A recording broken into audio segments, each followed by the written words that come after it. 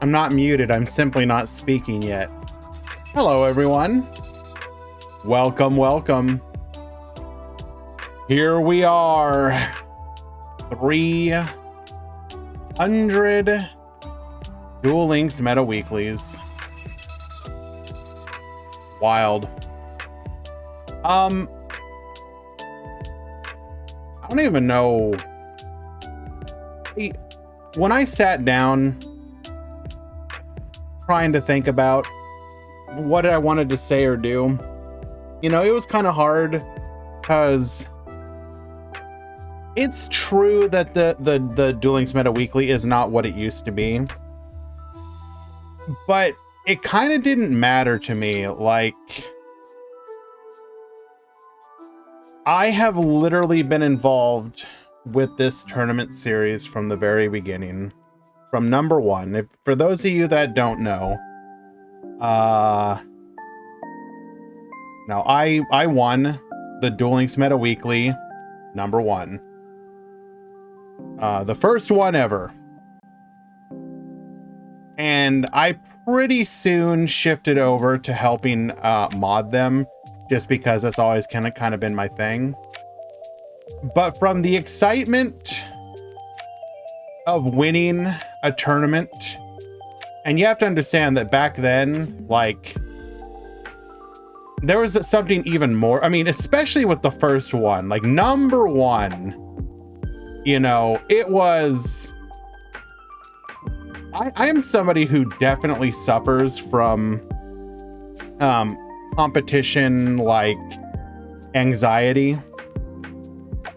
Gabe Rakako, yes. You have to be a subbed member of the Duel Links Meta Discord. From that moment until now, everything about the Meta Weekly has been super important to me. I can't even explain, like, truly why. Like, I think part of it has been the history of it, that there are other tournament series that may have a bigger number for one reason or another, like, you know, you're spamming you know, a dozen tournaments a day. But the Duel Links Meta Weekly has been here from virtually the very beginning and has continued in one way, shape, or form since then, almost completely uninterrupted. I think there's only like 2 or 3 times where there was a skip week for one reason or another. I believe one time, for example, it was because of Gia and Decade going to Worlds. I think there was another time that it was like maybe like illness related. But even then, like, the track record of actually having an event to not having an event is almost perfect. And not only that, but very few tournament series can say that they have literally continued for years and years and years. And I'm personally proud of it. Even when Decade moved on from Duel Links to doing Master Duel, I took on the burden of hosting the Meta Weekly because I wanted it to continue. It could have very easily just stopped. And, you know, should it have? Maybe. But at the same time, even if it was if it was going to be, you know, a shadow of its former self, I still thought that it was worth keeping around, worth supporting. And yeah, like, I don't know what else to say about it. It spawned a secondary tournament series that ran for about 100 and I want to say 115 or something like that. I could go find the exact number. But the Duel Links Meta Freakly which was, for those of you that don't know, the Meta Weekly was paid entry with like tickets for a very long time, which had the added benefit of making the prize pools pretty huge. But it was more difficult for some people to join. And so to offer something to people that maybe couldn't or just didn't want to pay that entry, the Meta Freakly, which was hosted by Random Plox and Jade Hex. Now, some of you may not know who those people are, but they're kind of some of the behind the scene people here. You can see their names right up here. Like, well, there's Brad, and there's Random. Jade also does stuff too. Like, they're the team that is, they're the ones who are getting the leaks, gathering the information, putting up the articles.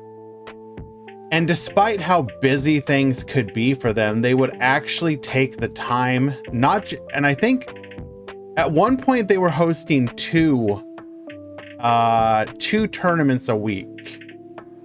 And when the Meta Freakly came to an end, it was especially especially sad for me, because like I understood why, especially as somebody who has been putting in a lot of time and effort to do these different tournament series. It's very difficult, especially when a lot of times you just simply don't get the quote unquote return on an investment to make it like worthwhile, other than purely a passion project.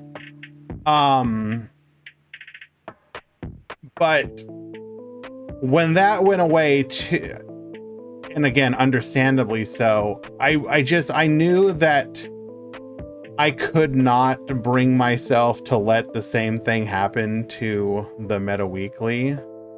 And I will actually say there was a point where it could have happened where I was especially frustrated.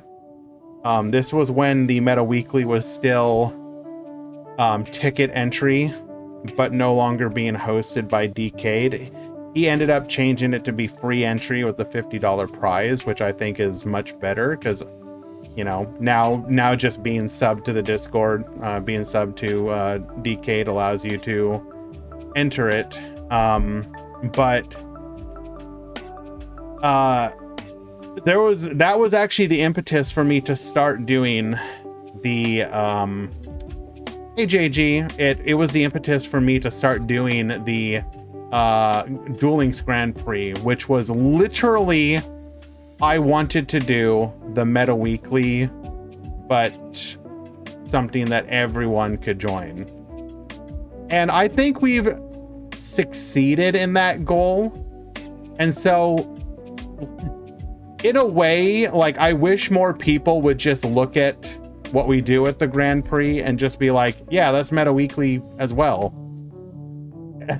Like, that's the Meta Weekly, but this is also the Meta Weekly.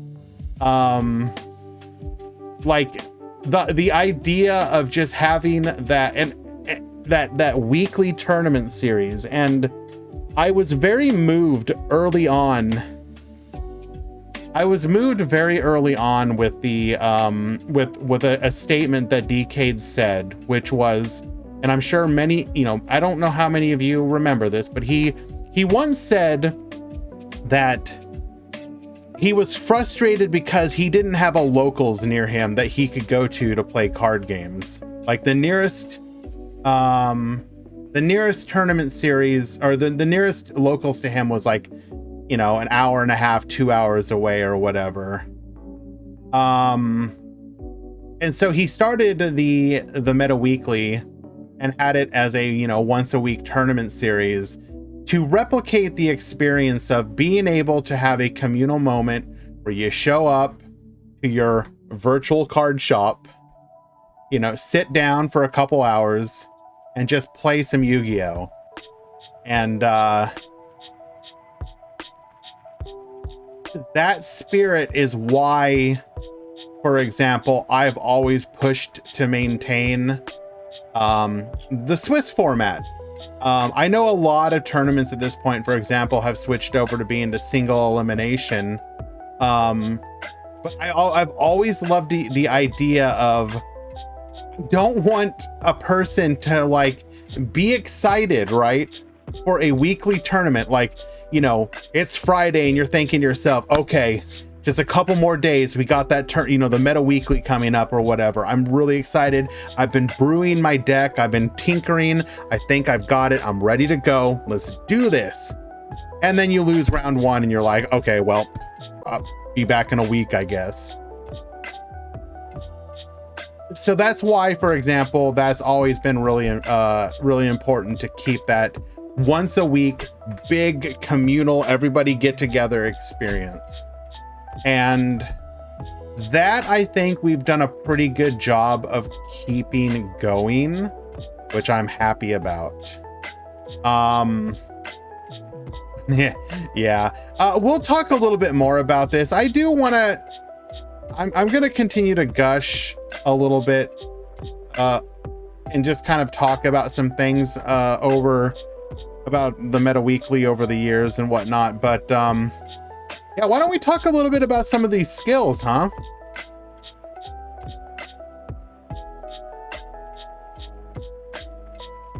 We got some skill update leaks with the most recent, with the core app, not the core app update, but the skill update that went through last night. A quick reminder, if you are competing today, be sure to update to 8.1.0. So I do want to bring up, oh, holy crap.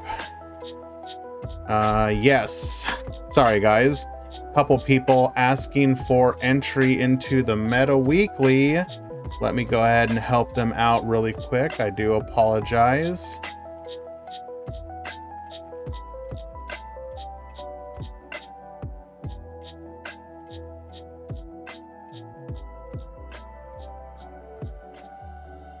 Okay, add another attendee.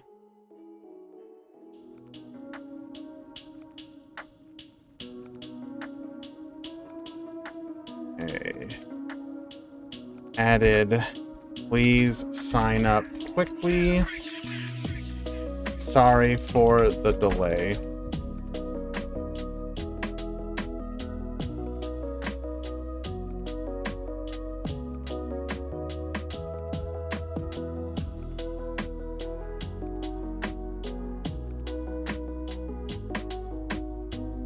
Okay.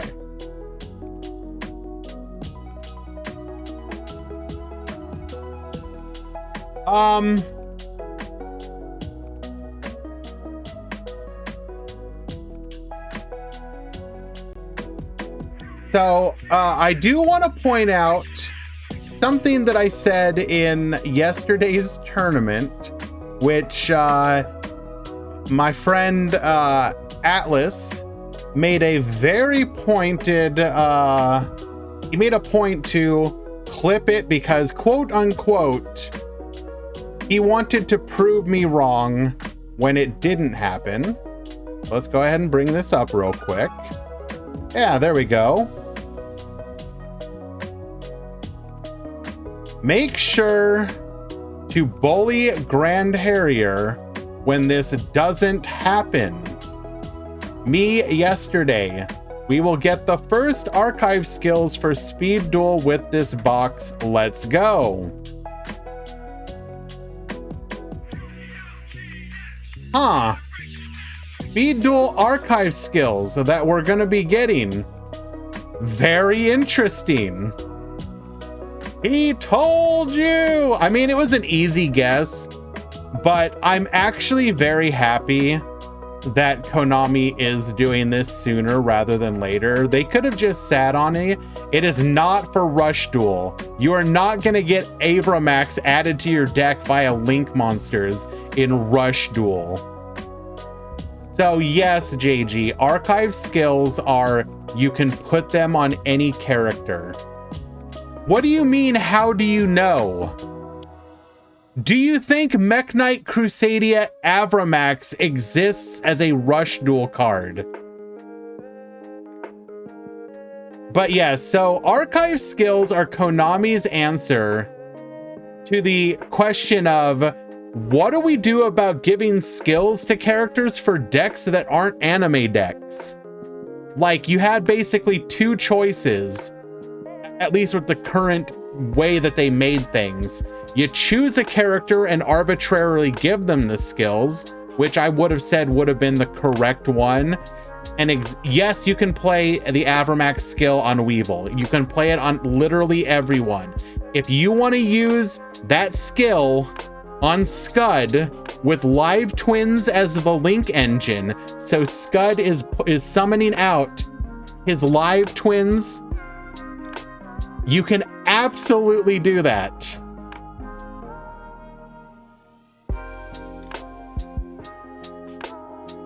Not true. Archive skill only used by multiple certain characters.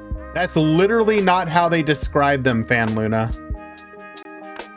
When they first came out with archive skills, they were like, yo, you can put these on anybody.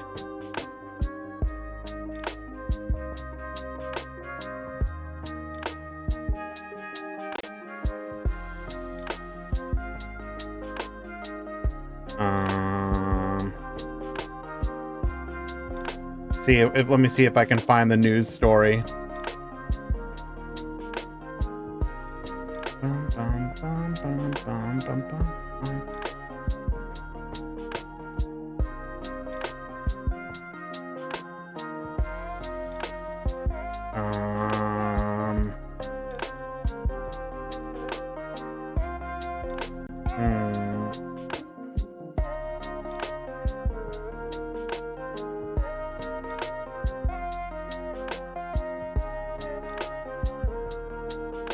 Well, this is kind of annoying. They sometimes just delete news stories.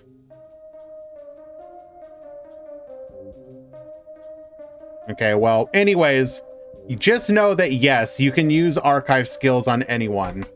So we have an archive skill that looks like it is meant to be used with the World Chalice style decks, although not exactly, because some of them may have trouble making it.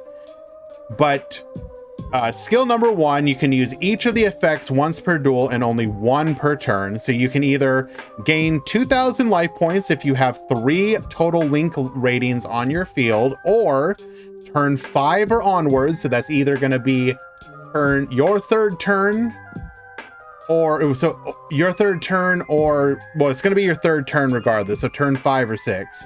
Return 4 link monsters in your graveyard to the extra deck to add a copy of Avramax from your extra deck to your extra deck from outside of your deck. It's meant to be Orcust. Small problem with the Orcust one. Mech Knight Crusadia Avramax is a light, and Orcust locks you to dark really easily.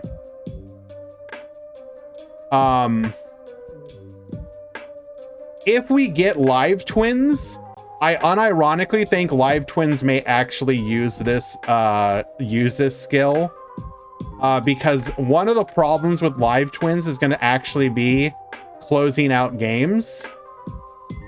And it's very easy for you to get a bunch of link monsters into the graveyard, since theoretically you'd probably be playing like 3 each of the Live Twin links, and you would get the ability to gain the 2,000 life points incredibly easily, due to the fact that a single normal summon gets you to 4 link rating on the field. So if we get Live Twin, like we suspect we will, I think this is going to be the go-to skill and the home for this skill going forward. Because while the deck can Fiend Lock you, it doesn't have, I mean, you could have the stuff you need to get into it, like summon it on your opponent's turn, have it ready so that when it comes to your turn, you can go into the Avramax. Marco, we don't know how you're going to run it exactly if we get it. but your extra deck's probably going to be something like either you said 3-2 or 3-3, and then like Unicorn Phoenix or something, and then Avermax will be the way that you close out the games. Avermax will be difficult for a lot of decks to out. That said, depending on the deck, Avermax, well, he's a Cybers, so depending on the deck, you could either, if it's a Cyber style deck, your IDP is a way to out it, because that's non-targeting. But a lot of decks will have if you actually pull out Avermax, it's going to be difficult for them to out it. And I think that's, as a closer skill, I think that'll be pretty cool. We are getting pretty close to the start of the tournament. Through the tournament, we're going to continue talking about this stuff. BLS kind of beats it. True, especially if nothing gets hit. The second archive skill is kind of interesting. So it's going to be can be used before your normal draw if your life points is lower than your opponent's, or if your opponent has 3 or more cards. So if your opponent sets 3, you can basically make your draw an MST. So for everyone who always complains like, oh, there he goes, setting 3 again. The fact that you literally can have a skill that just reads, did your opponent set 3? Okay, they only get to play with 2 of them for sure. Now, this is going to be especially interesting if this is more than once per duel. Like if your opponent, like if you have one of those matches where your opponent like sets 3 like a second time, then theoretically you could use it again. That could be pretty cool. People can play around it now, but I would love for you to only set 2, Marco. If you set 2, well, Jabberwork, the wording on these skills have changed multiple times, so we don't know what it's going to be going forward. That said, as far as our first look at archive skills for Speed Duel goes, I'm really excited because one looks like it is a really cool build around skill, and the other one looks like a generic skill that you could put in literally any deck that hates back row. That's cool. Build around, back row hate, like as you're getting a taste, and that's really cool. I like that a lot. We have reached the start of the tournament, so give me a second, guys. We're going to do edges, get the tournament started, and then we will continue to talk about these skills. So stick around.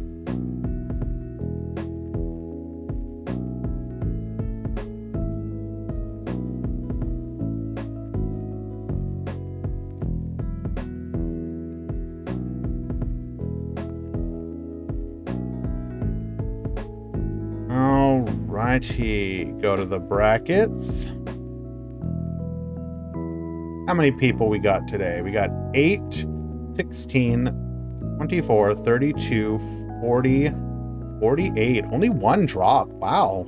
That's really cool. I'm happy to see that.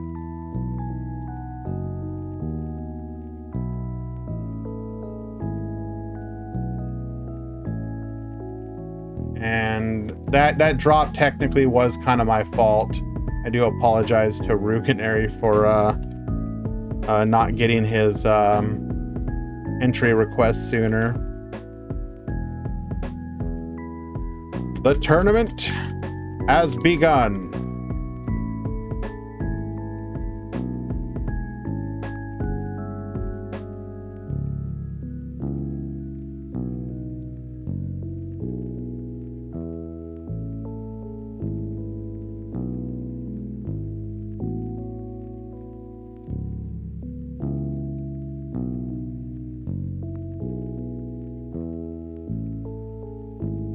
I'm really hopeful that really hopeful that we get live twin with this new box.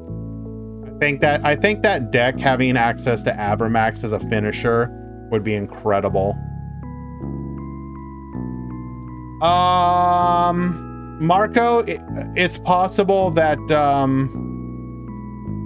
It's possible the Charmer one is an archive skill. We don't know. Not, you know.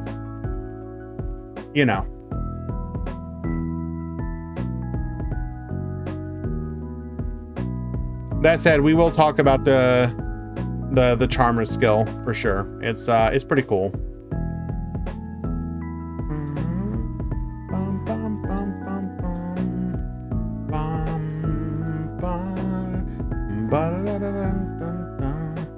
Oh wow.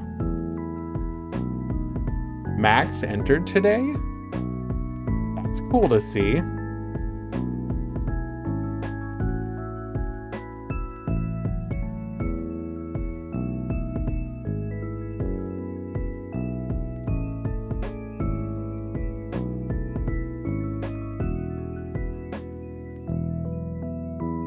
I'm happy that my boys, Mech Lords were, have their skill back finally. I'm definitely going to want to try playing that on the ladder at some point.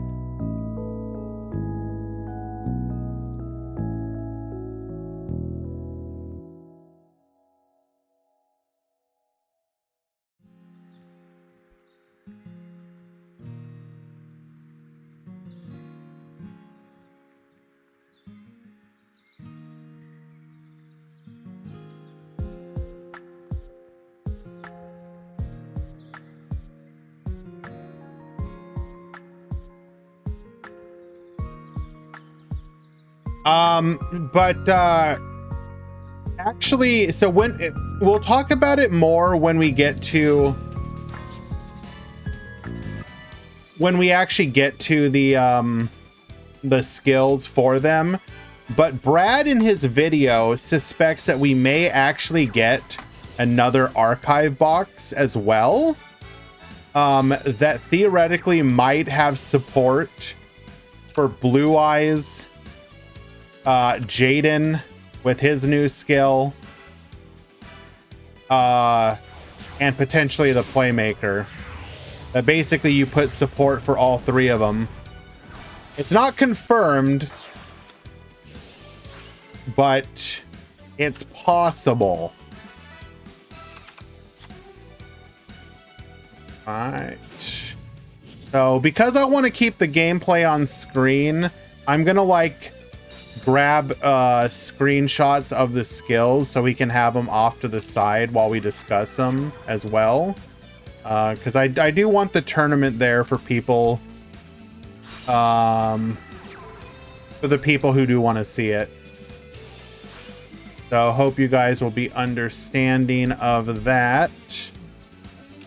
We will come back to the ghost gal skills in just a few.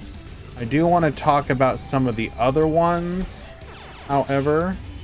Let's go ahead and do that. Let's start off with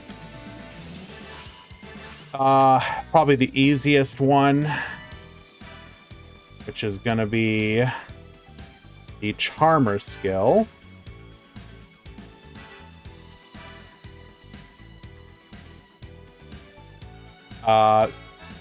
This skill really should just be an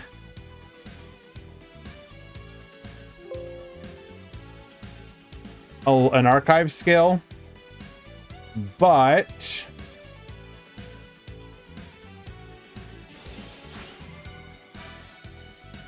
familiar possessed skill, which we don't know the name of.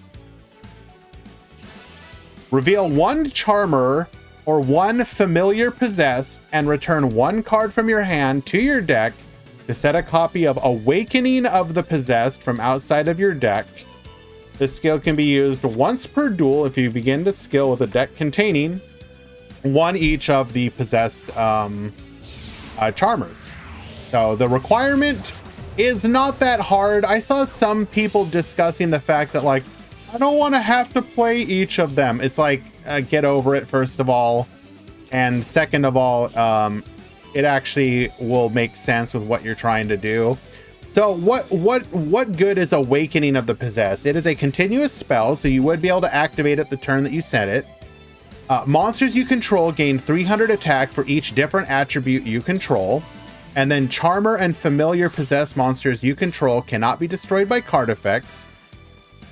So right there, your people become immune to card destruction, which is nice.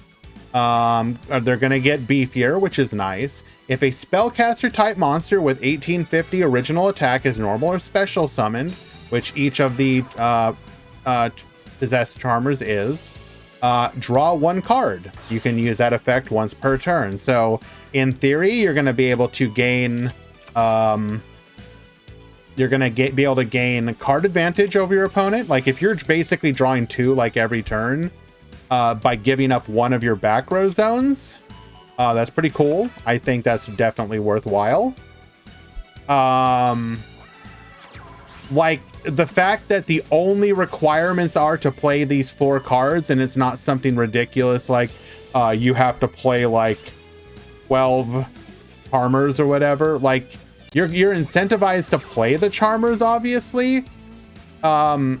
But you have flexibility as far as what other cards you are playing, and I think that's very good for sure. Will this make the deck top tier?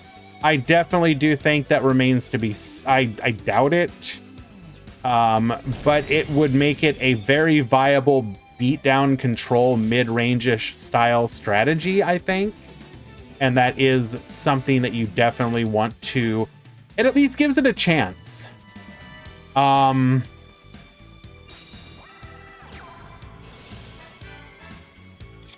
If we get the Charmer Link monsters, you get more draw. Well, keep in mind that the draw is only once per turn, Fan Luna. Unless I'm misremembering something about the Charmer Links themselves. They're just the ones that let you steal from your opponent's graveyard, right?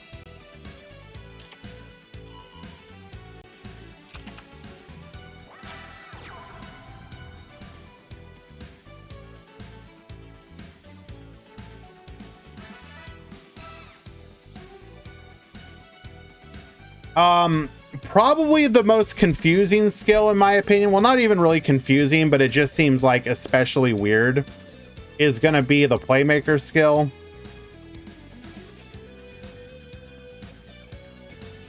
I kind of really don't know how to feel about this skill. It seems like one of those skills that's trying very, very hard to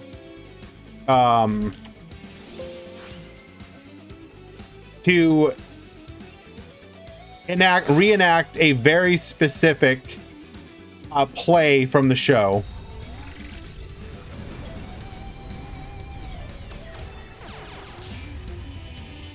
So it's going to be all about Cyber's Clock Dragon and basically setting up the ability to go into Cyber's Clock Dragon.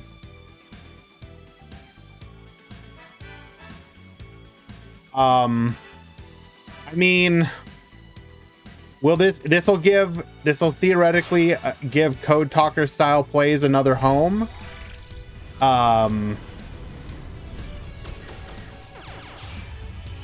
You theoretically can also play Borreload Furious Dragon, but this feels really, really gimmicky. So if we read the skill in its entirety, so you can use each of the following effects once per turn. Return one Cynet Fusion or one Cyberse monster from your hand to your deck. Add a Clock Wyvern and a one Cynet Fusion from your deck to your hand. So nice that you can send the fusion and get it back. So it's strictly speaking a +1. Change one normal monster you control to a stack reviver, and then you can select up to 2 monsters on your field to become Dark Dragon type and add one Decode Talker from outside your deck to your graveyard. So that's setting up your you can either go into the Borreload Furious Dragon in theory, or into the Cyber's Clock Dragon. I don't know how to feel about this one. I don't necessarily think it's going to be all that meta. I could be wrong. I mean, maybe it becomes like the Unga Bunga way to OTK people, but this definitely feels like one of those well,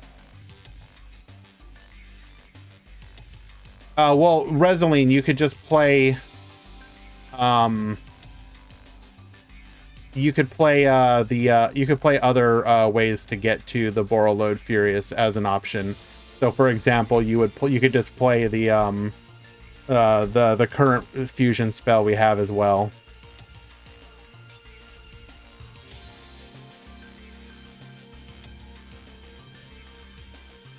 So to summarize my thoughts, very much feels like we're trying to recreate a scene from the anime, and whether or not that is good just kind of comes down to, can you make it, I don't know. Cool, you make the monster and then it just gets rapid trigger. Yeah, that's what I meant, Reseline. So sure, I'm happy this kind of skill exists, but it should be a main just fun log. Although we don't know if they're going to do something like have it be 140 cards, like the Rush Duel box. What's up with the Altergeist skill hate? Are they really? I mean, none of the Altergeist skills strictly scream like they're amazing. They're I think a couple of them look okay, but none of them, you don't look at any of them and go like, oh, well, this is clearly the skill you're going to use. Like, it's really good. Which normally you do have the ability to do whenever you get a new deck. So let's see. The next skill we're going to look at is the Blue Eyes skill. And thank you for the breakdown, Eli. I will bring it up a little bit later. I'm going to focus on the skills for now.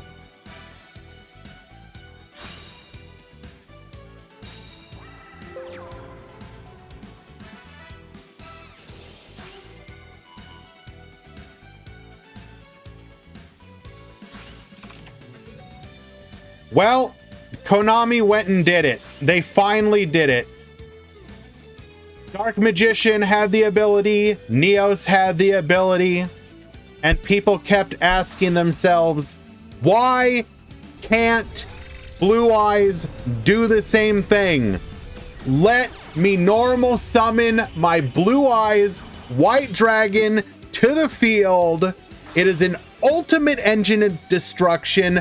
Why can Dark Magician just walk his happy ass out of your hand onto the field? Why can Neos and his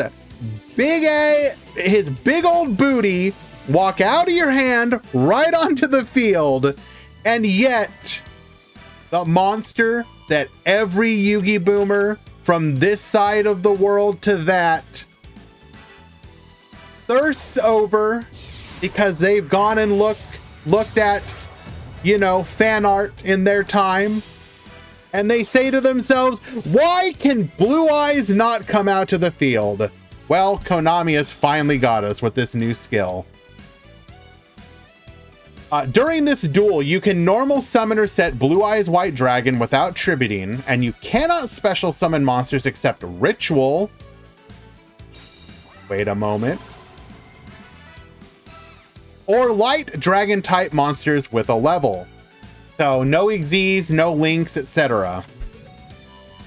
Send one Blue Eyes card from your hand and one Blue Eyes card from your deck to the graveyard to add one Monster Reborn or Blue Eyes White Dragon from your deck to your hand, and add one Polymerization to your deck from outside of your deck. Is it to your deck? I wonder if that'll get corrected and say to your hand. Well, anyways, if this skill is used on turn 2 onward, also add Blue Eyes Chaos Max. Excuse me? Are we actually gonna be able to play Chaos Max? Are we gonna be summoning it? So, this will give you a very easy way to bring out Chaos Max. Now, Chaos Max, for those of you that don't know, is a level 8 ritual monster, 4,000 attack, 0 defense, can be ritual summoned with chaos form, must be ritual summoned, and your opponent cannot target it with card effects, so it is a big ass Casitas, cannot be destroyed by card effects, and if it attacks some defense position monster, double piercing. Oh, Megalol OTKs. Book the monster, attack over, lethal. Now the thing, and I have seen chat talking about this a little bit, the thing that people are talking about is that little clause at the end there. This skill can only be used once per duel if you begin the duel with a deck containing at least 9 Blue Eyes cards. Well, obviously you're going to be playing 3 copies of Blue Eyes, so you need 6 more. And there are not a ton of Blue Eyes cards, unfortunately. You would have to start playing a lot of really bad ones. And because of that, and yep, there it is in the chat again, people are suspecting that we might be getting a copy of Blue Eyes Abyss Dragon. That's right. The dragon that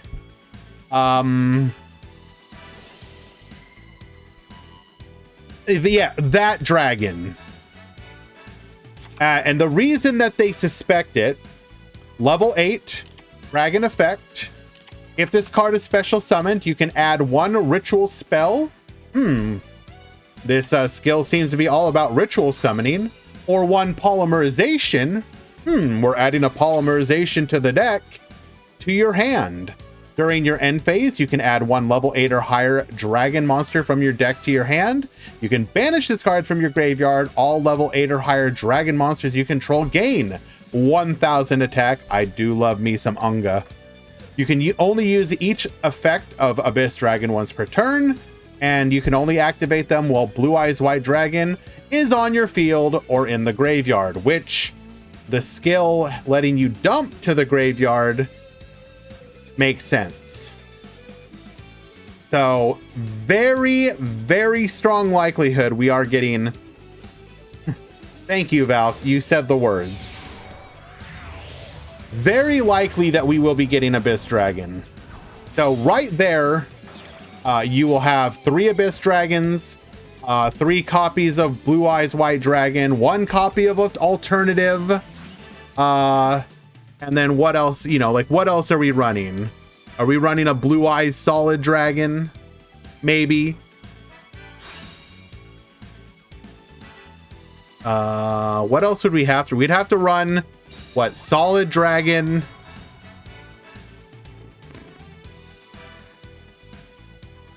We have to run like 2 copies of Solid Dragon? That would be unfortunate. We are not playing Toon Dragon. Come on now. Well, no, but it says 9 cards in the deck. So 3 Blue Eyes, 3 Abyss, that's 6. 1 Alternative, that's 7. So we need 2 more Blue Eyes cards in the deck. You could play a Malefic, a Solid, like... I guess you probably play like double Solid. Does Dragon Spirit of White count? No.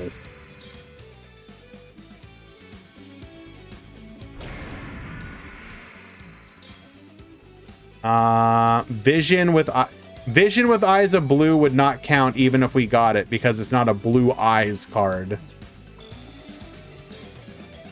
We could get Blue Eyes Jet Dragon, but I doubt it. That would be insanely good.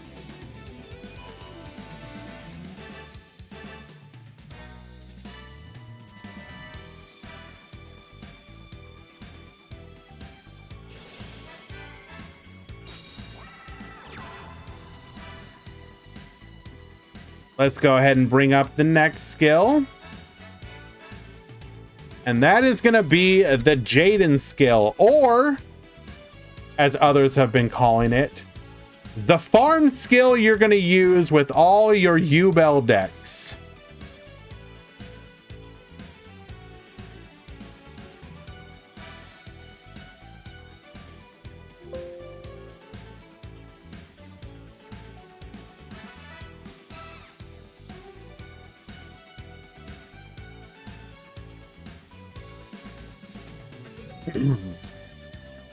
Jaden's skill. During this duel, you can normal summon or set Elemental Hero Neos and Yubel without tributing. If you receive damage from your opponent's card effect when your life points are at 2,000 or below, your opponent will lose life points equal to the amount of damage you took. Each time you summon an Elemental Hero Neos or a Yubel monster, you can activate one of these effects. Send a Yubel that was normal or flip summoned to this turn to the graveyard to set one Yubel Terror Incarnate to your field from outside your deck. So normal summon Yubel, get Terror Incarnate for free. That's pretty good, because if for those of you that don't know, Terror Incarnate is a pretty good card. Hello, DD Ken. Alrighty, Valk taking game number 2.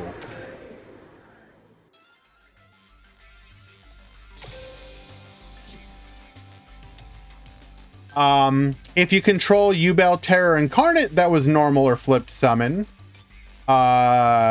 which actually, wait, that doesn't even make any sense. You can't normal or flip summon a Yubel Terror Incarnate. I wonder if the wording on that will be changed. You can send it instead to set one Yubel the Ultimate Nightmare to your field from outside the deck. You can use a Book of Moon on it. Okay. That seems weird. Like, I guess that is a way to do it. Effect number 2, add Miracle Contact from outside your deck to your hand. If you have Elemental Hero, Neos, or Super Poly in your deck, you can add one of them to your hand instead. Now, Brad in his video brought up the suggestion that we might be getting the Elemental Hero or the Neos Kruger.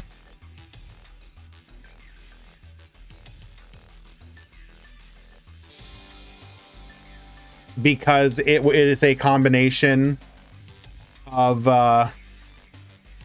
Yubel and Neos.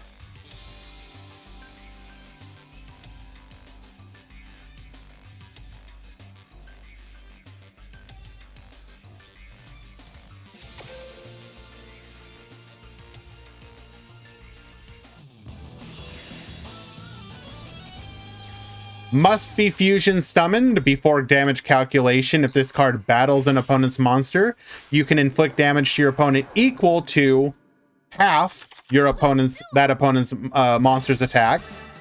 If this face-up card is destroyed by battle or leaves the field because of an opponent's card effect, while its owner controls it, you can special summon one Neos Wise Man from your hand or deck, ignoring its summoning conditions. You can only use this effect of Neos Kruger once per turn.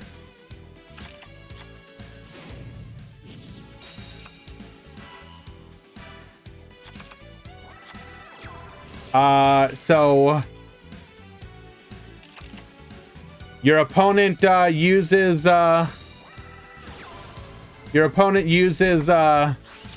IDP to banish your Neos Kruger. You get to summon out Neos Wise Man. So you'd ignore its conditions. This card cannot be destroyed by card effects. At the end of the battle step, If this card battled an opponent's monster, inflict damage to your opponent equal to the attack of the monster it battled, and you gain life points equal to that monster's defense.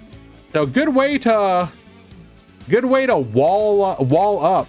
Like literally IDP becomes like not even that great of a play. That can be pretty cool. Like giving heroes an actual defensive turn in theory.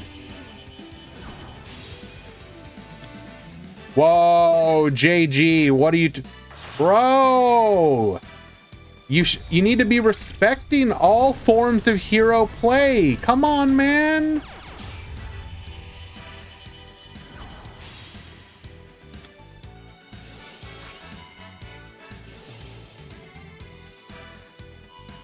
So right there, we've got a bunch of skills that seem to suggest gaining access to some very specific cards. So, you know, Cyber's what, Clock Dragon?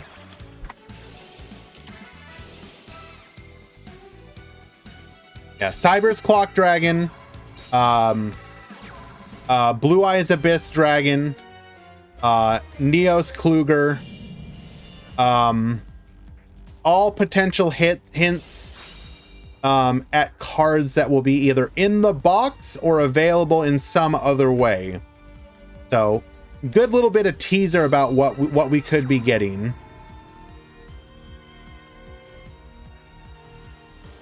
This is game number 3.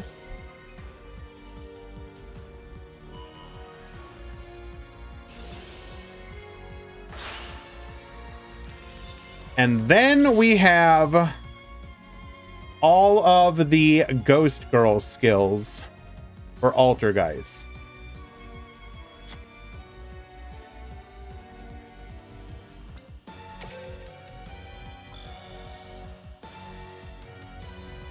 We do have the ability to use Symbol Skeleton here. We got the Orcus Nightmare. 2 back row to deal with. This is kind of spooky. Oh, okay. Get side decked, idiot.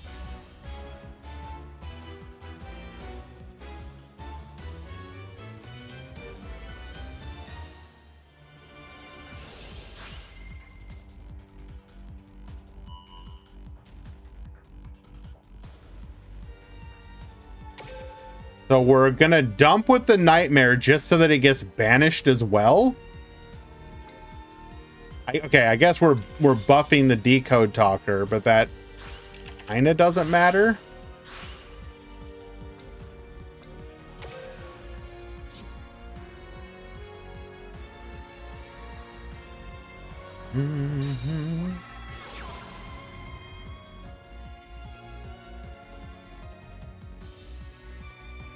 Okay, so we got 7 potential skills.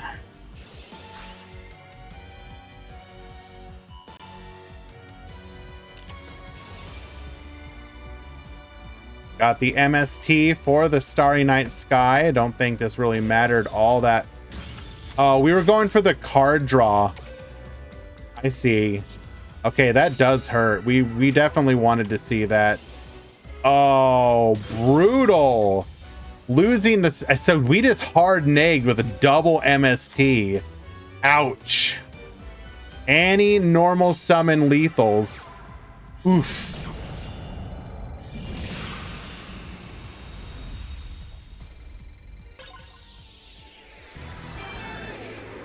Ouch. Ouch, ouch, ouch, ouch, ouch, ouch, ouch. So if we didn't activate...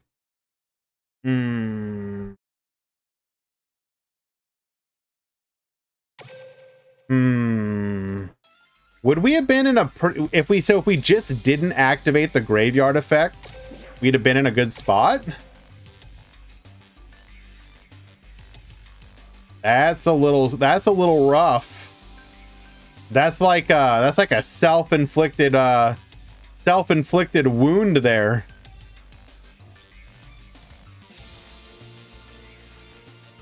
Alrighty, let's go ahead and find ourselves another match to get going in the background.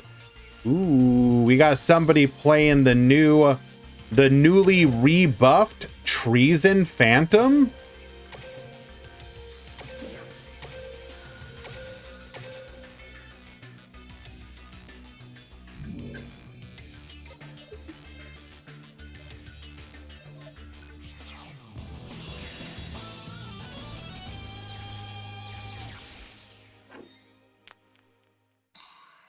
Get mad, Eli. Get mad. I'm not posting it. Not yet. Duel. You have to wait.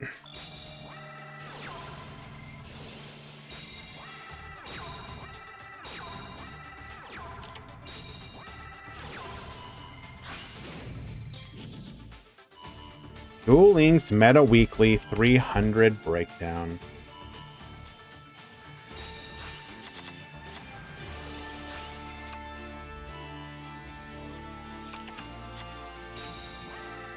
Alrighty. Have you guys missed this? Have you missed this feeling right here? I know I have.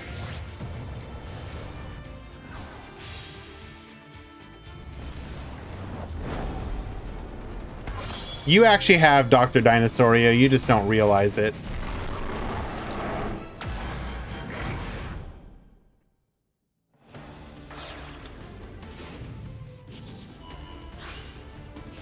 Alrighty. In today's tournament, we've got 9 Blackluster Soldier, 7 Tenyi, 5 Rocket, 4 Odd Eyes, 3 each of Destiny Hero and Phantom Knight, 2 DDD, and 1 each of Abyss Actors, Galaxy Eyes, Gandora, Gimmick Puppet, Hero, Infinitrack, Lunalight, Magnus, excuse me, Phoenix Gearfried, Rocket Draco Slayer, Speedroid, Starry Knight, Trains, Trickstar, Ursardic Synchron. And was that a double negation of the effect? Yo, that's tough, bro. That's tough.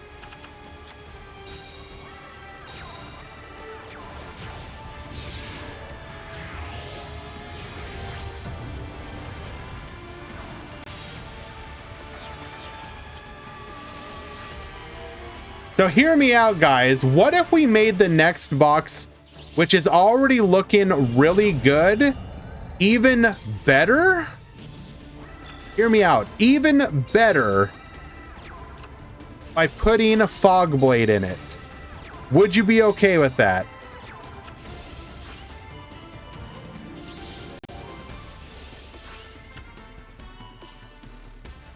Sanji does appear to have stabilized here, unfortunately. We are just gonna wall up here. And unfortunately, because of the Boo Sector launch, we can just wall forever.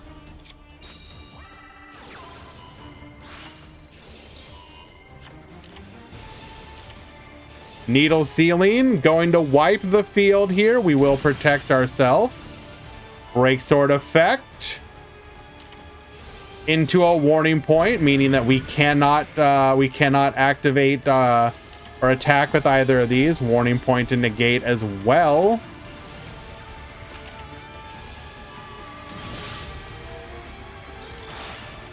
Oh no, and we're actually doing it. Summoning out the Boral Load Dragon.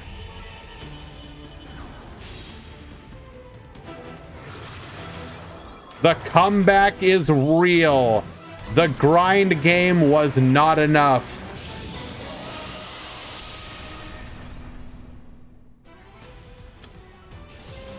Edit palm breakdown.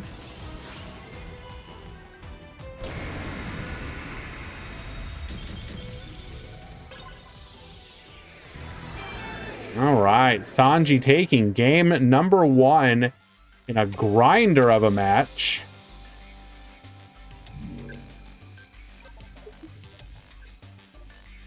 Well, see, we just needed that cosmic For the field spell, you see.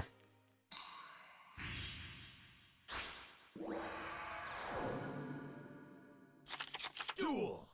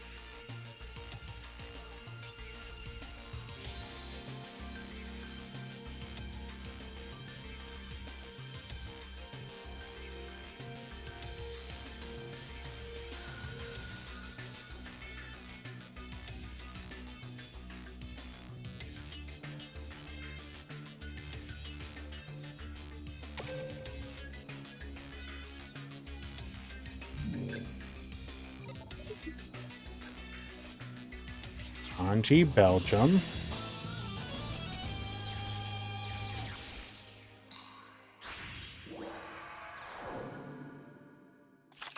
Duel.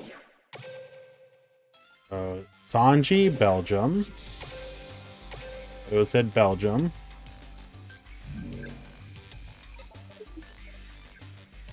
Okay, so it's just a name change.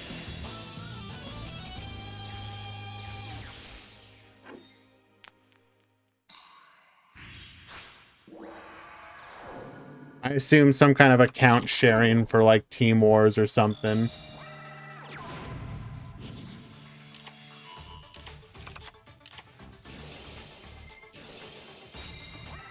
Well, regardless, we'll go ahead and finish out this game.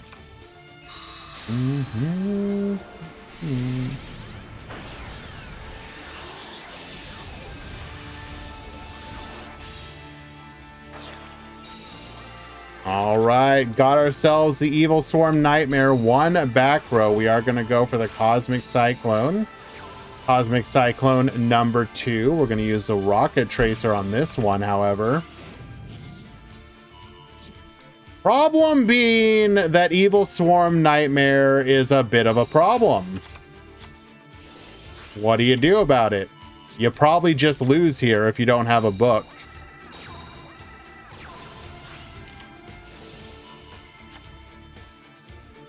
Yep.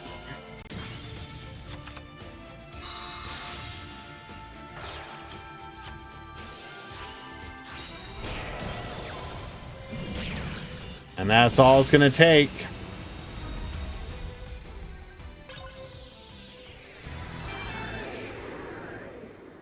Spider is a little unusual, but not that unusual. Erickson with the resubscription. Thank you so much, my friend. I appreciate you greatly.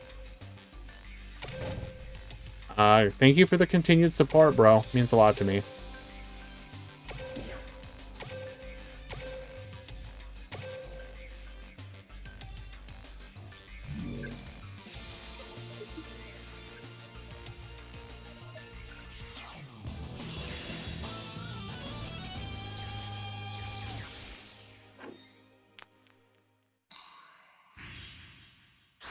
Alrighty, MasterCard's at the bottom, Lemon at the top.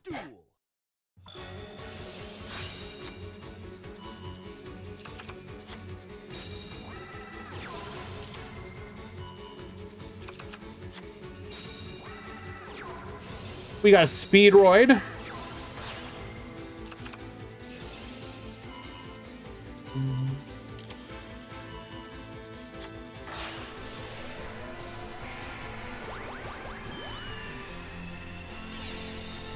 Okay. So, the Ghost Girl skills. Let's start to go over them. Just for my own ease of going through them, I'm gonna do so a little bit differently. Instead of 1, 2, 3, etc. I'm gonna go in by column, just because I can crop them easier that way.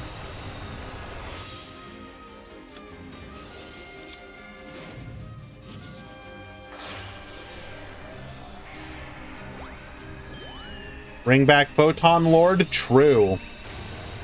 Okay, so we're going to be looking at a skill for Altergeist to make them, like, what is the obvious go-to skill? So let's start off with skill number 1. At the beginning of the duel, add some card to your deck or extra deck. So it's probably going to be either 1 or 2 cards. It'll either be whatever, like the boss monster that they give us for the deck, whichever one they choose as the boss monster. So we'll ignore, so this is going to be the one you start with. The following effect can be used once per turn. Select one Altergeist monster you control and move that monster to another of your main monster zones. So that's going to free up your zones, because a couple of the Altergeist extra deck monsters want you to summon to what they point to. So it's basically an extra it's a more complicated version of monster move.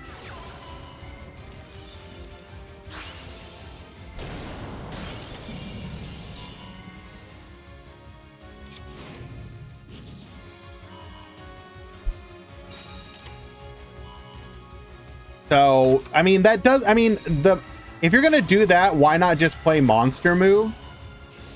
Basically. Orbital will get negated here. Going into a Soul Flare Dragon. Adding the Orbital back to hand.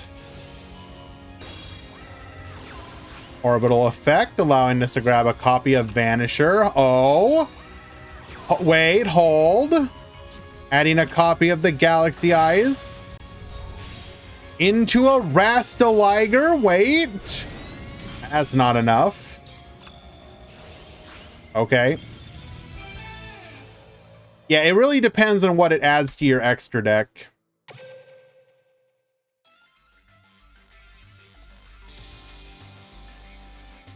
Alrighty, does look like round number 1 is complete. Let's go ahead and announce to the Discord. Round 2 has begun.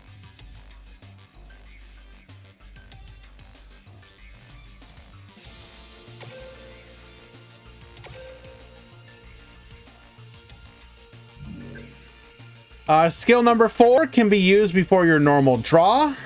Each time you lose 1,000, one of your normal draw this turn will be a random Altergeist trap.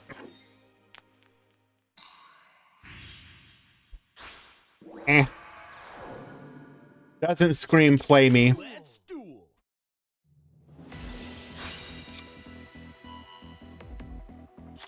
Skill 7, Altergeist monsters you control gain 50 attack for each Altergeist trap in your graveyard.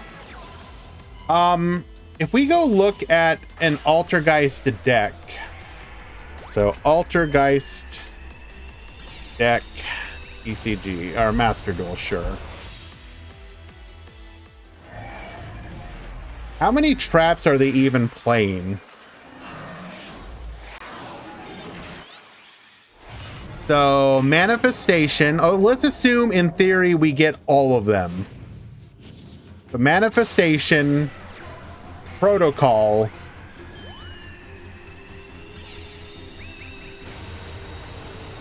and that's basically it.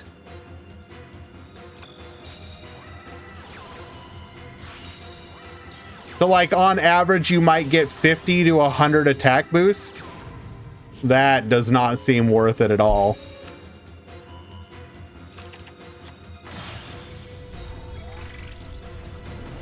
Free 300 attack.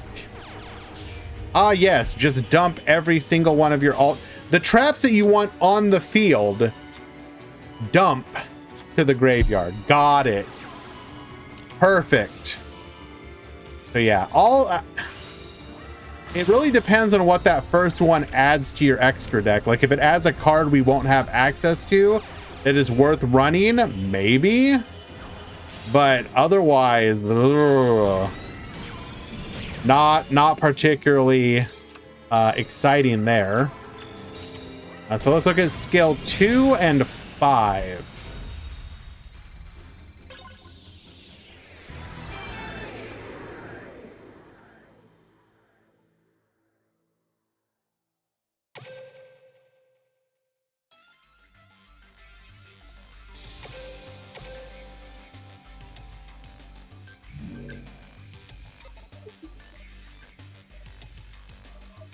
Hey. Skill number 2 can be used on turn 4 onwards before your normal draw. So turn 4, so either your second or third turn. Let's duel. Reveal up to 3 cards from the top of your deck in order and add the first monster revealed to your hand. Then return 1 before your normal draw. So you're giving up your draw to do this. Wait. Then return 1 card from your hand back to the deck. So you're literally going minus to draw one of the top 3 that could literally be the card that you were about to draw, in theory. Heal both players' life points by an amount equal to the attack of that monster. This skill can only be used if you begin to duel with a deck containing an equal amount of Altergeist monsters and traps and at least 7 of each. So I am not an expert on Altergeist. Does Altergeist care about healing life points at all?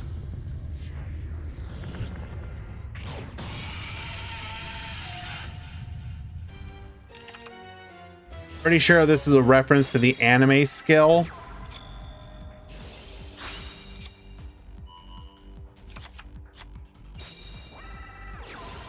Okay. This seems pretty bad. If it only healed you, maybe. But even then, meh.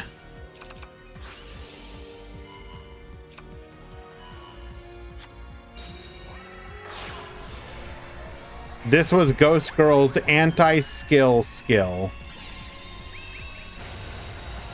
Okay, so this seems pretty bad.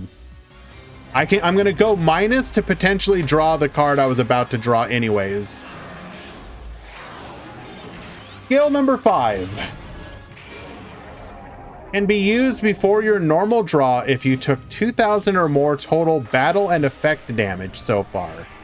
Return 1 face-up Altergeist monster or continuous trap to your deck, so one of your cards from the normal this draw will be a random Altergeist monster in your deck.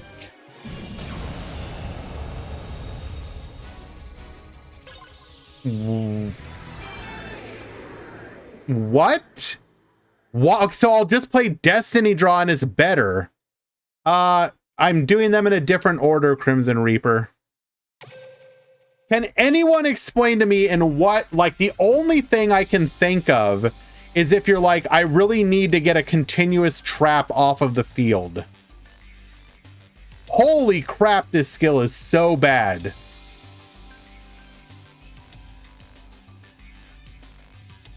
Like, why? Literally, why? Me, when I design a nerfed version of Destiny Draw, not realizing that Destiny Draw is already in the game and hasn't been nerfed.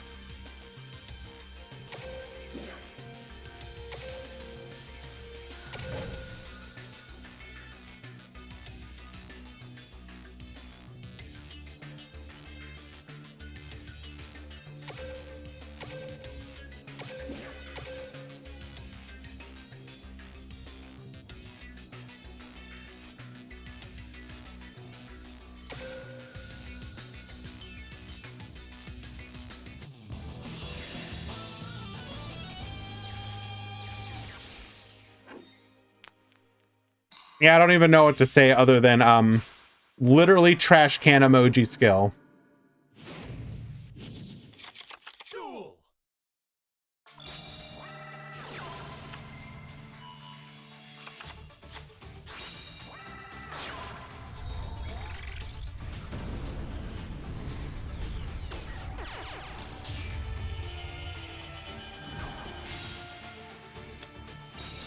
And the final two skills.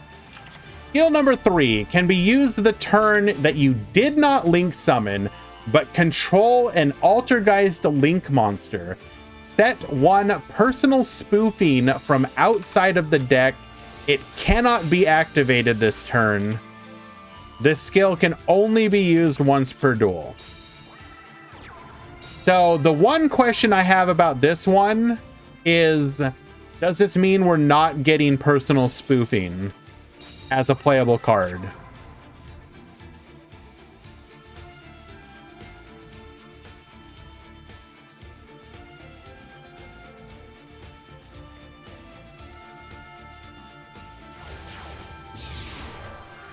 Because, I mean, here's the thing. This skill is at least technically playable.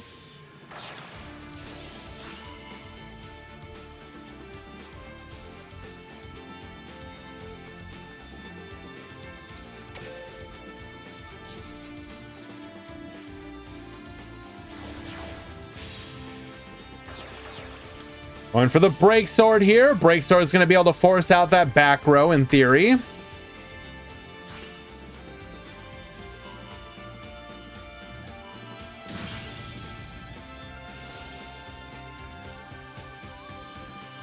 You need to essentially waste 3 turns to even use it.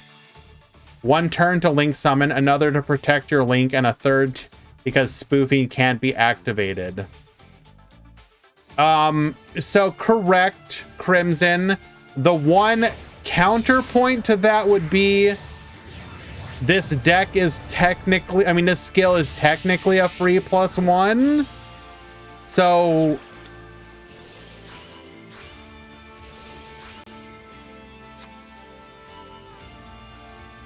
I mean, it's not completely trash can, I guess.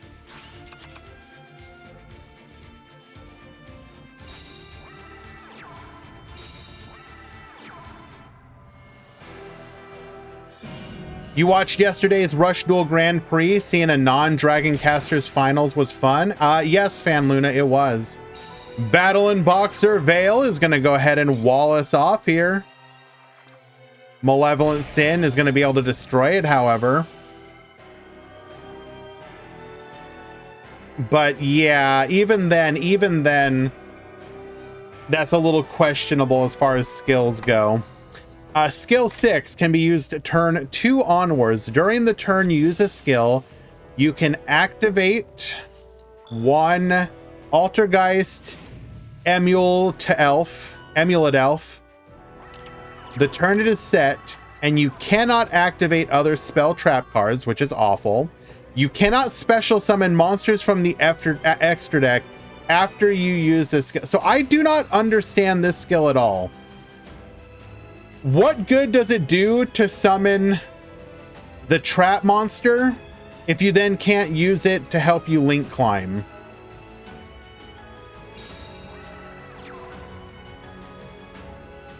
Like, what's the... I don't understand like what the point would be.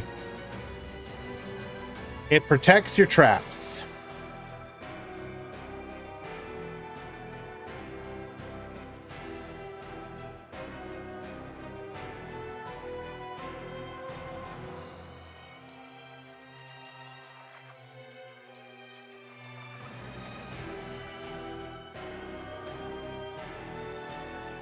Yeah. 4 rounds, Dr. Dinosaurio, yes.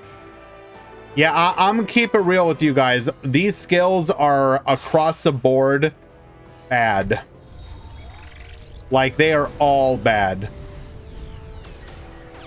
And it's kind of sad when you're basically like, okay, so which non-Ghost Girl skill or person do you play Altergeist in? Like, Like, how do you do that? If okay, Psycat, that's fine. Let's assume that you get all the cards you want to make Altergeist like good. That still means that Ghost Girl is the worst character to play Altergeist with. And like the only way I can see it maybe making sense if they're like, oh, by the way, we also gave Ghost Girl like chain reaction as a skill. And it's like, cool. I'll play Altergeist on Ghost Girl with chain reaction.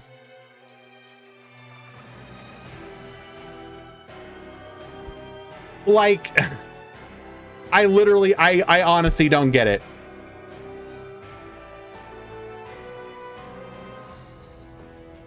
To be fair, that's anime lore accurate. Okay. All right. Okay. Like, it's just disappointing because, like, again, even if Altergeist ends up being good, it's so incredibly disappointing that it's probably not on Ghost Girl. Okay.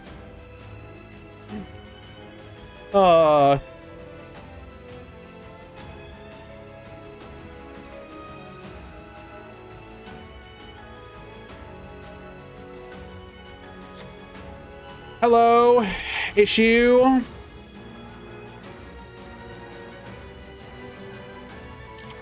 Green shot your game.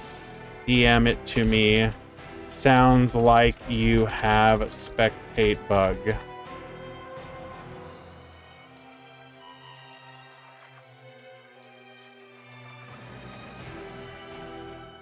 Yes, Max. It's probably the most recent bug Konami has. MasterCards, please DM me your screen.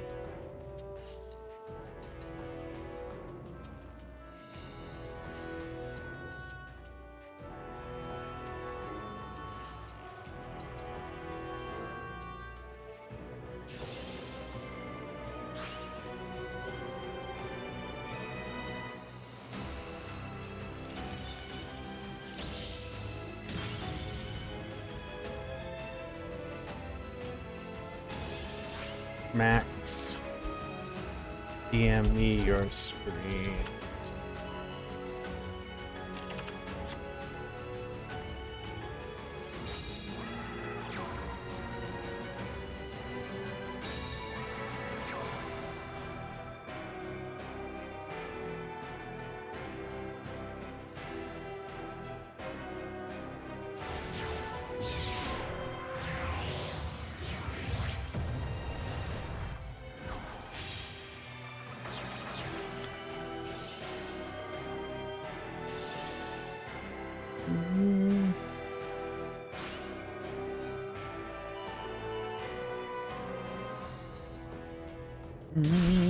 Sorry guys, handling a quick mod call here.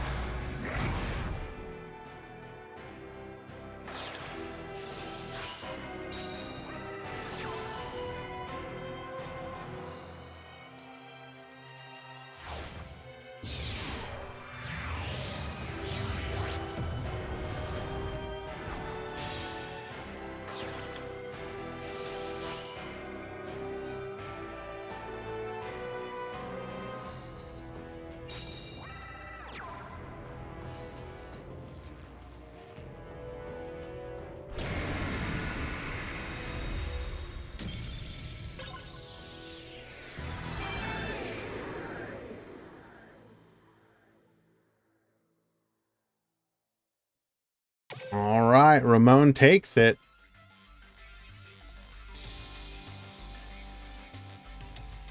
Okay, this mod call is weird.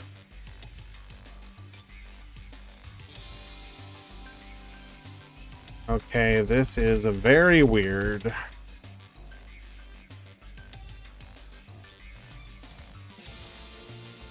We'll come back to this one. I need to check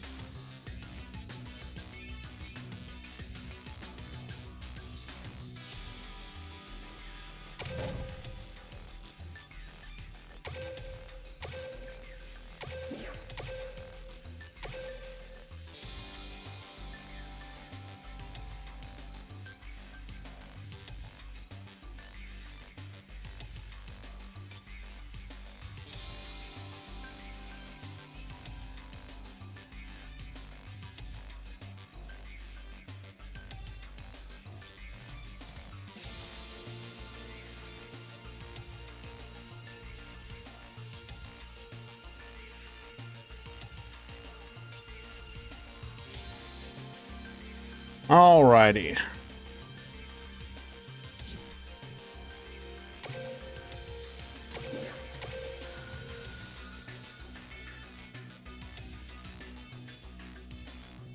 I'm sorry to hear that, but that is the rule here.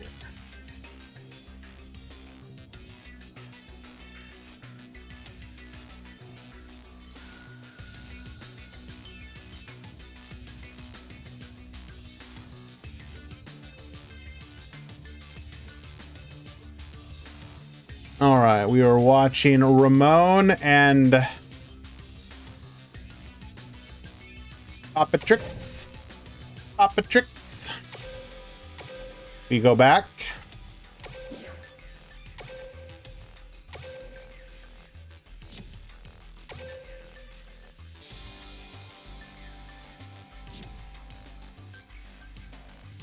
Tinkerbell, there's literally no room for you here.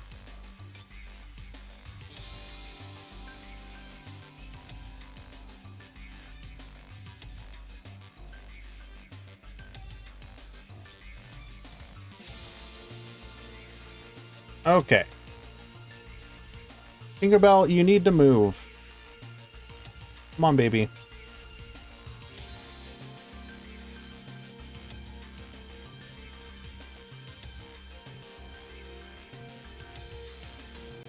Hi.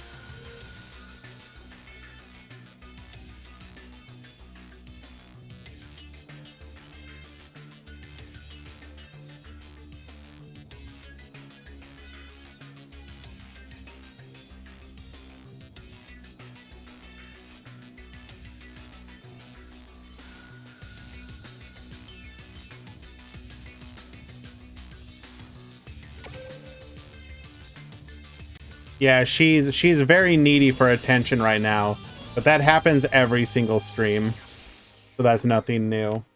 There you go.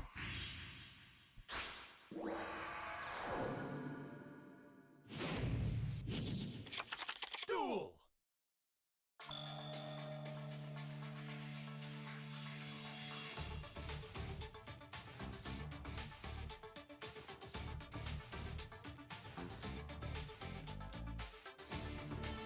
Alrighty, game number 2. This is Ramon currently up a game.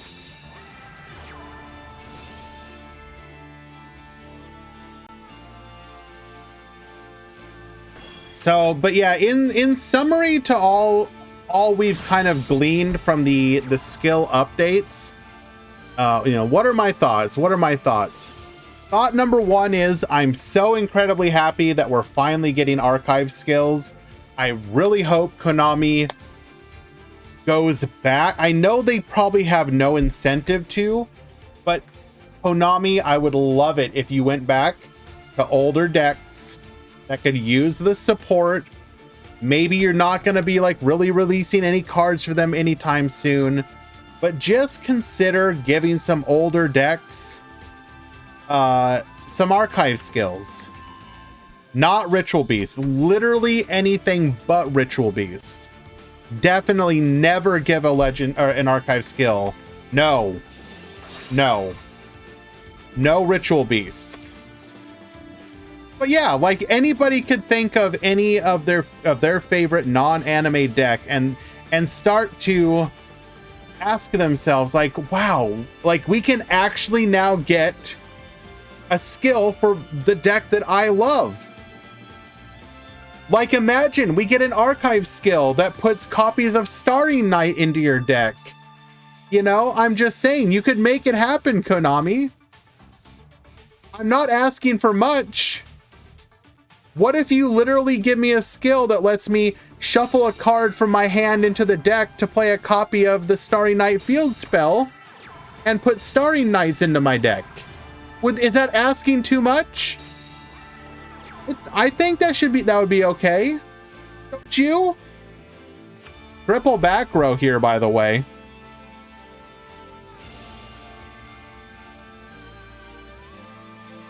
You like, that's the fun part that we get to have now, is we get to imagine worlds of literally skills for any decks. And that is honestly something that I am incredibly excited about. Because it used to be all you could really hope for is, you know, what anime deck is going to get support. Now it's literally any deck can get support.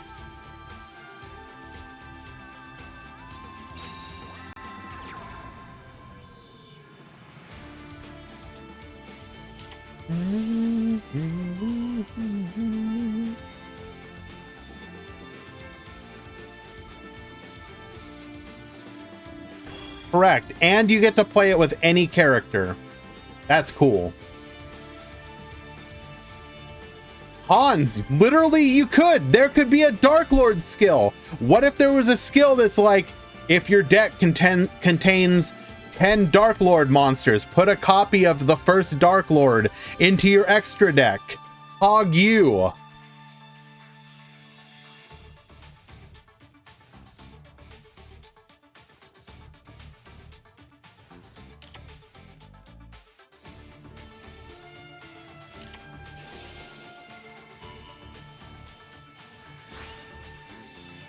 I suspect it might be for lore-themed decks.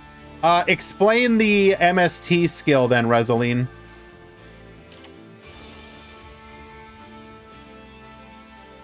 What lore theme is MST?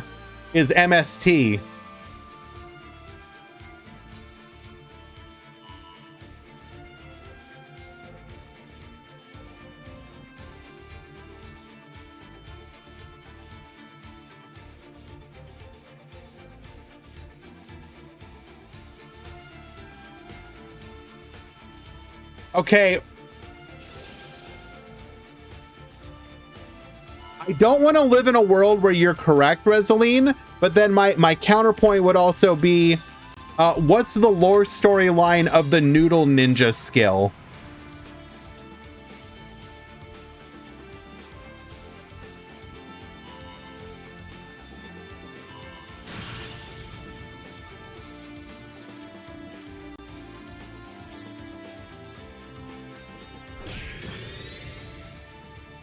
Oh my god, guys. I got a bunch more of my cards. I can stop being angry at TCG player.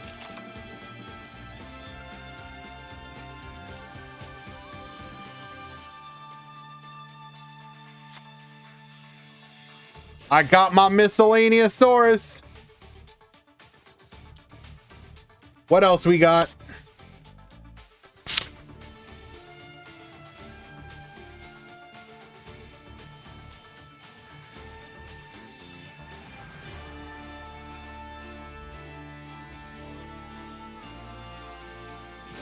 How are you going to go into Requiem with a spell negate, by the way, Jukes?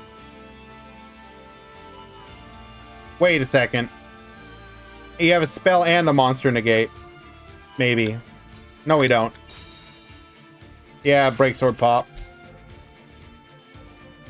Got my Wonder Magicians.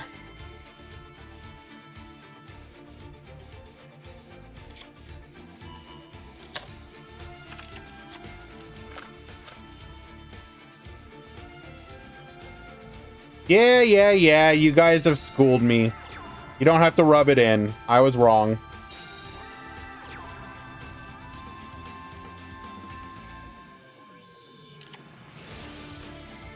My Recipro Dragonfly.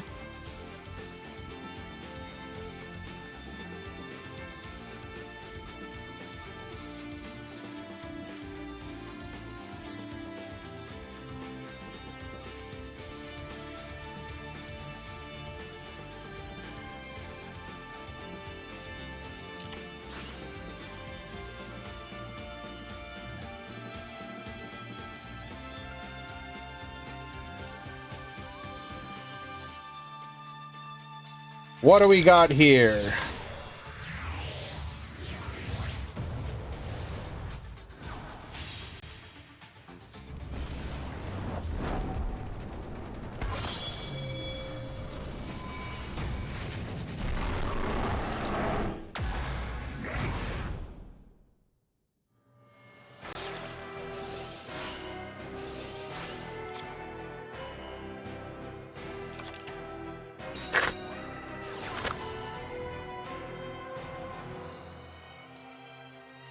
Oh, here's one of the big orders. There's a bunch of cards in this one. Serena, yes. I'm ready to become a true TG gamer. Satellite Warrior.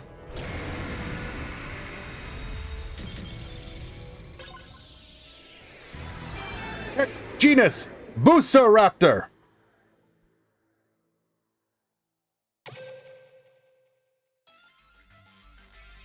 Heck, genus Drillfish.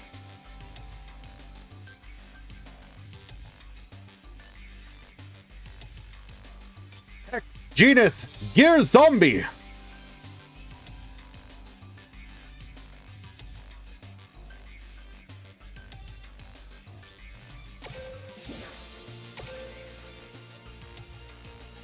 Release limiters. Level 5. All clear.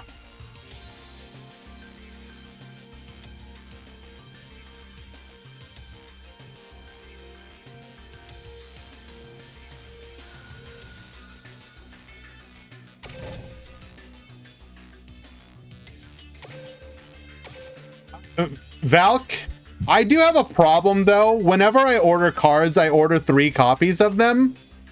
I ordered 3 copies of Misk. I probably should not have done that. I mean, it's not expensive, but I definitely do need those 3 copies of a limited to 1 card.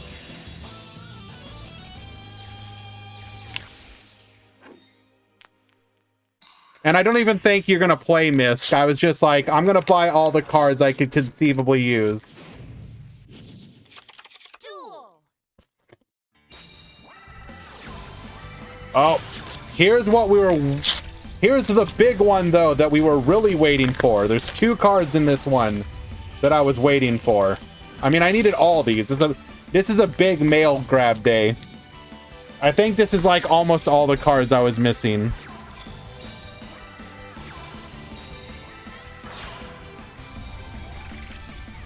Genus Screw Serpent.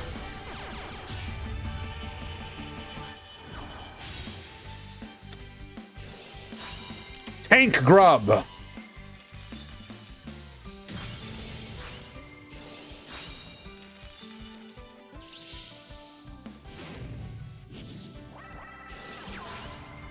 I already have Hyper Librarian.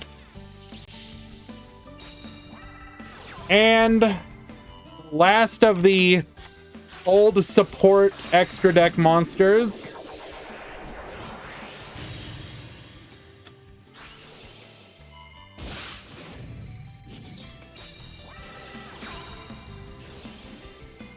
Power Guardian, or Power Gladiator.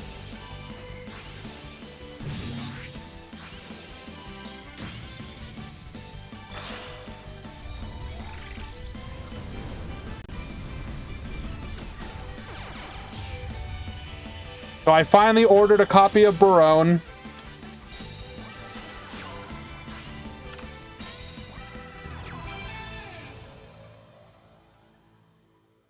I still did not own one, but now I do.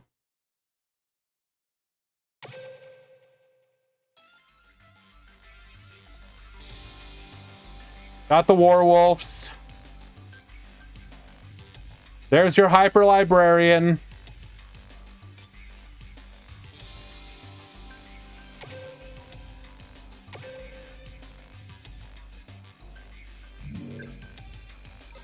Star Guardian. Trident Launcher.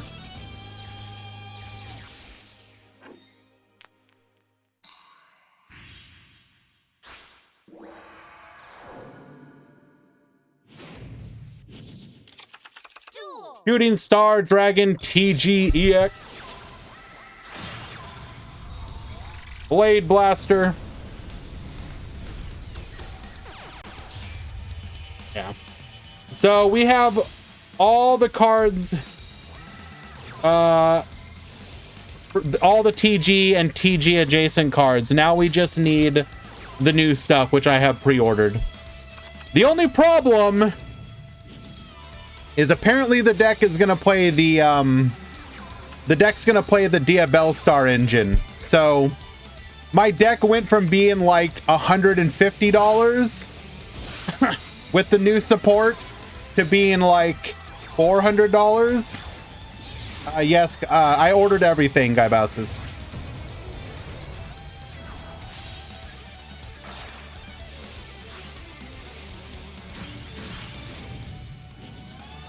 I am going fully in on TG.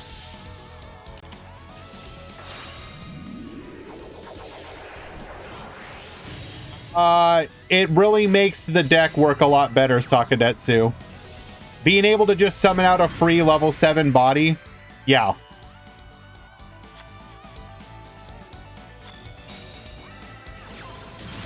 Dark Hole, wipe the field into a Korobane, getting in for 2,000. Dunker. We're gonna go for a copy of Nightmare Phoenix here. Sure. That would be part of the engine. What makes it more expensive? Pokemaster. Yes. That's why the deck will go up by like another $250. Nightmare Unicorn, get spinning. We're gonna set one. Attack in, crackdown, get yoinkin'. Swaggle, that is the current theory, yes. Who knows if that's actually true, but that is the theory. So that's going to tie things up 1-1 here. We have an old school classic match here.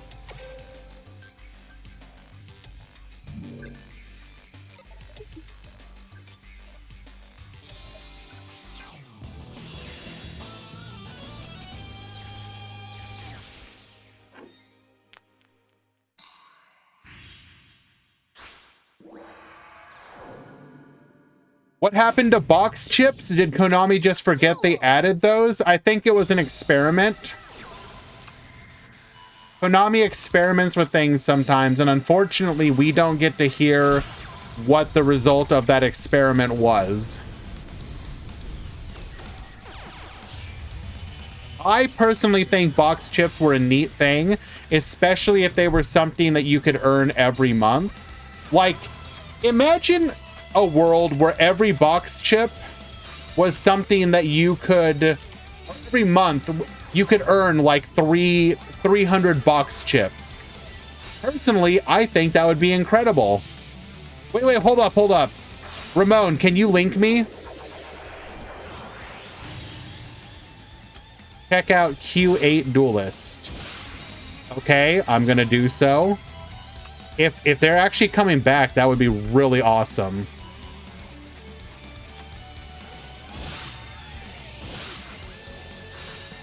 All right, Q8 Duelist.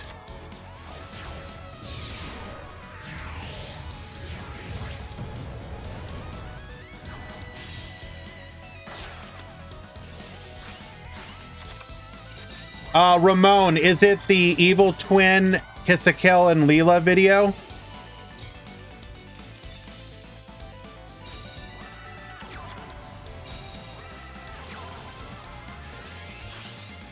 Okay, we're gonna watch that. Read the description.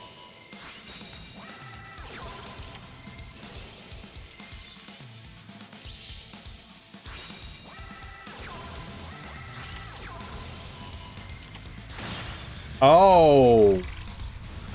Second bundle information. A bundle which lets you purchase 15 packs from the latest box, 100 box chips.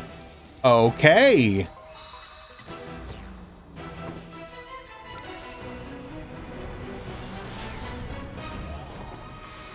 Okay.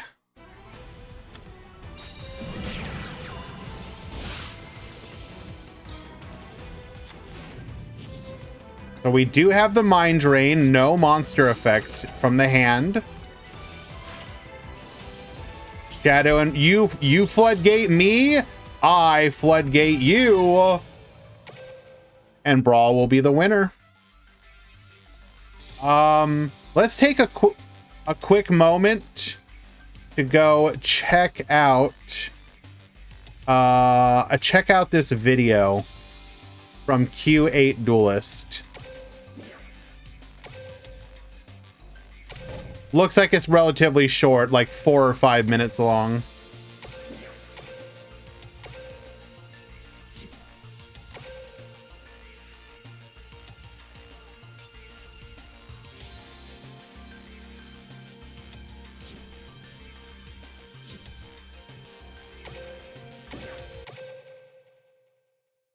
Alrighty, switch on over.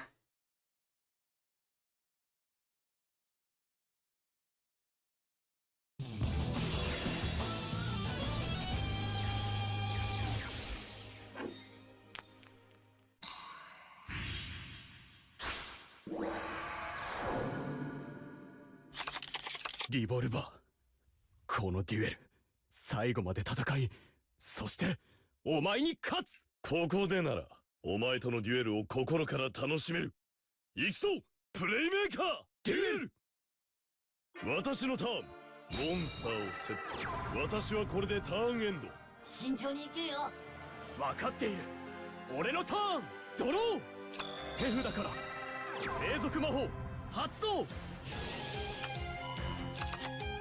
So that's going to be the Searcher Continuous spell.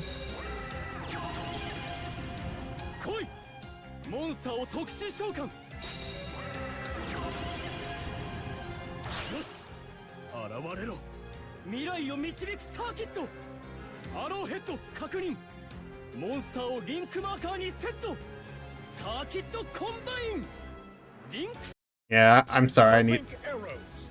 Link the circuit! Link summon!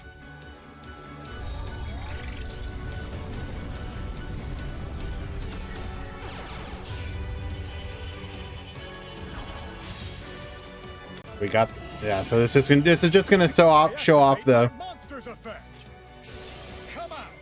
I also like the fact that we have the GG Easies in hand. Come out!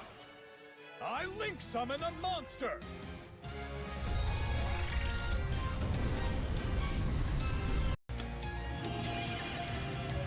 I activate my monster's effect. Go, Playmaker. I special Then this will meet the conditions of the Evil Twins. my monster's effect. All right. I special summon a monster. I set a card. I set a card. Come out. I special summon a monster. Time for battle. Clobber 'em! Attack.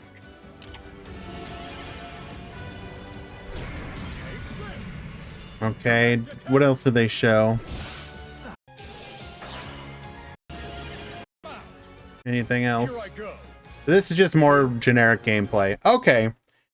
I mean, that doesn't necessarily show anything, but note some cards may not be obtainable, blah, blah, blah. First bundle information. A bundle of 17 cards from the latest box. One UR monster card, Evil Twins, Kiss a Kill, and Leela. Card sleeves themed around Evil Twins, Kiss a Kill, and Leela. Okay, so if we're getting that, of course, it does mean that we're almost assuredly going to be getting Evil Twin. I would be shocked if we didn't.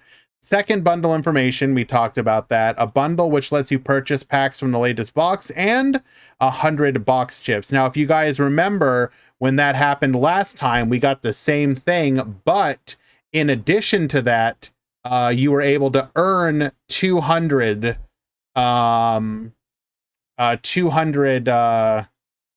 chips via missions. Okay, does look like round 3 has begun. Yeah, lifetime missions. It would be 100 from bundles. It was 100 from bundles, 200 from missions.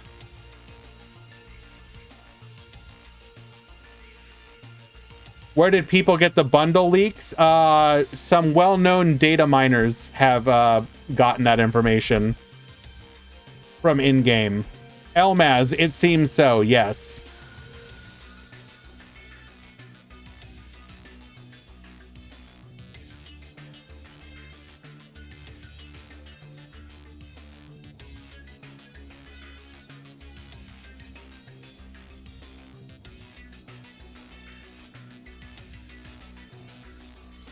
So, yeah, Q8 Duelist. For anyone who's wondering, Q8 Duelist has been very good at leaks. So right now, if they tell us, if Q8 Duelist tells the community that a card's coming out, at this point, I'll believe them.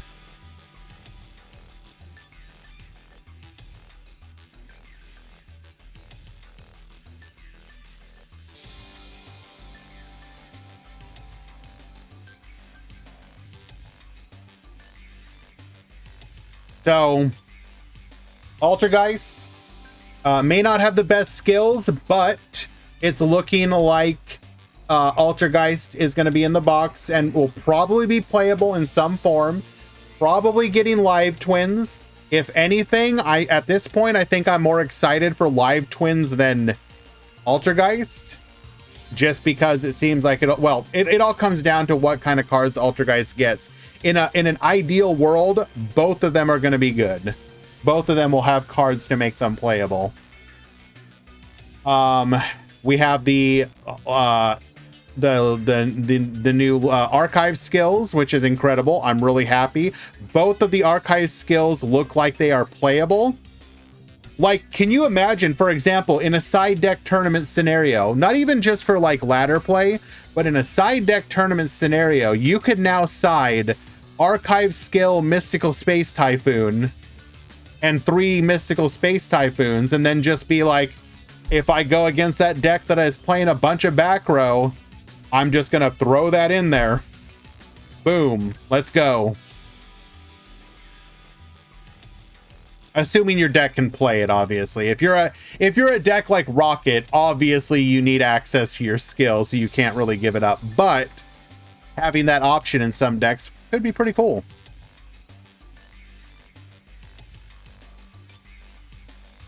Valk, no, it doesn't, because you can just not, you can just set like 2 instead of 3. Remember, the skill only triggers based on lower life points, which I guess you would have to be careful about gaining life points, or having 3 back row. Do side deck tournaments allow siding skills? Yes. Basically any skill. Any skill takes the place of a card. And I don't know if I answered this earlier, by the way, Che, sorry. All X1s will top today, yes.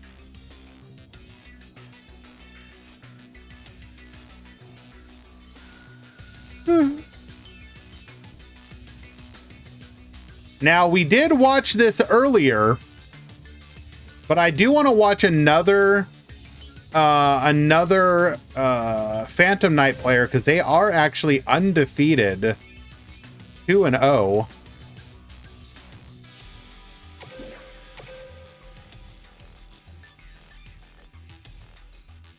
Yeah, like a lot of different decks can theoretically build around the Avramax skill, and I think that's cool.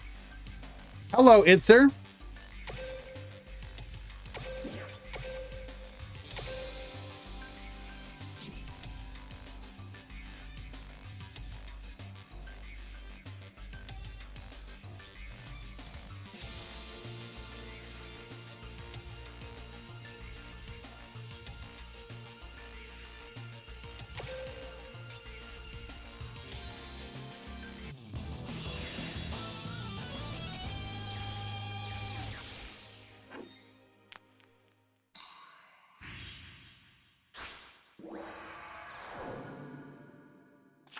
Duel.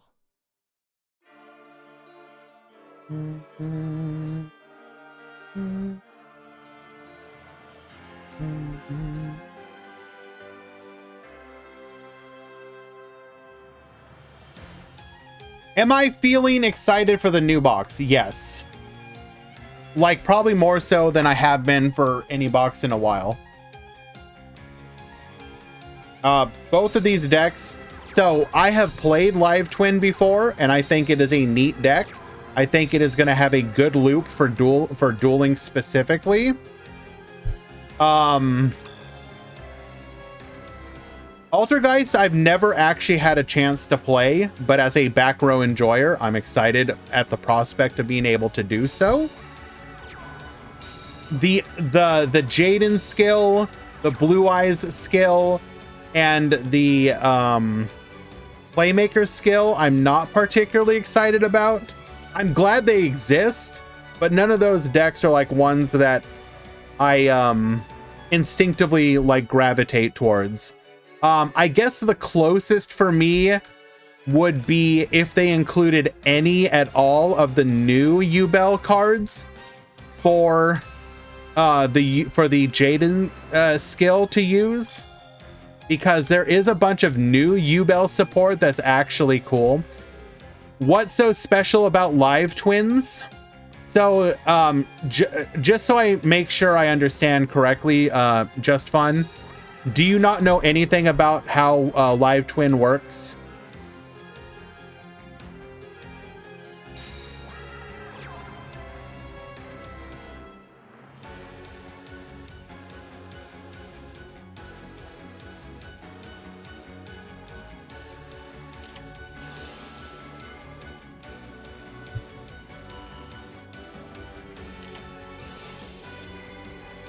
And the reason I ask is because, so Live Twin is a very interesting, has a very interesting loop.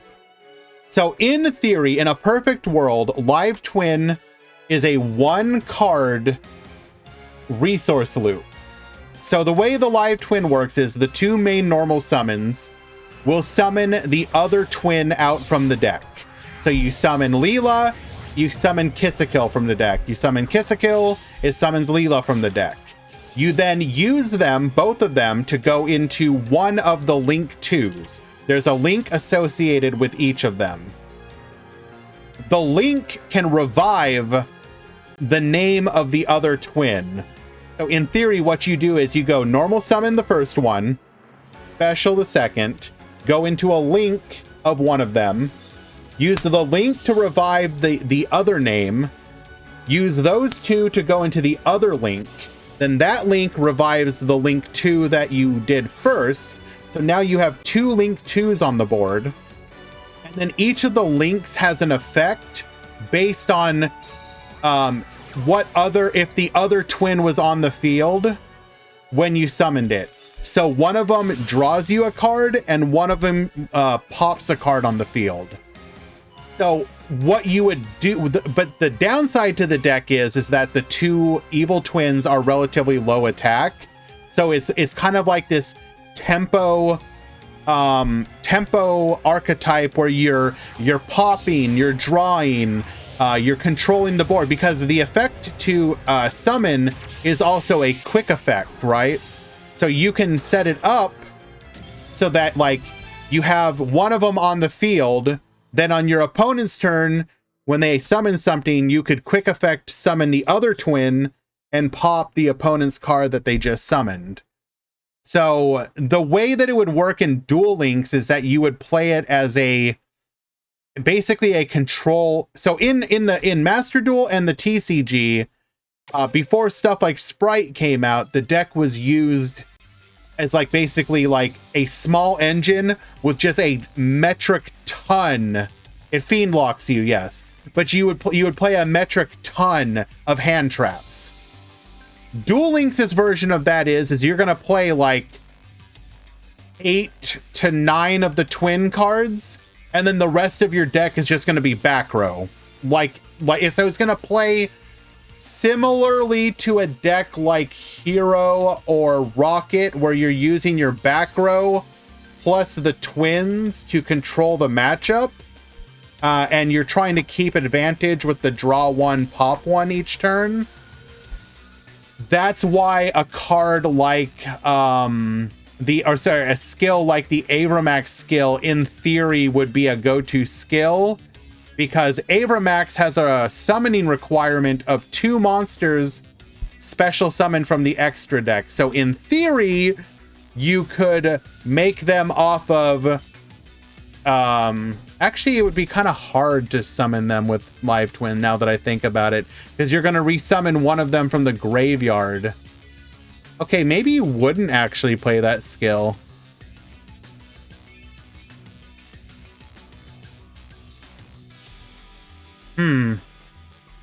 I think you could still make it work.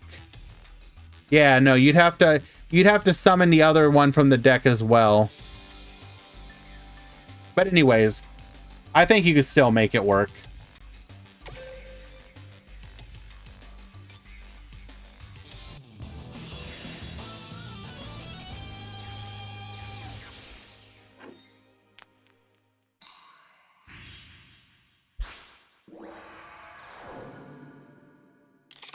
Duel.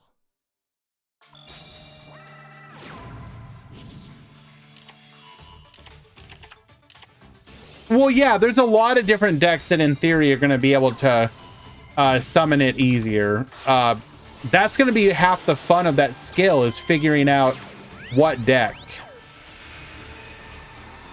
So in theory, the reason that this new box, Just Fun, will be exciting is because potentially anybody who goes into it is going to get at least 2 decks, Altergeist and Live Twin, assuming that we get Live Twin out of it. And I am always a big fan of boxes that give multiple viable, coherent strategies.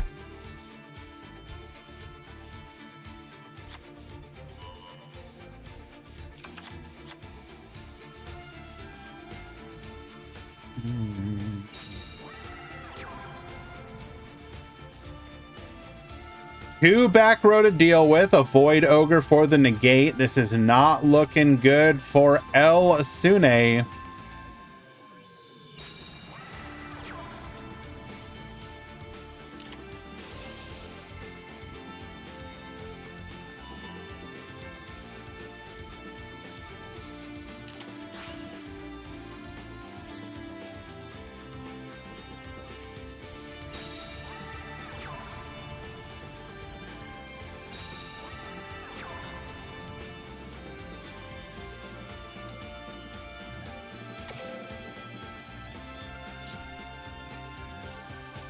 All right, we're gonna have one window of opportunity to deal with this Void Ogre.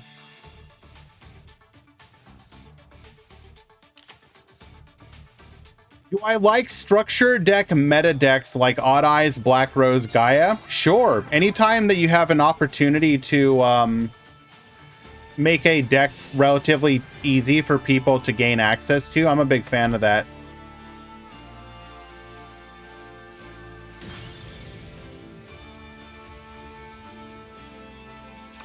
Is Rush Duel ladder dead? Today I had a silver rank opponent for my COG rank up.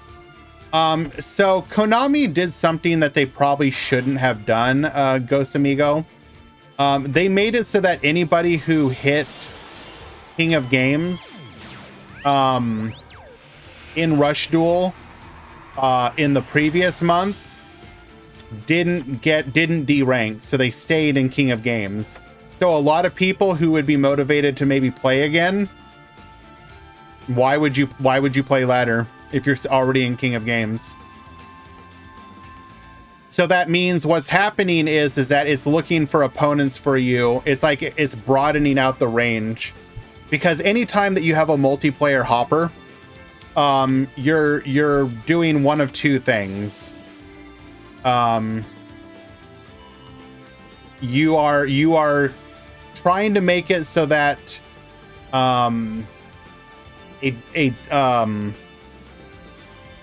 you're trying to skill-based matchmake, so put gold against gold, etc.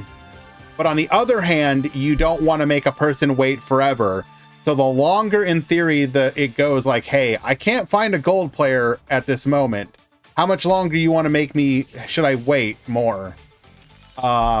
And so then it starts going like, okay, give them a silver player, etc.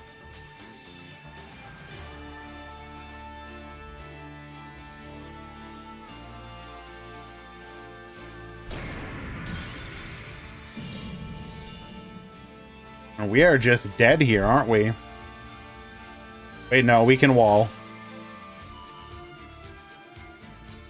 You heard I like frog deck. What do you mean frog deck?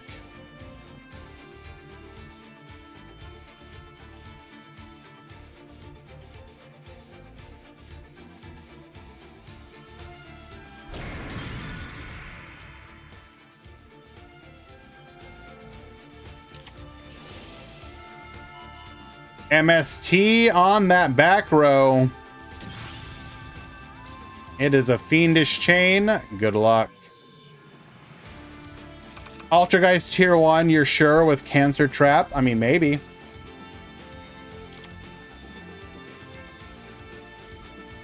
And yes, Itzer, we did go over the skills. They all look universally mid to bad, which is unfortunate. But as long as the deck is still playable, life will find a way.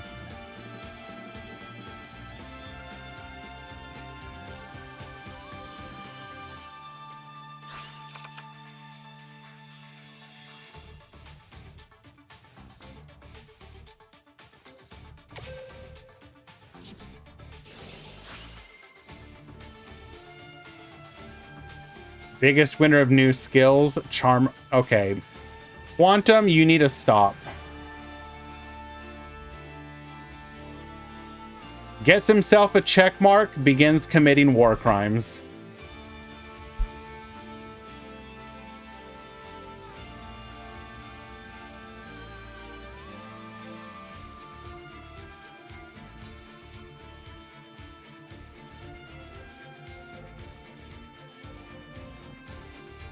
What's the game plan?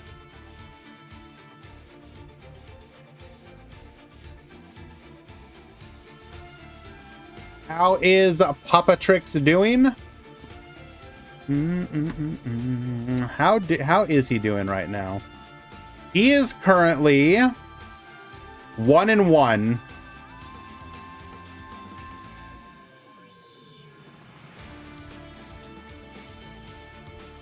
Hear me out. Orchestral to turn 5, then summon Avramax and banned. Hello, ump specialist. Thank you for joining us, my friend.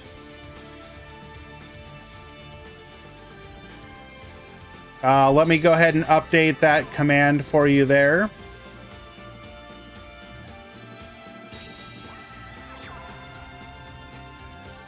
Imagine the brackets being updated correctly. Wouldn't be me.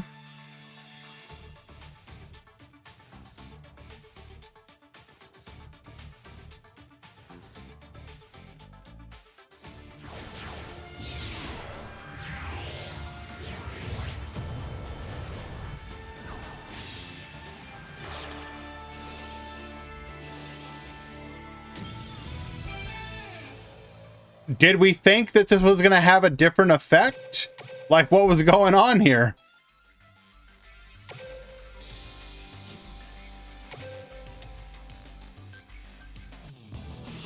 All that just to instantly scoop to a Draco Berserker effect.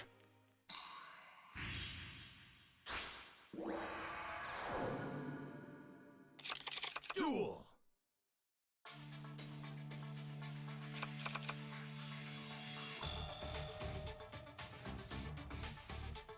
Is PK still worse version of Speedroid?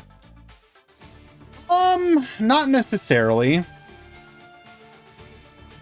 Here Live Twins has tier potential? I would think so, Rio.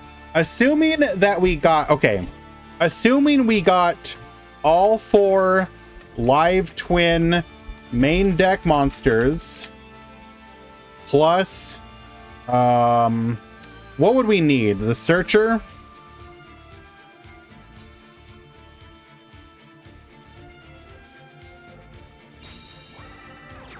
Equaled tiered. Sorry. Also needs both extra deck.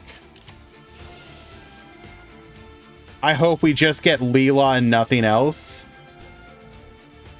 Ace, you just want to see the world burn.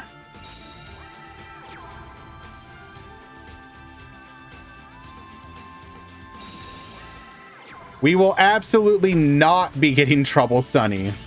Could you, like, you give them Trouble Sunny and it's literally Jover for any other deck. And not only is it Jover for any other deck, every other deck would just be playing Trouble Sunny. Plus the main, plus the main deck monster.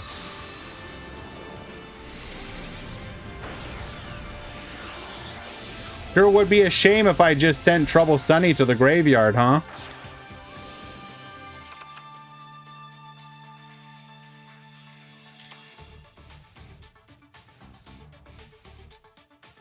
And we beat Evil Swarm Nightmare 1 back row pass.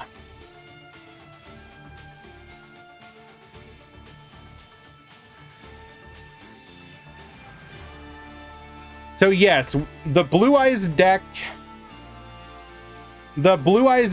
in theory will be funny and definitely okay, we got one half of the puzzle. It is a quick launch, which we can chain the Rocket Tracer effect to. They need Leela, Trouble Sunny, and nothing else. Okay.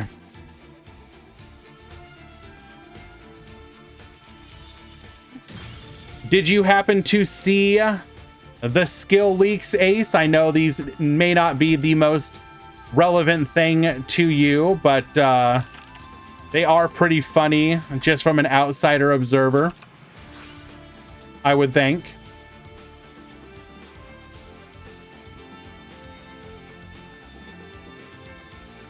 Getting a skill that literally says, yo, does your opponent have back row? Here's an MST on us. Like Konami literally going like, you know, I get it. Back row does kind of suck. MST make better.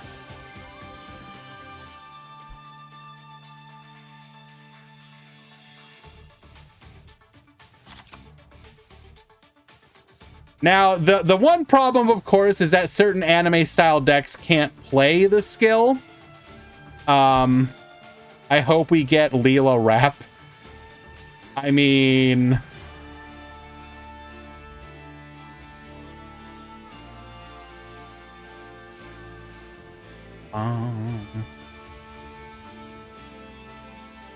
like, I guess the one thing I'm kind of curious about is if some of the traps will actually be good in Duel Links as compared to Master Duel or the TCG.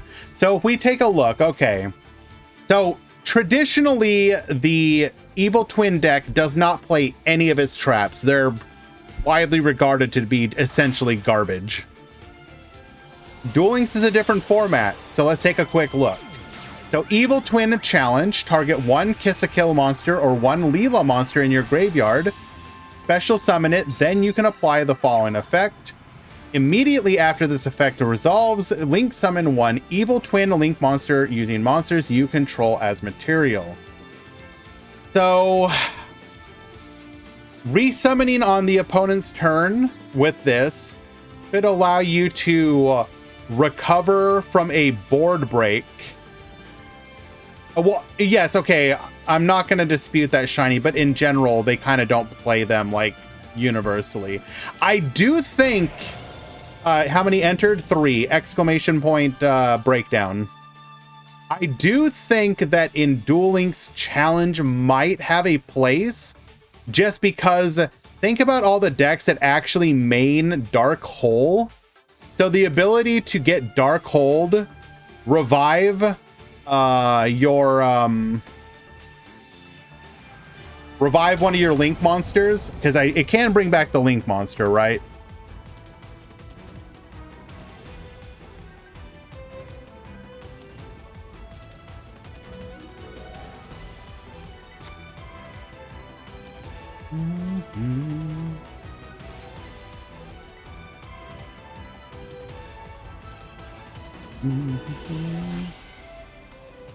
Sorry, just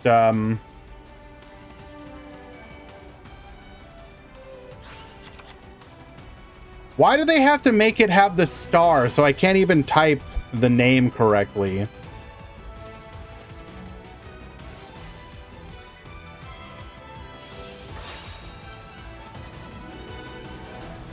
So, Kiss-a-Kill. Yeah, so you can revive the Link. You can revive the Link. So if your board gets broken, you revive the Kiss-a-Kill. Kiss-a-Kill revive the Leela. You would get the pop. So I actually think Challenge would probably be definitely played in Duel Links. GGEZ, you can tribute one Kiss-a-Kill or one Leela monster, then activate one of the following effects. You can target one Kiss-a-Kill monster or one Leela monster you control. It gains attack equal to the attack of the tributed monster until the end of the turn. And then, of course, it does also open up the ability for you to resummon the one that you tributed for the effect. When a card or effect is activated that would destroy a card on the field, you can negate that effect. Ooh. I actually think GGEZ would probably also be played.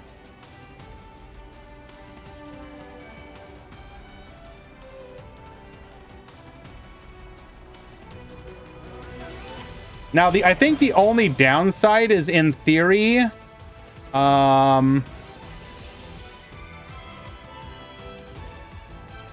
if we get like the continuous trap as well, or the spell, that would mean you'd have multiple continuous cards.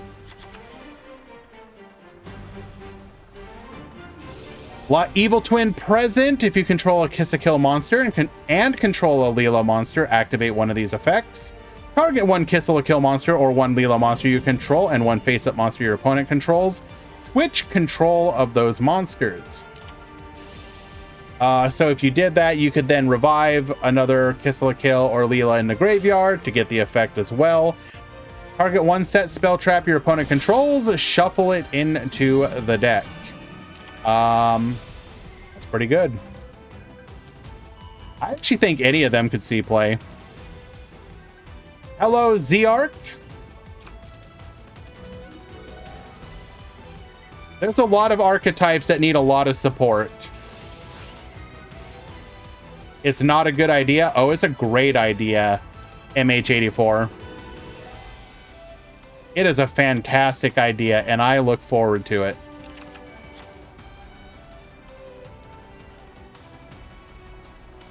How many people joined today? 49, Dragino.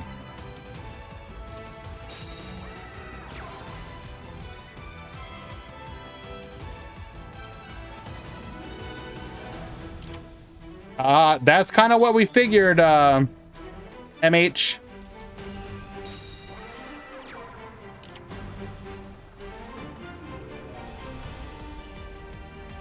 Is there any one back row card that gets us out of this? We have just lost the resource war. I guess Mirror Force that we're not running.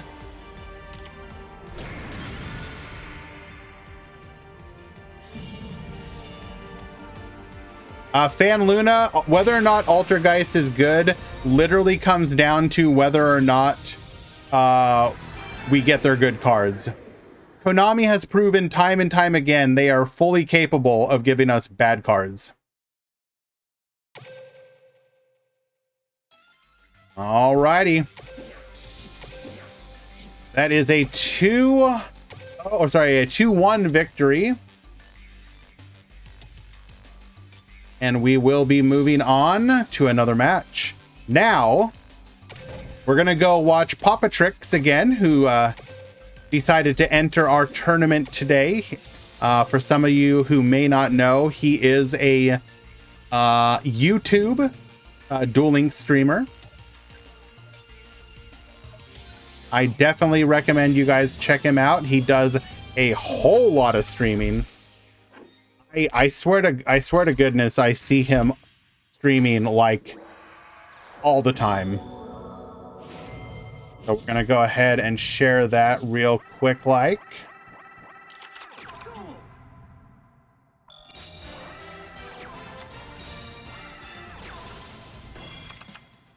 We got Noble S at the bot.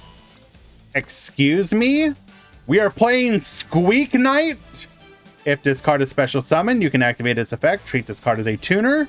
Also, you can only special summon from the extra deck for the rest of this turn. Once per turn, you can either target one face-up monster you control or equip this card to that target or unequip this and special summon it. Okay. Squeak Knight. Crackdown, get yoinkin'. We're going to go for Salamandra and Phoenix. We're going to get ourselves a copy of the Salamandra to have a monster negate here. Expendable die. We're going to force out that Crackdown, Warning Point, Crackdown. How do we... So we got one unknown back row still. Going for a copy of the Link Karibo. We're going to be able to...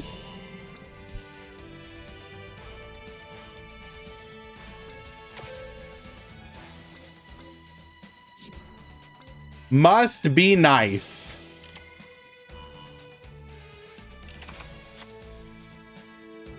And now we top deck into... Oh, come on now. Bro. Activate Chaos Form. Bring forth the legendary swordsman. Activate the Soul of Light and Darkness, getting a copy of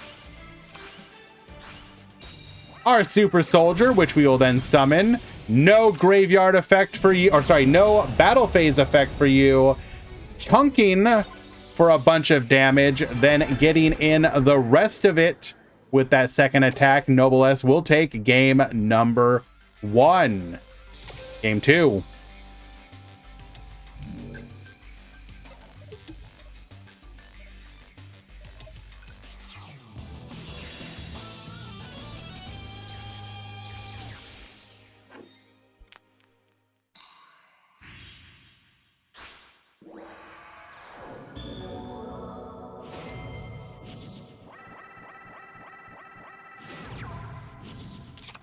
Duel.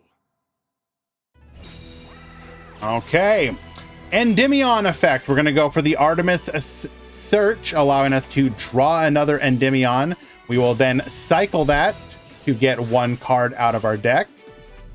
Bring forth the Blackluster Soldier, activating our skill here to search for a Super Soldier. Returning those cards back to the graveyard. We're going to set 2 more and pass the turn. So we have 1 dead card with 2 unknown back row.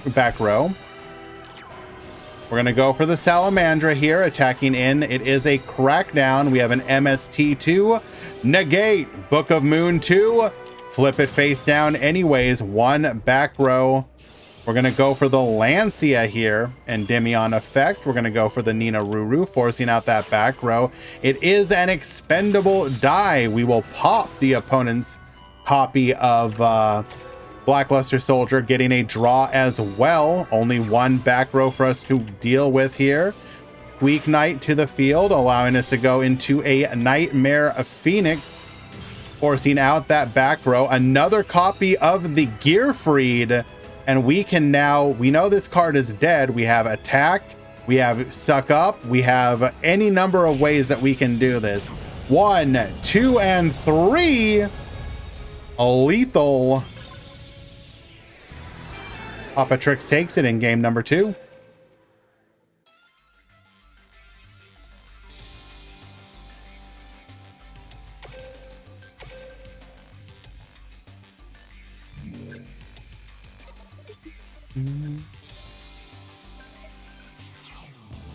We are happy to have you join, Zark.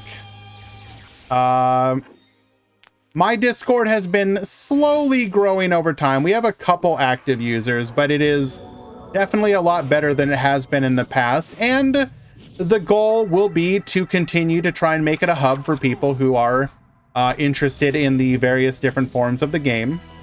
So definitely happy to have you join up, my friend.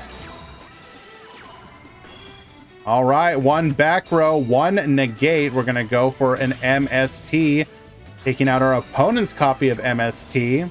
Roland is going to go ahead and come to the field. This will give us a negate for whatever our opponent would do. Endymion effect. Riliona going for the...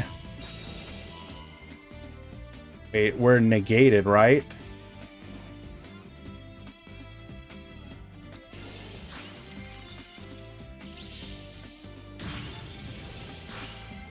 How do we survive? We have a Battle and Boxer Veil in the end phase, searching for another copy of the Gearfried. Sublimation Knight, going for the Squeak Knight. Squeak Knight. Okay, this Squeak Knight play is actually kind of interesting. Okay. And we have the Gearfried attacking in, get Baboostin, Crackdown to yoink.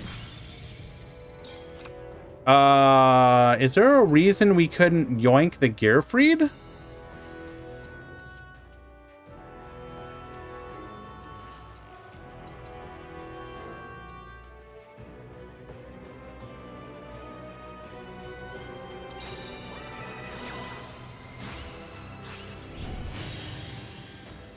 I'm a little confused.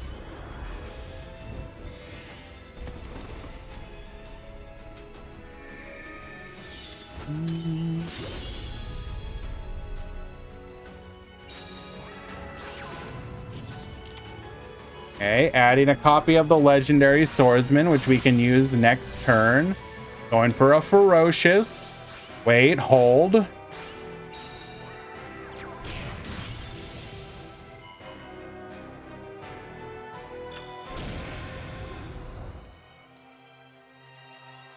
I'm really confused about... Wait. Oh, wait, no. I'm not confused anymore. So we did not have the spin effect here. Endymion effect. Gearfried for the negate. And then we will immediately reattach the Roland.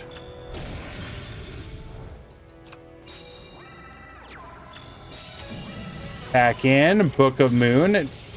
We will get a search during the end phase, getting us another copy of the Immortal Phoenix Gearfried. We are in Ultra Top Deck mode. Expendable die, take it out. And on the follow-up, we have Lethal. Papa Trix takes it in. I'm not 100. I clicked the wrong button there. Sorry about that. All right. They will now be 2 and 1. And it does look like round 3 has just finished. Go ahead and announce to the Discord. We will be in the 4th and final round before the top cut. Tournament's actually going pretty quickly. Good to see that. Final round before top 16. All X1. And how many X2 should top today? Top cut simulator. 48. 4 rounds. Top 16. 1. And maybe 1 X2.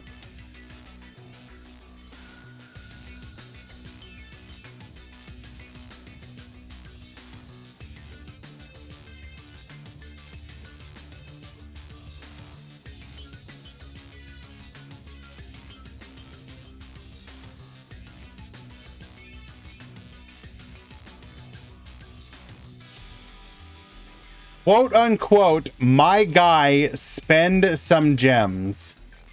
I'm just gonna call you numbers because, you know.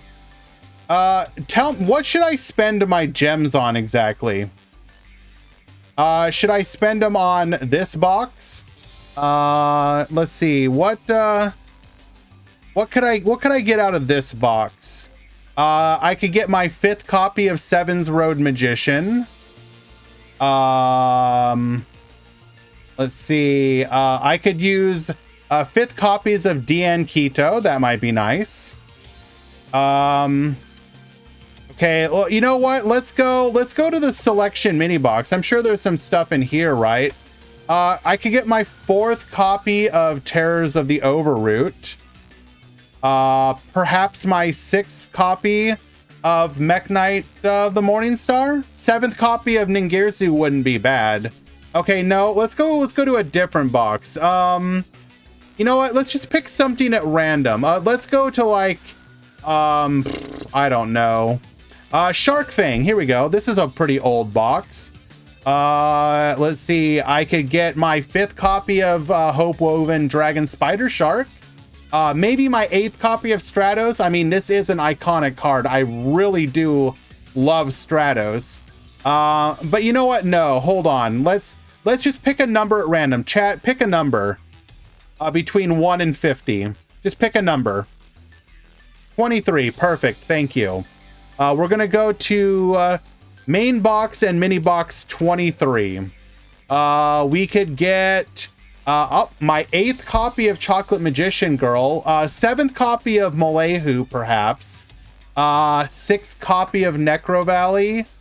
Okay, no, hold on. Let me go to the mini box. I hate this archetype, but surely I could use my 8th copy of Ritual Beast Ulti Apelio.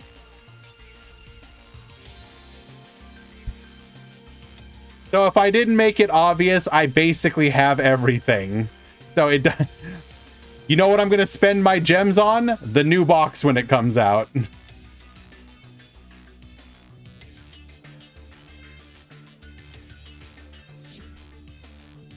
Are there any cards in the game you don't have 3 copies of? Yes, I do occasionally strategically reset if I feel it is something that I don't need. So, for example, if we go to, you know, one of the Dream URs, let's see, we'll go by boxes only, and what do I not own? Oh, no, sorry, number owned. So, like, I only own 1 Shooting Code, 1 Megaton Golem, sorry, 2. I got a couple in here I only got 2 of. but I hit 3, you know, pretty quickly. So 1, 2, 3, 4, 5. That's 11, 16. Like, you know, there is cosmetics to spend it on. So again, we have a new box coming out at the end of the month.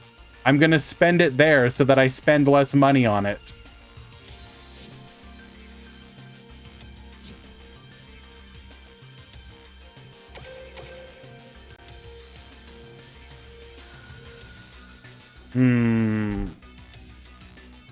I wail so that you don't have to.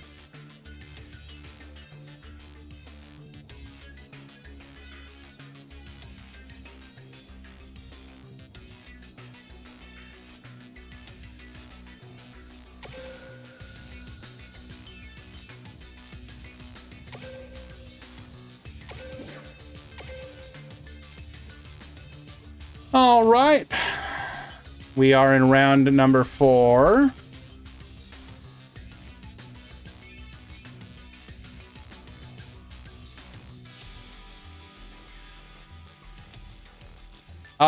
Zark, the Rush Duel cog is not that hard right now. I did it in a day. I don't know about the biggest numbers, but I'm definitely probably up there. Well, so I do not shiny or I do not Prisma hunt. So there are like Japanese Duel Links players who have spent bajillions of dollars. I'm nowhere near that. The one thing I don't think anyone has me beat in is I have made a conscious effort to leave my account logged in all the time on Steam. So I would challenge any person to beat me on this.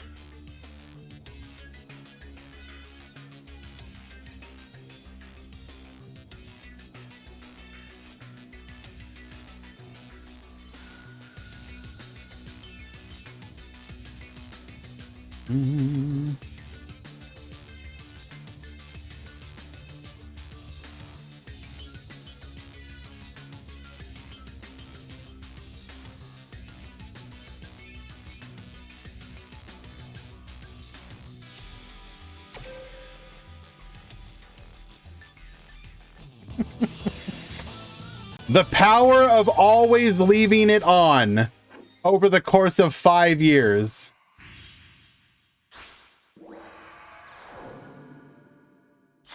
Duel. Alrighty, we got Lemon at the bottom, Danny at the top. If you don't have a full Royal deck in Master Duel, what are you even doing with your life? The money that you could... Okay, what are you doing if you don't own a full Royal deck? Opening a small business, going to college, buying a house, getting 2 to 3 cars, you know, donating to a charity. Like, bro. It's one thing to spend money on something you like. It's another thing to needlessly throw money into the trash can. Speedy God, show it to me. I want to see yours. What's your Steam account?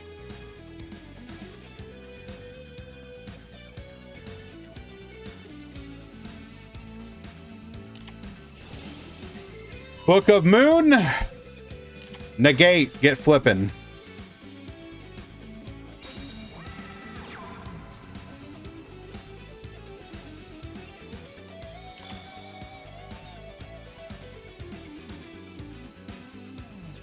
Chat, I want you to tell me right now, pick the one game that if you could have an absurd amount of time in, and I don't care if you think whether it's because you want it to be cringe or because you think it would be amusing, like I have 30,000 hours in Club Penguin. What is the game you would want to be known for having a disturbing amount of playtime in.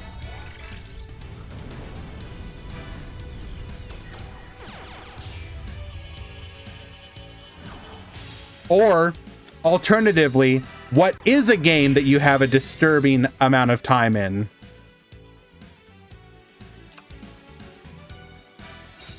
For example, I'm sure there's probably people out here who were hardcore like the Steam game I Love You, Colonel Sanders. Okay, that's a pretty good one. It's a pretty good, you know, maybe you're the person that played World of Warcraft for, you know, 4 actual years of your life. Souls, Elden Ring. You want to be that person, like, you want to be that person that like rivals Let Me Solo Her for infamy within Elden Ring. Like, I've invaded and killed 13,000 players over the course of 7,200 hours.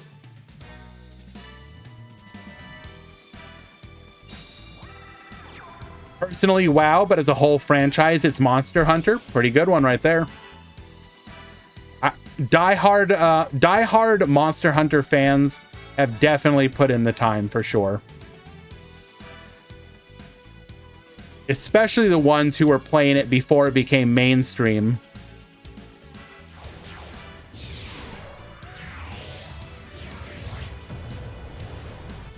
Anybody who permanently has like the claw from playing it on the DS, they go around and they're just like, I'm sorry, I can't do anything about it. I played like 7 copies of Monster Hunter on the DS. What do you want from me, man? Or the 3DS. What do you want from me, dude? Like, I'm sorry. Lemon taking game number 1.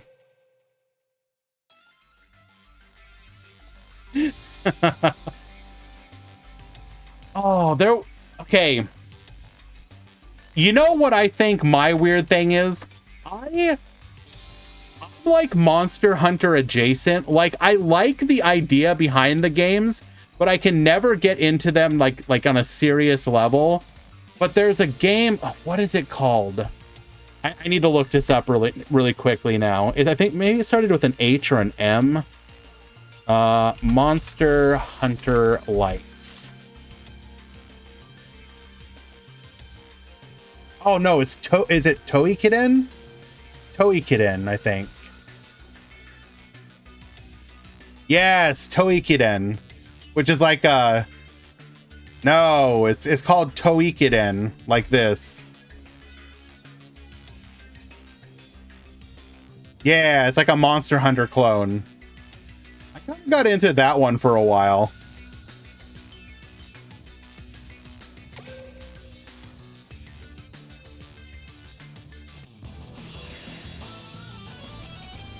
Like, I saw it and I was like, oh, you know, I always have trouble getting into Monster Hunter because usually, so like my biggest complaint with Monster Hunter is always like, I just don't like the combat itself. I like the idea behind like the grindy crafting. But if I remember correctly, in Toikiden, the combat's a little more snappy, if I recall correctly. It's been a while since I played now, though.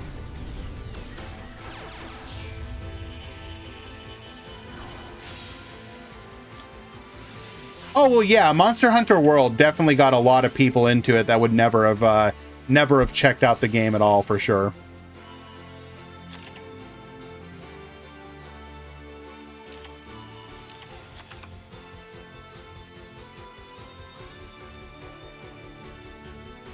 Alrighty, we got full Orcus combo here.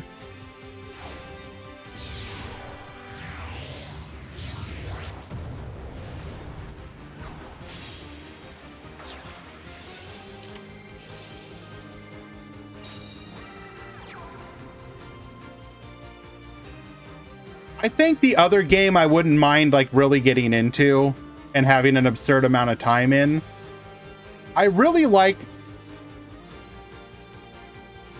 like to have the time and mental energy to like get really deep into like a tactics game. Like to put like 1,000 hours into something like, I don't know, like Tactics Ogre. I never got to play those games to the level that I would want to. Normally I would just play through the story mode and finish it, but I would never have the opportunity to like full clear it, I guess, if that makes any sense. The other one is older games like Star Ocean. I love the Star Ocean series, and they would always have like optional end dungeons where it's like, do you want to climb this like 99 floor tower facing nothing but like, you know, enemies that are gonna do nothing but, you know, punch you in the proverbial nads over and over again? And it's like, no, that sounds absolutely awful. And they're like, but if you get to the end of the tower, you get the secret ending. And it's like, tell me more. How much time do I have to put in to do this? And there's like, oh, like just another 50 or 60 hours of grinding. And it's like, oh, no, thank you. I will just be happy with the ending that I got. Thank you very much.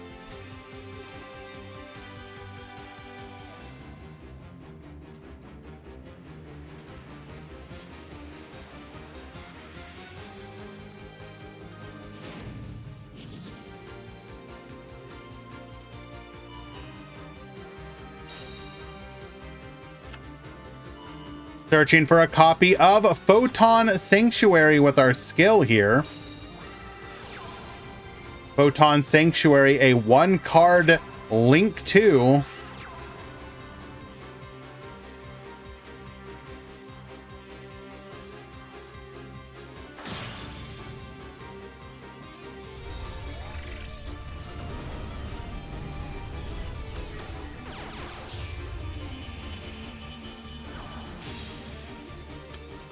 Galaxy Eyes, Soul Flare Dragon, Photon Stream of Destruction.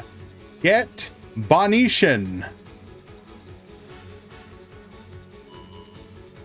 We are going for the field spell.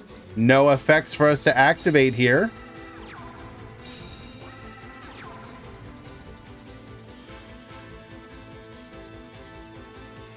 Ooh, spooky. Giga Ray's Gandora can be protected. And we do have 1 card in the graveyard. So on the opponent's turn, it is going to be able to destroy all other cards on the field, which we can then just protect.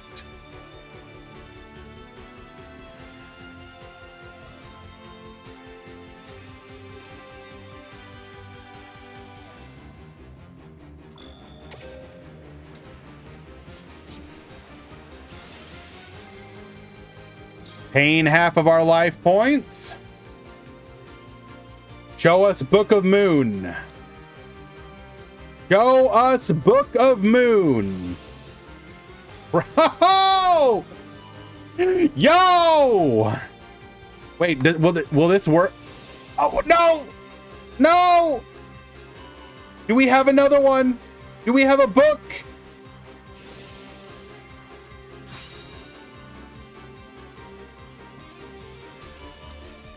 We are going to destroy the Dingirsu. Everything has got to go. Wipe all of it.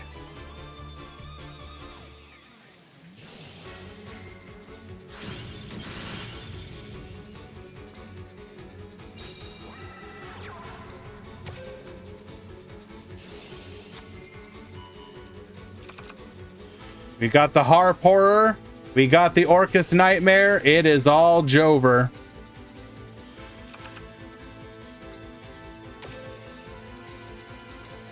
And it was a bottomless.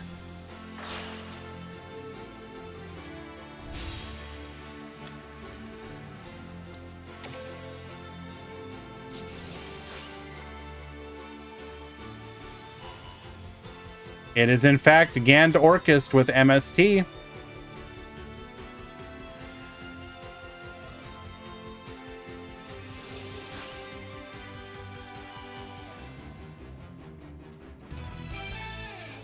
Danny will take game number 2, tying things up.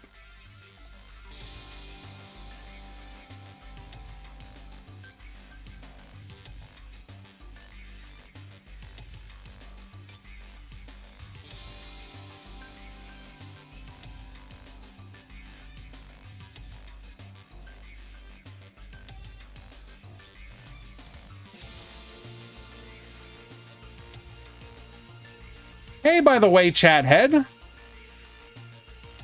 Did not see you there, my friend. Haven't seen you in a few. How you doing? Hopefully you are doing well.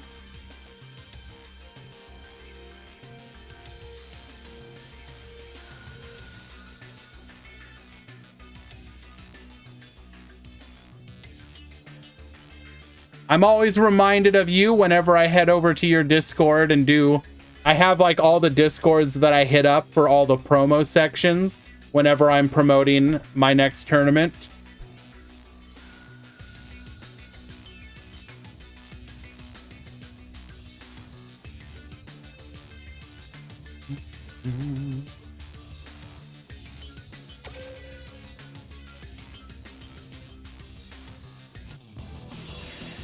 Alrighty.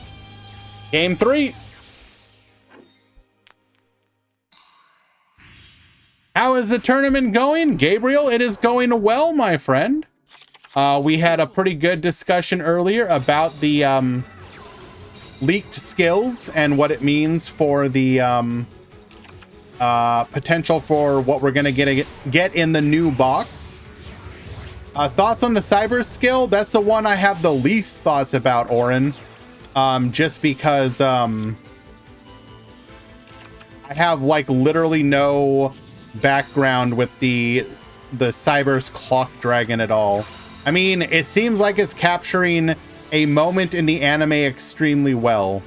Whether or not that is good, kind of up to you, I guess.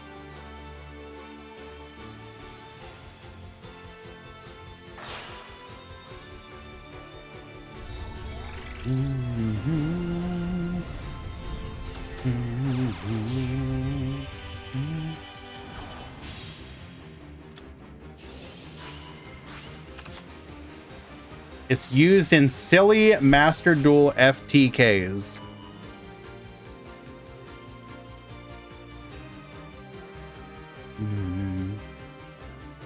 Rio, honestly, that's kind of how I felt. That my eyes just kind of glazed over when I looked at the skill. I was just like, okay, return Cynet Fusion. Cynet Fusion, okay, that's some kind of fusion card. I'm just gonna assume it does something. Okay, Clock Wyvern, don't know what that does, don't care. Stack Reviver, is that good? I assume so. The skill's turning one of your monsters into it. Okay, making your monsters dark dragon types, adding a decode talker. I assume you're doing that for a reason. That's probably a good thing. Okay, yeah, skill looks like it does a thing. Rate it 8 out of 10. Would probably not play it.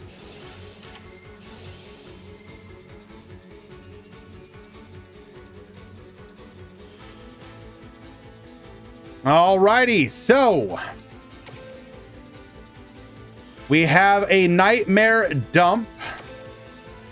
We got a Symbol Skeleton for the revive. We got Targeting Protection with the Decode Talker, and we can then revive the Symbol Skeleton. So Lemon not in a very good spot here.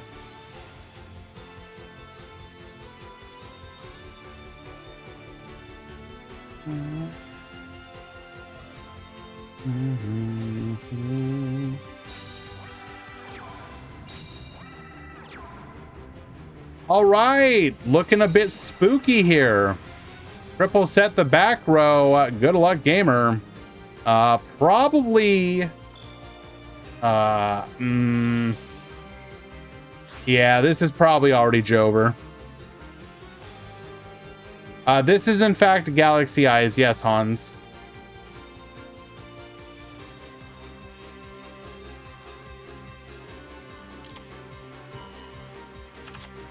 Hello, Moo.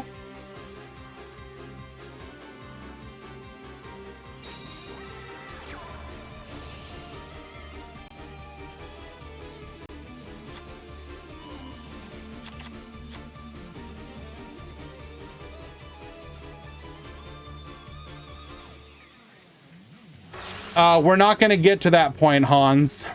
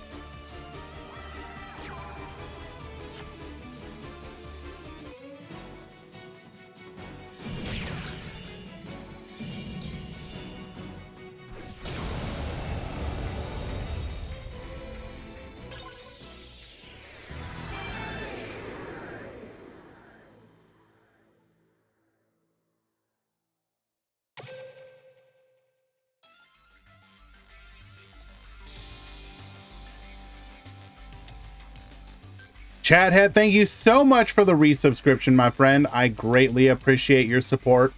You know it. Means a lot to me. Yeah, if you're ever curious, exclamation point breakdown. We'll get you the link. We are currently just a couple matches away from the end of the final round of the Swiss rounds.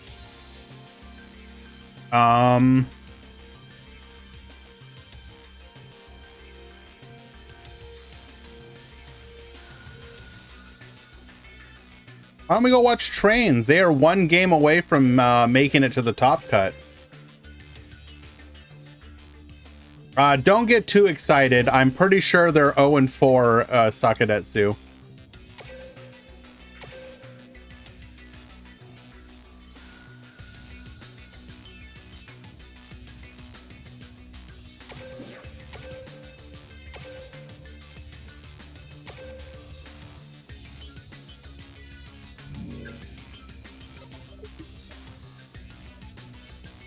Actually 2-2. I don't believe that. There's no way they won any games unless they were like DQ wins.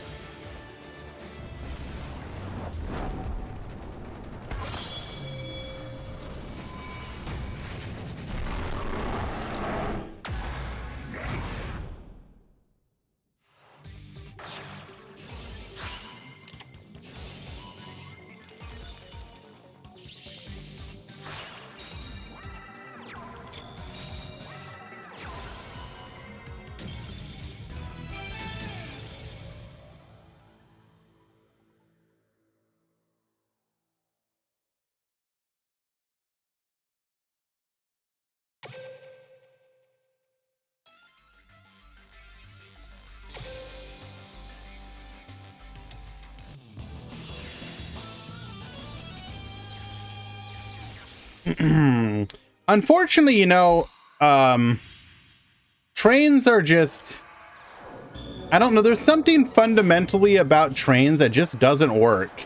And I think they won't work in Duel Links until they get friggin' Dora the Explorer train, whatever.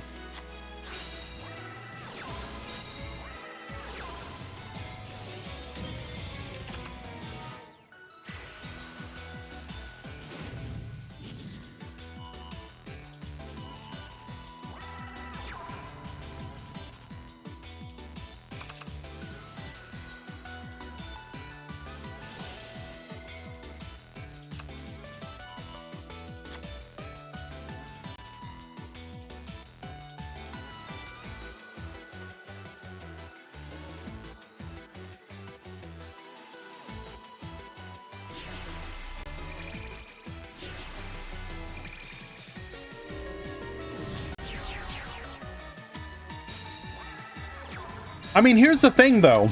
Like the train skill, arguably, is a perfectly fine skill. It fixes one of the problems of the deck, in theory, by making it easier to summon out the cards you need. Is just,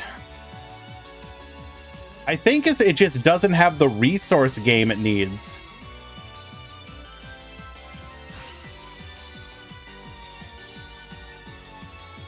Because, like, if we Rain Deck Master Duel,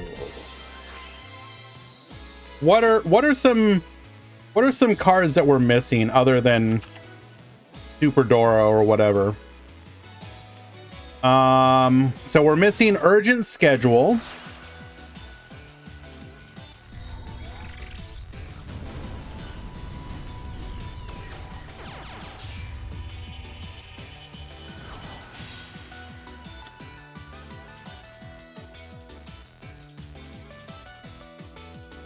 I think that's kind of it, other than Dora.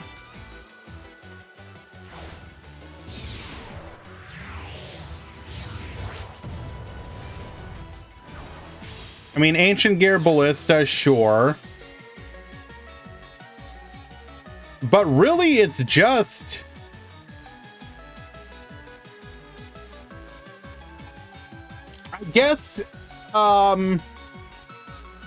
I guess technically Ausa, the Earth Channeler, would be a pretty big boost to it as well.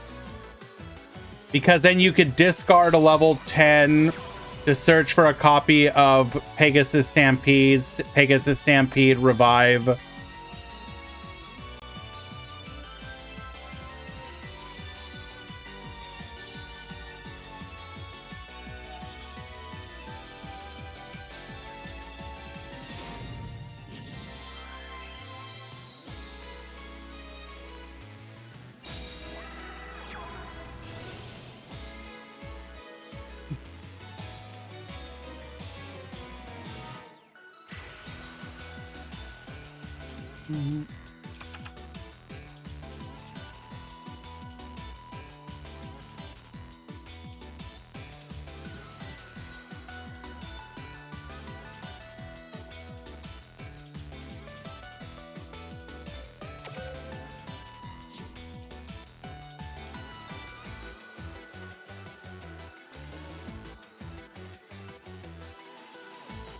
What is the game plan here?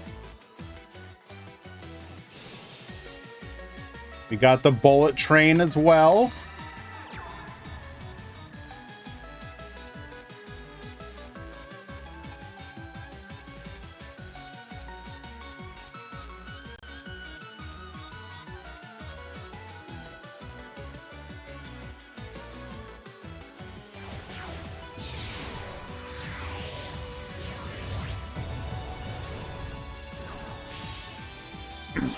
How does Odd Eyes Orca still exist? Summoner's Art.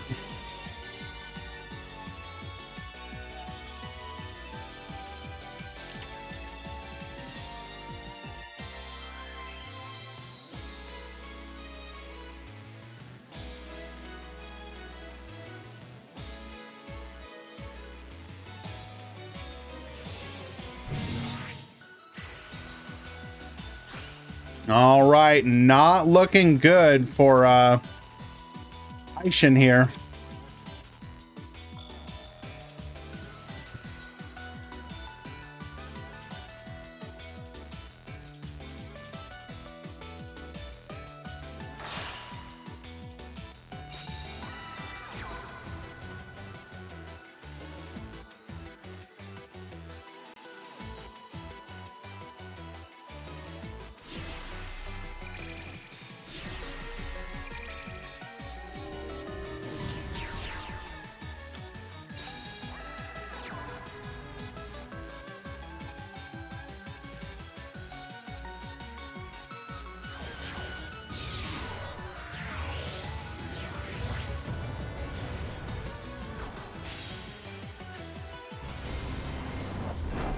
We are going to be able to make our Raging Dragon here.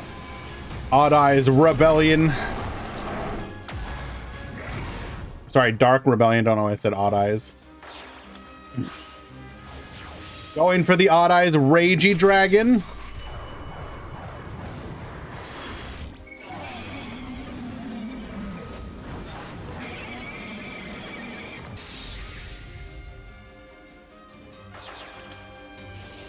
Get wiping the entire field. Oh, wait, hold. Delay. Okay, no, that delay is on us. Wait, no, it's not. Hold. Hold. White Princess, reduce. There is still a chance.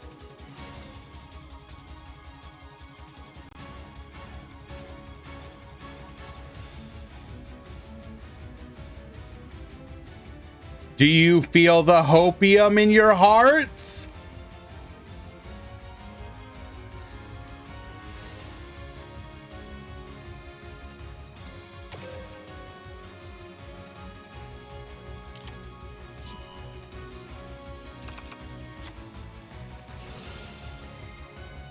Oh my God, we get multiple searches. Bro, this is so unbelievably Jover.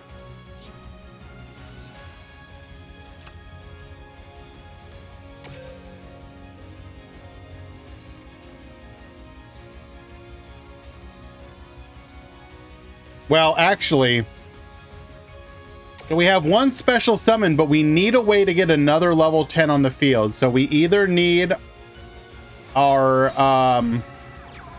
Derricane, our... Okay. This is not it.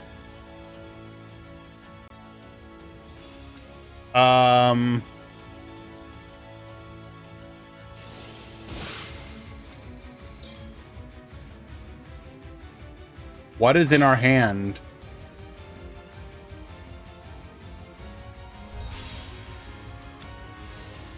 What is in our hand, dude?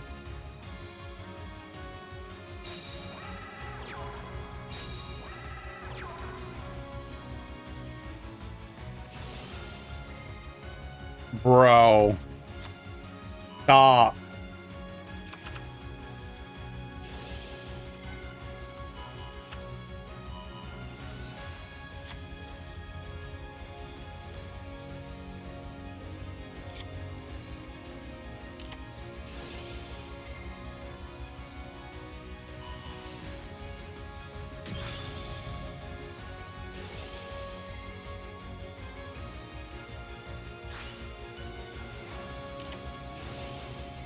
Okay, hold.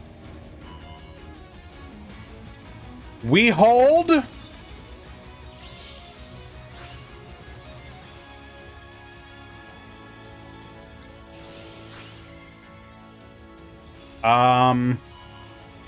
But we're still dead.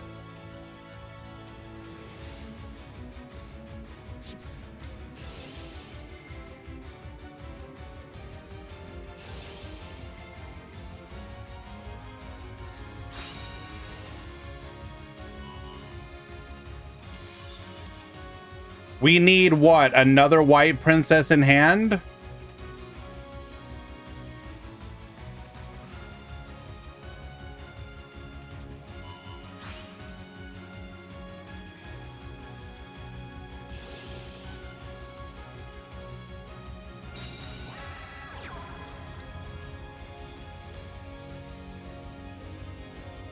Wait, excuse me?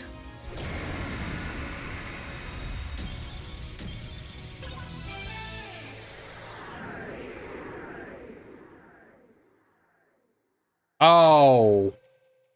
Wait, how? I'm so confused. So why did we add the super bullet train on the previous? Okay, that did we misplay on the the previous turn? Well, it doesn't matter. That is a 2-1 victory for rookie Barber.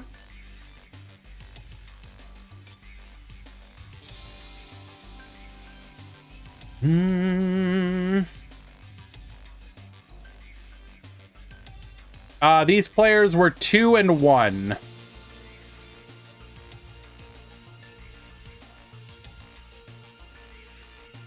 So winning was needed to ensure top cut.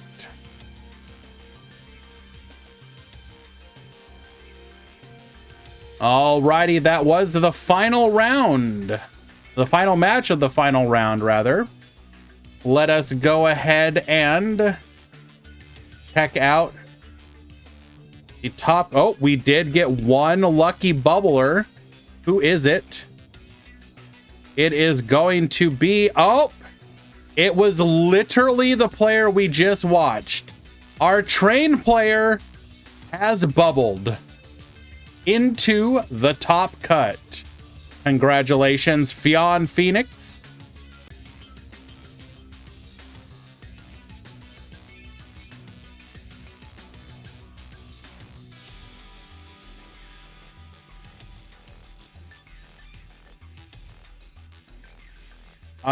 Did Papatrix make it? Does not appear to be so. So it looks like he went 2-2.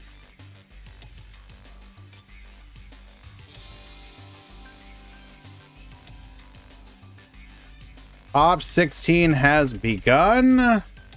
Fionn Phoenix bubbled in as our X2.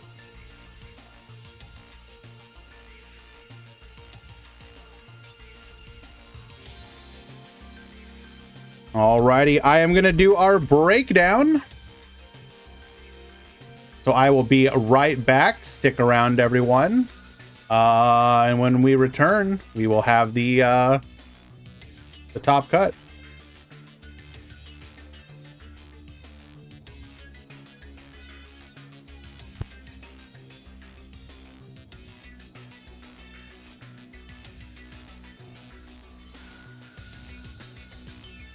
Uh, 4-0 undefeated PK, by the way.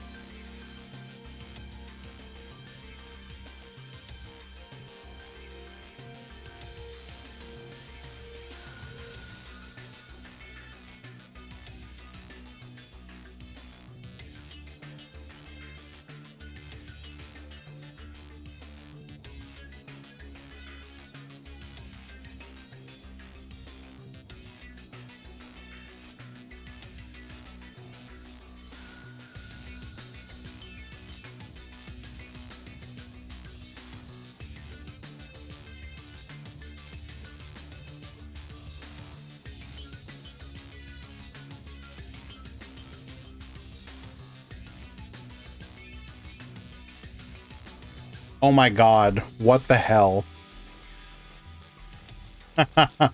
What is this breakdown? Bro. You didn't need... Okay. Okay, I don't... I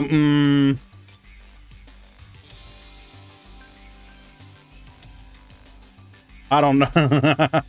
I don't know how about this one. Come on now. You have got to be kidding me.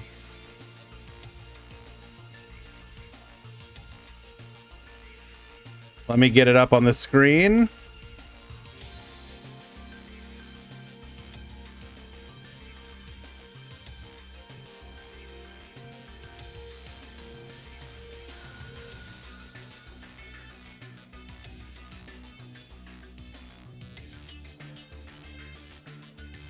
Duel Links Meta Weekly 300 Top 16 Breakdown.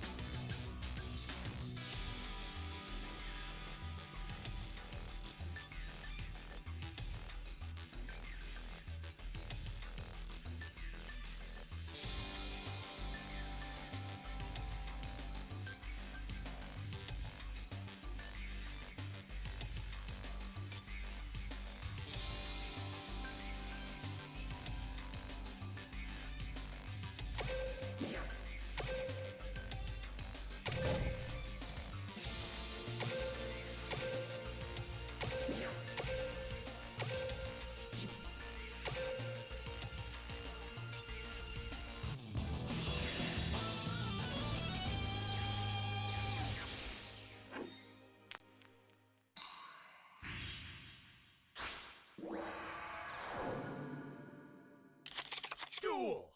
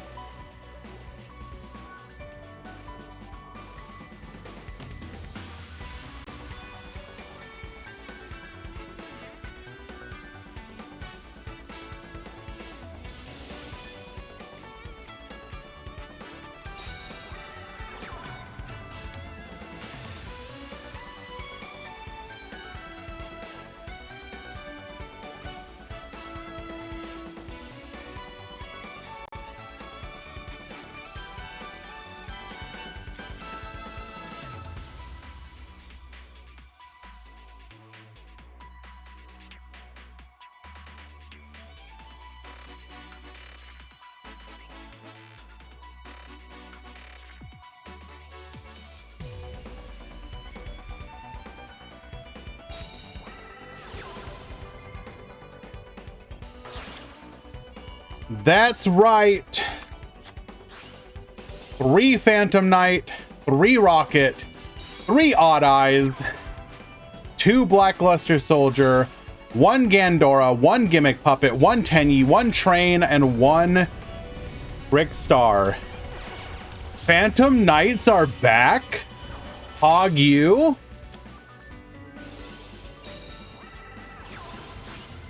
We are so back. Exclamation point, question mark, exclamation point.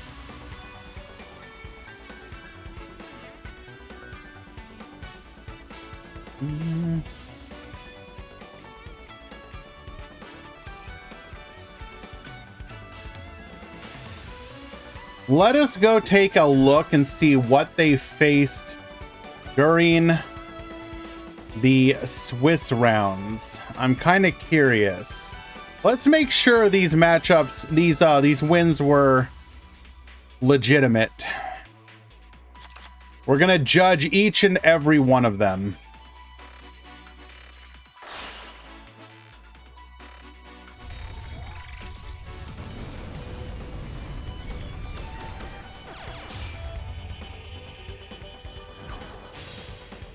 Okay, so let's look at El Sune.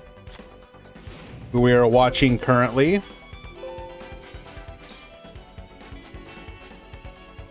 Round 1, defeating BLS 2-0. In round number 2, defeating DDD 2-0. In round 3, taking an L to Rocket 2-1. And in round 4, beating Tenyi 2-0. So defeated 2 Tenyi, BLS, lost to Rocket. Okay, what about one of the other Rocket, or sorry, one of the other PK players, Ramon? DQ win round 1, so that doesn't count. Defeated Papa Trix's Gear Free deck in round 2. In round 3, defeated Odd Eyes Orchist. In round 4, defeated Rocket. Let's see, who else is playing PK that we can... That was Ramon.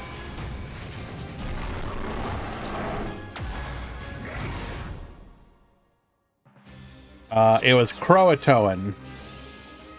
So Croatoan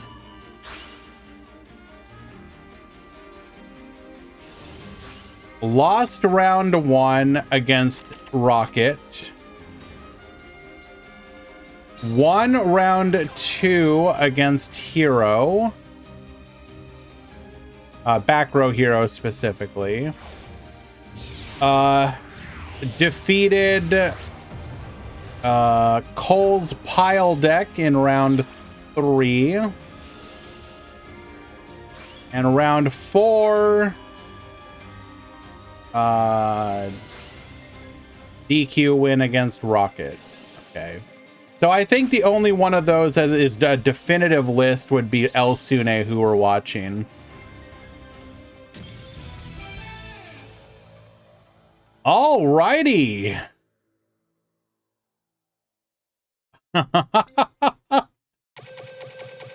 Mapura effect, negate.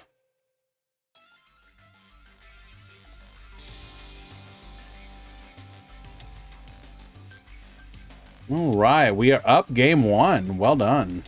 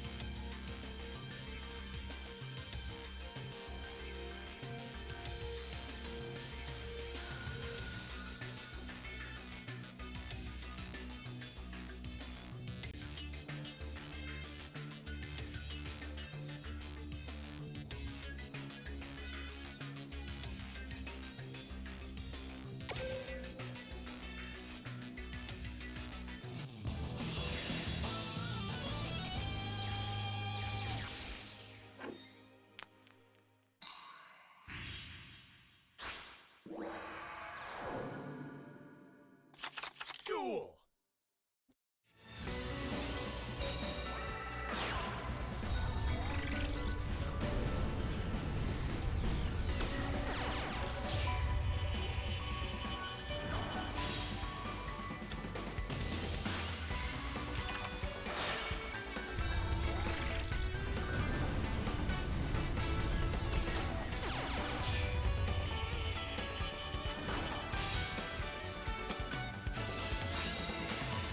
What do you mean, Mizu? We are back, by the way. Sorry, just finishing up eating something really quick. Okay, so we're gonna have the field spell. That is an improvement.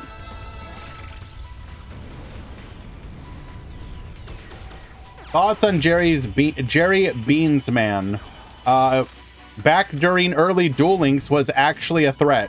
I'm glad he had a time whoa, and a double back row. This is a much better turn one.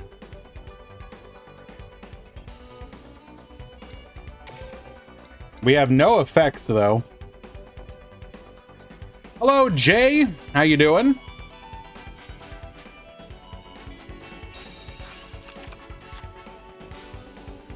Do you think there might ever be a time when there's a PvP tag event where players can team up with one another? It would be nice, but unfortunately, Konami has advertised PvP, tag duel PvP for a long time, but never actually implemented it. And they honestly speaking, they probably never will. I wish they would though. Even if it would be an absolute cluster, I would still be on board. Imagine actually being able, like, okay, like legit, imagine they actually got it in game, how cool it would be to be able to hold tag duel tournaments. Truly something unique that neither no other of the games like gets to do. Well, I mean, technically, well, the closest would be like TCG or Master Duel where they do the team version, but even that isn't like true tag duel. Like, it would give dueling something that is truly its own unique thing, but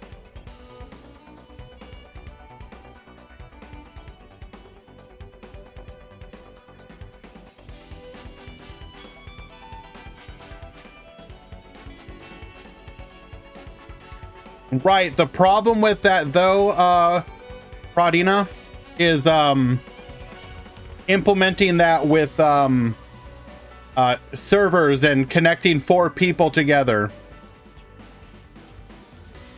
Stop saying cross duel. Well, Mizu, did you think about cross duel? What is a guild?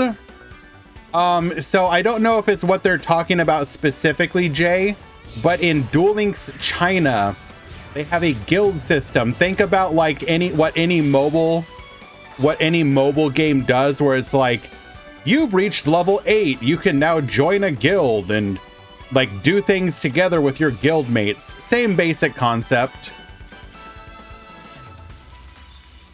We do have the chalice for the negate here. This is pretty huge. I think this just ends our turn, doesn't it?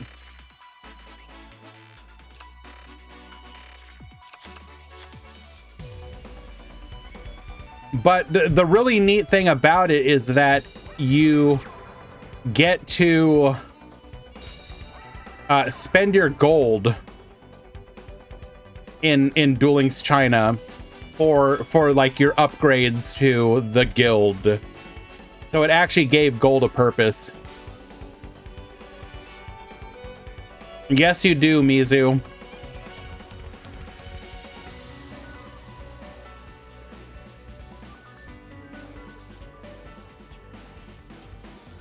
Passing the turn.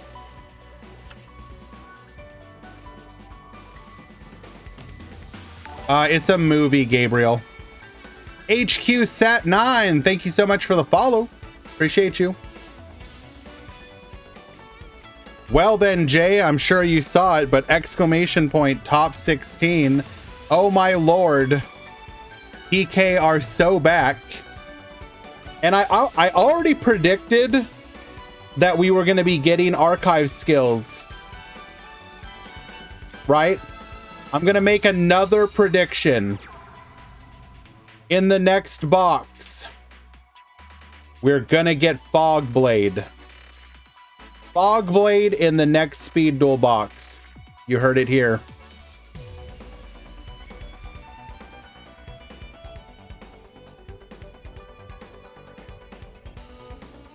Fogblade is coming. 100% confirmed.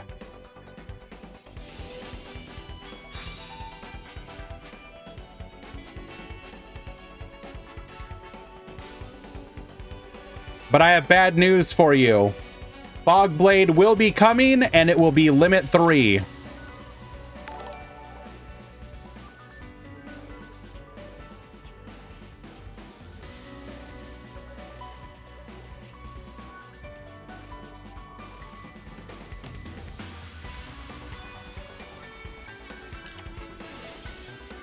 Ice Dragon's Prison. Get Negatin.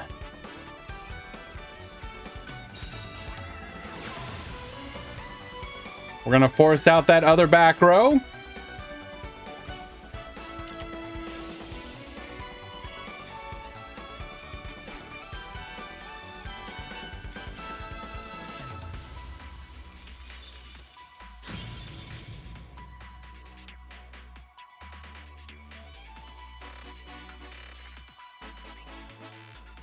I don't actually find it funny at all, though.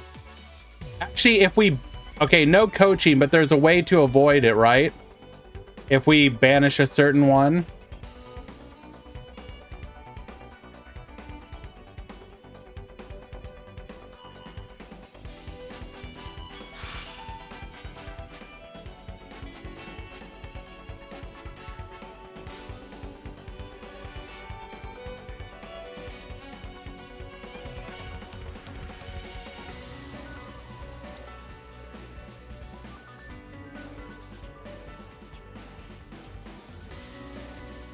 Yeah, because we did not summon an effect monster.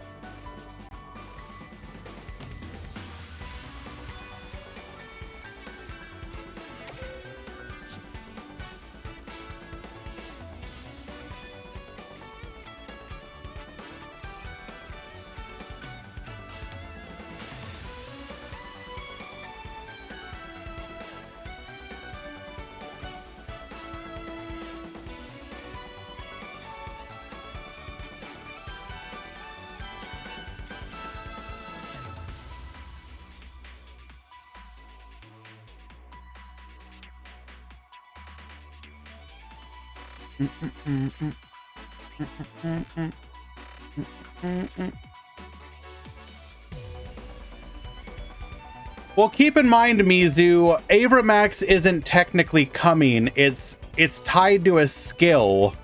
There's a big difference.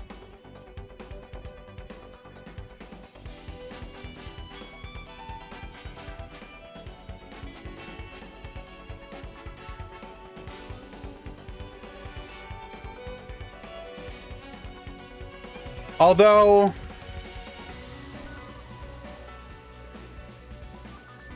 Would Soma even be that bad in Duel Links right now? I think Soma would be fine, right?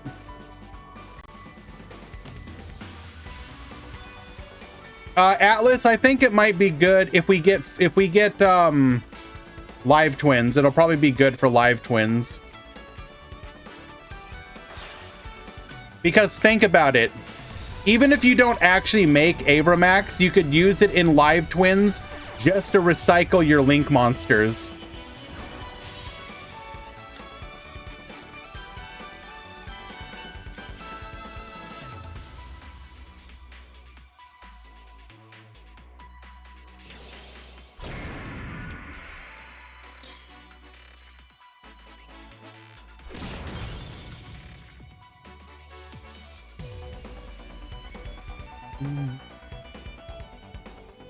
Shuffleback 4 also gives Crusadia a late game win con if it gets that far. True.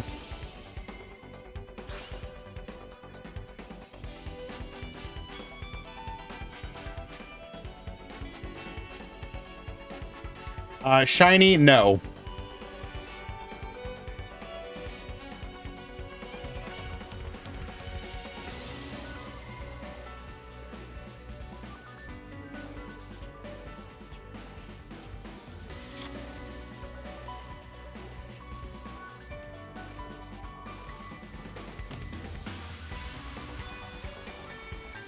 I mean, the draw 2 kind of doesn't matter if we can get lethal here.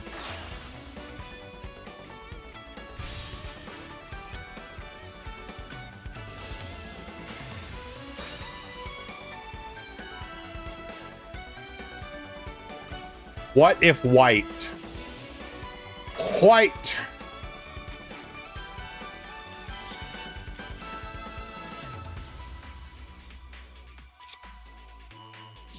Going for a Mapura here, adding it to hand.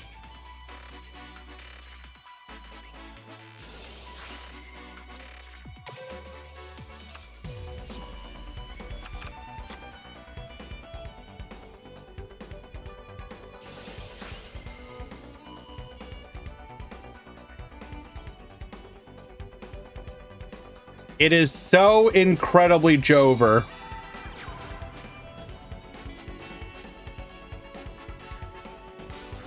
Special summoning the Silent Boots, going for the Phantom Knight of Breaksword.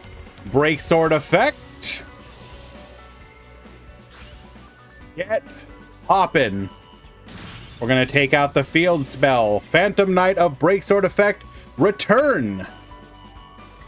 Both of our Phantom Knight monsters to the field, making them level 4.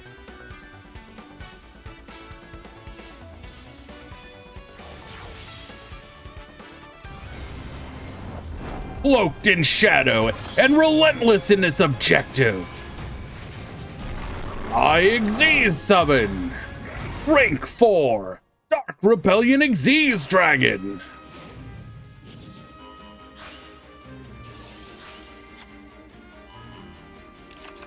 Adding a copy of the Phantom Knight's rank up magic launch. Go into Requiem Dragon. We can get reducing Mapura effect. Negate. And then even if we have the Shithana, wait, what? No!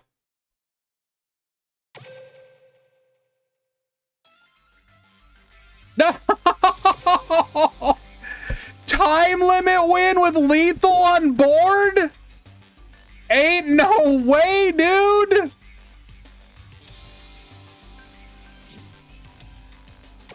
I got all excited. I was like, we're calling it here. Come on.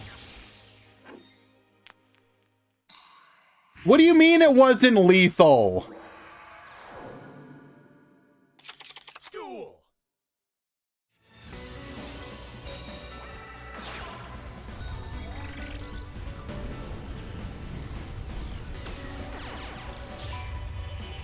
Elsune has only one enemy, and that is the linear progression of time.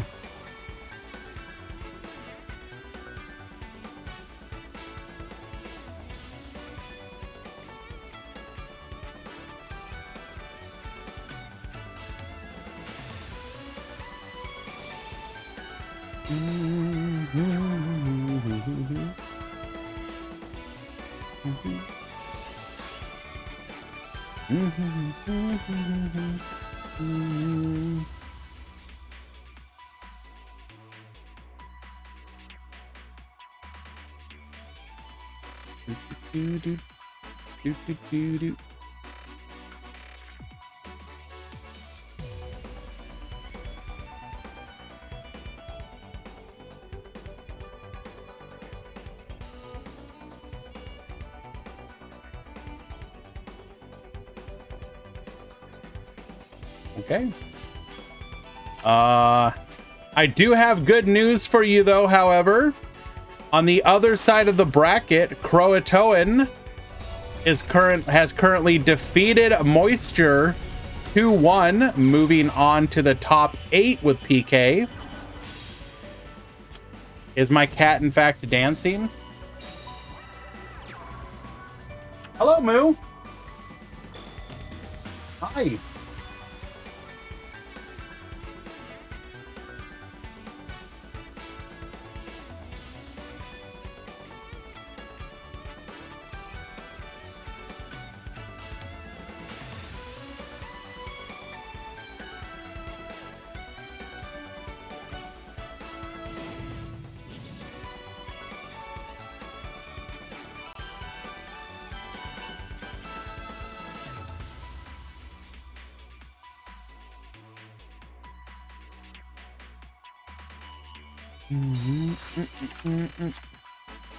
How are trains doing?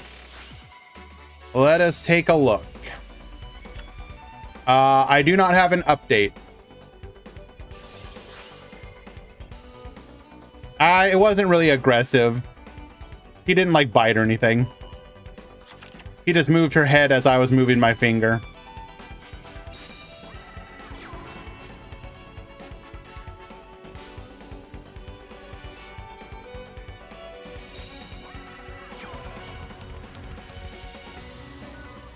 Any back row enjoyers?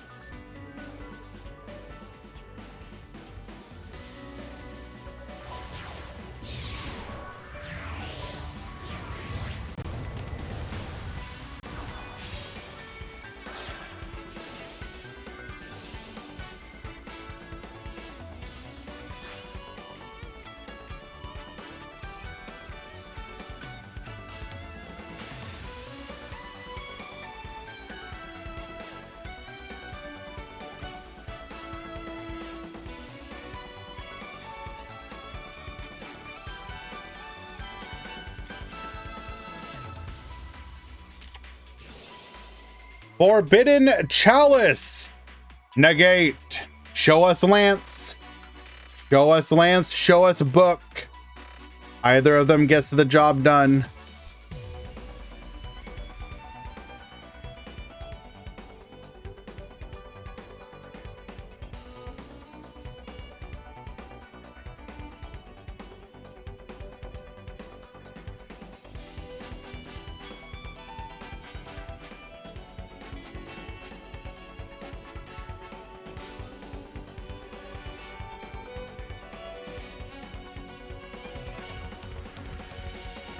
We are big thonkin' here.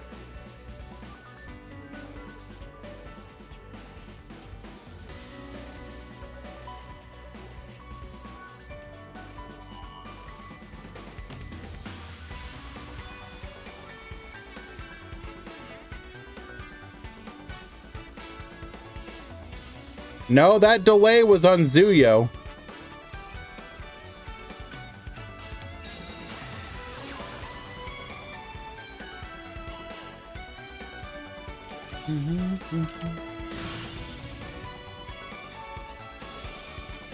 Forcing out the Phantom, or rather booking our own monster. By doing so, we're going to be able to return both of our monsters to the field as it successfully destroys itself, no longer being negated by the Forbidden Chalice.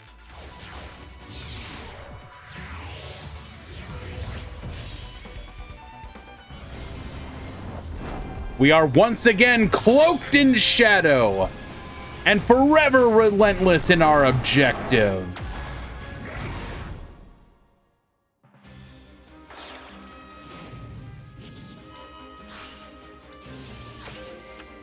We do have Shithana Mapura, though.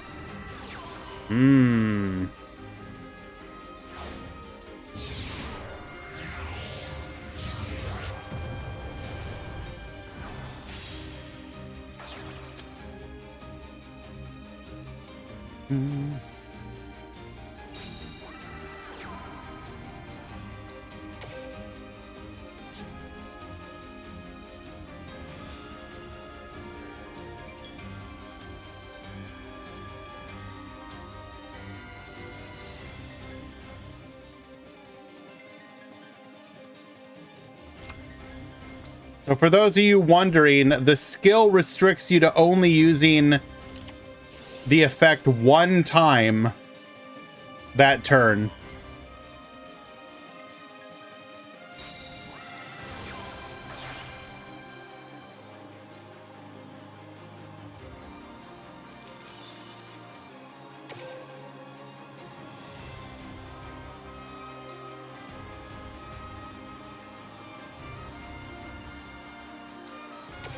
We do have the heavenly circle to dodge here.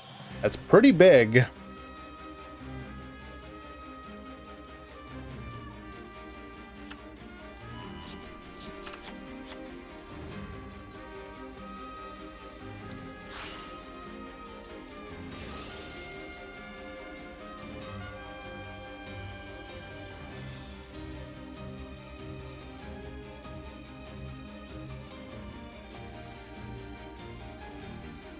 We did shotgun the IDP, but it did require our opponent to be on exactly Heavenly Dragon Circle in hand.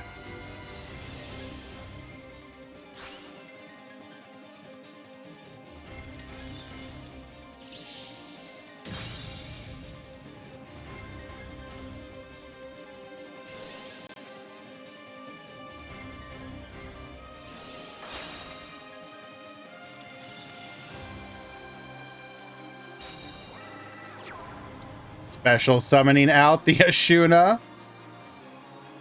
And no longer banish any of our...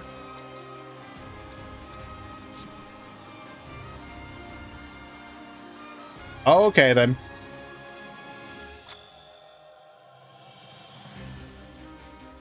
Didn't have the ability to alien HR.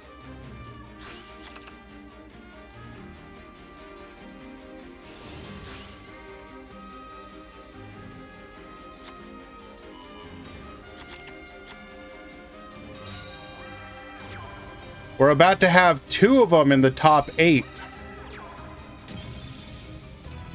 And El Sune, making up for their loss in game number 2, will secure a game 3 victory and move on to the top 8.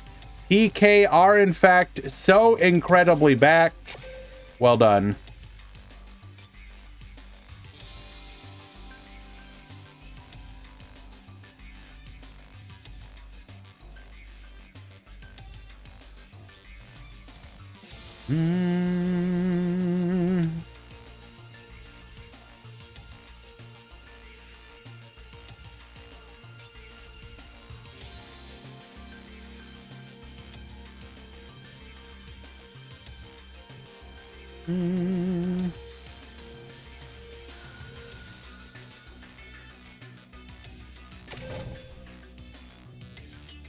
Can we say this was a 3-0? Yes.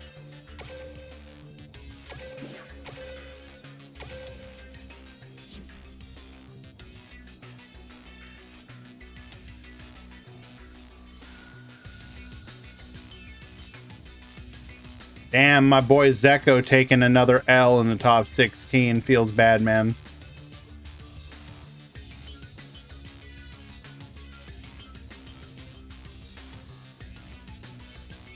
So I have some news for you.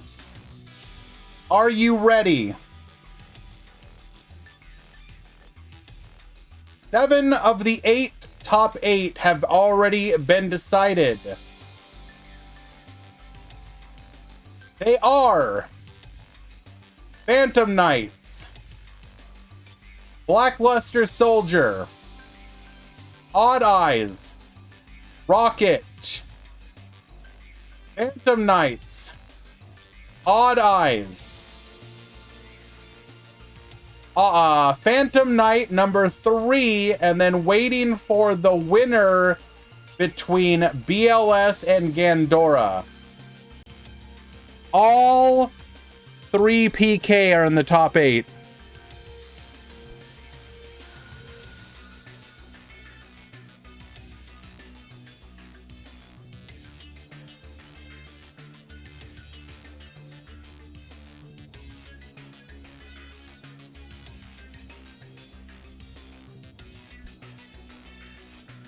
Now, Exis87, I need you to tell chat why you are personally excited for PK to be so incredibly back.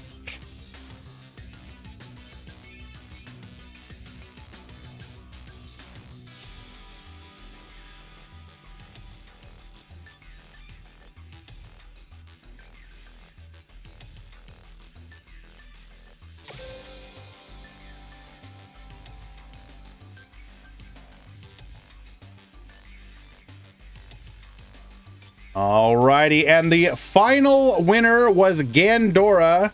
Danny defeating Max K in a 2-1 victory to secure the top 8 slot.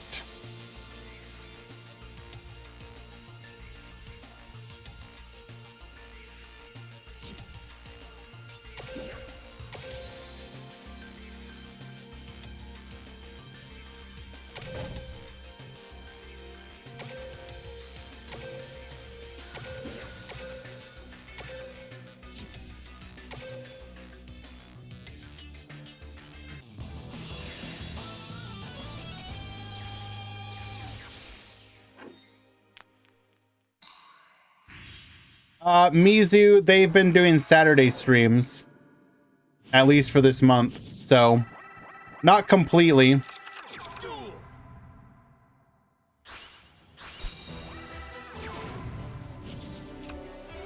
Alrighty, Ramon at the bottom, Che at the top. We are gonna go for a Blackluster Soldier into triple set and Super Soldier.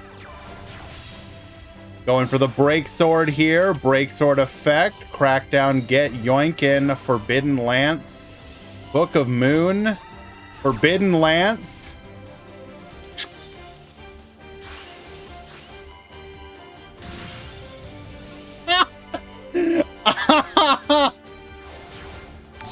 Simply built different.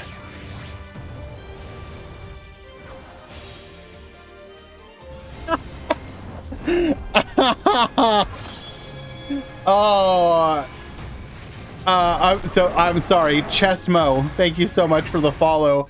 Pradina, thank you for the follow as well. HQ Sat, thank you for the follow earlier. Sorry for missing your guys' follows. Appreciate you very much. Very kind of you.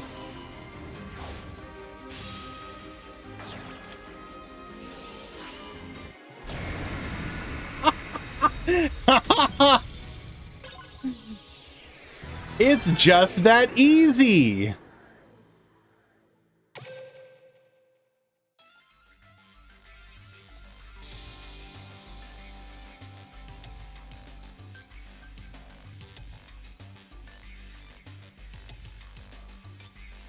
They could have econ taken.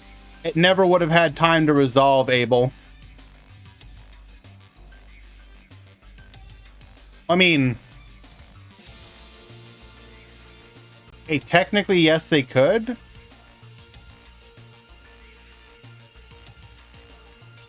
Oh, yeah, they would have gotten it back, right, because of the lance.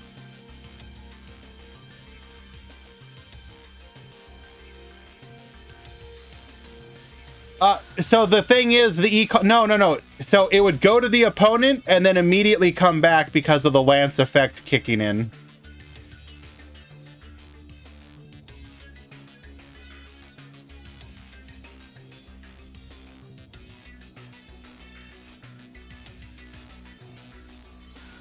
Gym Leader Brawl, thank you very much for participating, my friend.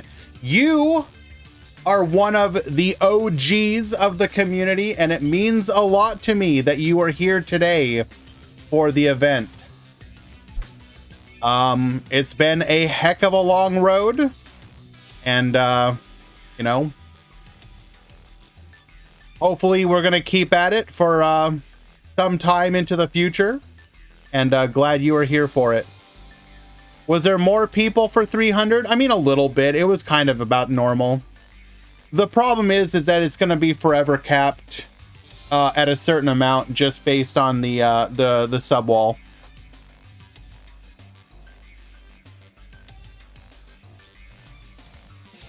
But I am more than happy to continue doing it for the community because it is another larger prize pool tournament each and every week for anybody who happens to be part of the community.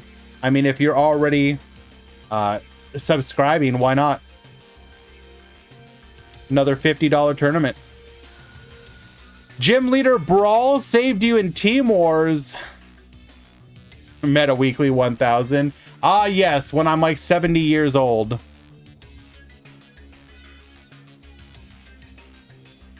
Max, I would like to thank you for participating in today's tournament again. You also for all of the, you know, the back and forth that you and I may have had, you are also one of the OGs. So it means a lot to me that you also showed up for the Meta Weekly number 300 and decided to participate. 300 weeks of every single week, bro, and you have been part of a large number of them. You rest well, and I do hope to see you again in the future, my friend. Shiny, I think it goes without saying that you, like... Shiny, I'm pretty sure it's like you, me, and Nerd who are vying for the top spot in the sub race. So I don't think anything needs to be more said than literally Nerd Chic, myself, and you are the OGest of the OGs.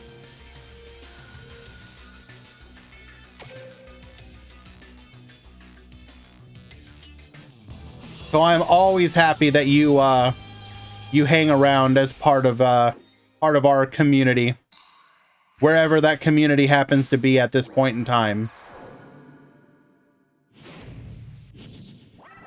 Alrighty.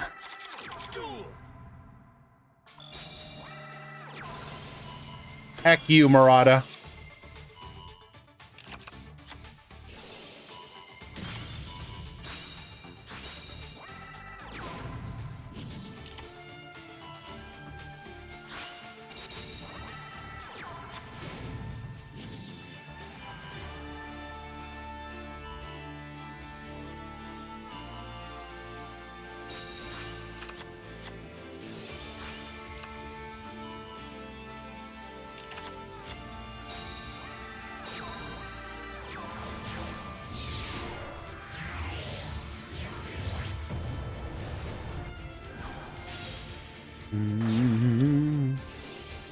Alrighty. Forbidden Lance? Book of Moon? Bro. Ain't no way.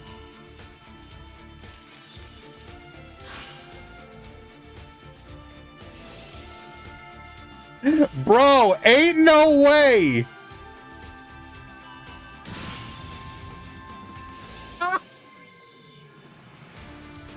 This is not the same match. Because this is an Endymion instead of a super soldier. Bro.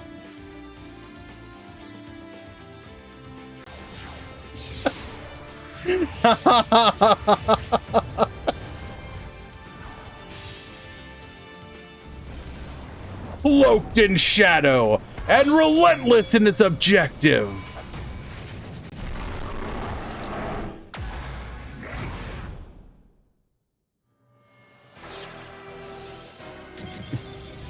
Scoop it up. Ramon is simply too good. And we'll take it in a 2-0 victory. Absolutely incredible. True! The innovation is back. You'll love to see it.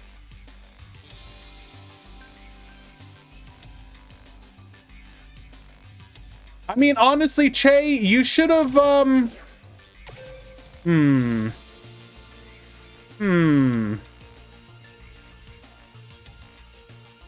It's not luck, it's skill. True!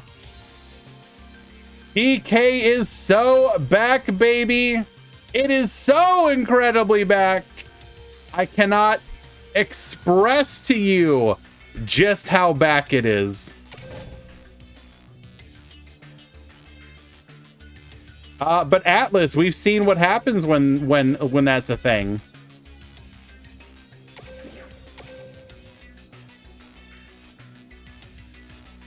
It don't matter.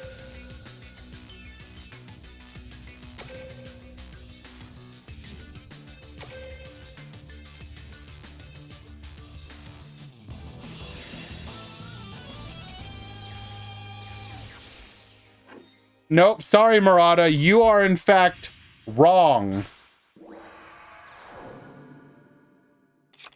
Duel.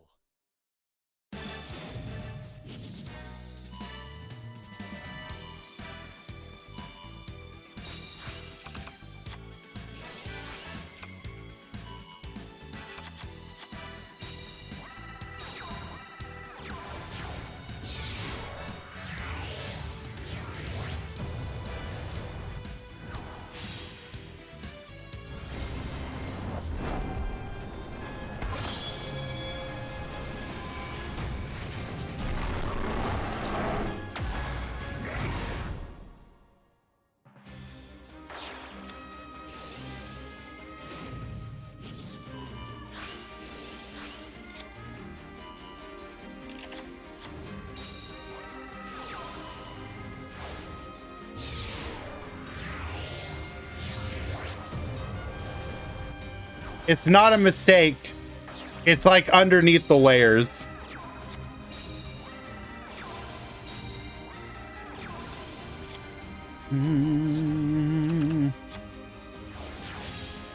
Going for a Gear Gigant X here. We will negate.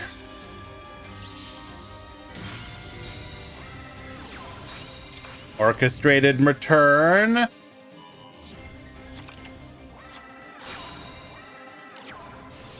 Ice Dragon's Prison. Get baited.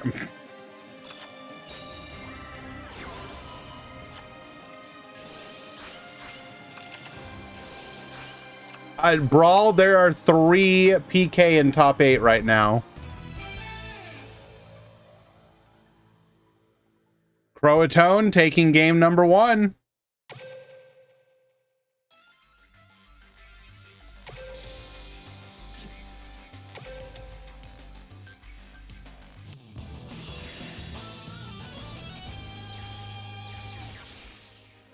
Hey, Atlas.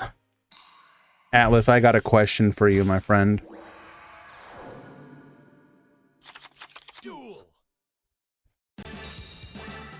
You mad, bro? Are you mad, bro? Please tell us, are you mad, bro?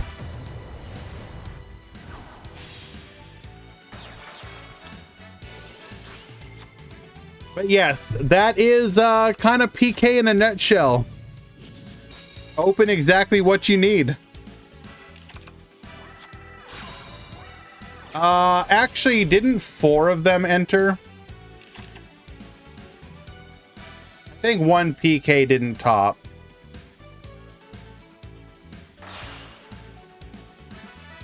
No, all 3 of them topped. Nope, yep, it was 3. 100% conversion rate to the finals. We somehow have ended up with a 3-way match in the grand finals. This is unprecedented.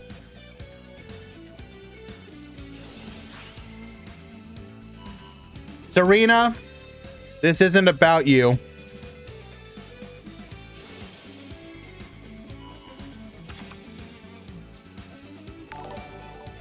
Yoda, thank you for the resubscription, my friend. I appreciate you greatly. Thank you very much, man. Respect Orcus? No. Heck no. Heck Orcus, heck you, Resoline. And you know what? Just because I know he's a supporter, heck Quantum.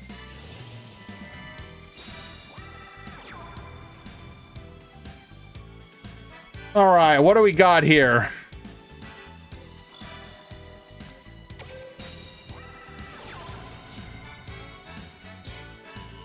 Cosmic Cyclone for the Babble, which means we must have an answer for that back row. Oh, okay. Just draw a double Cosmic Cyclone. Sure.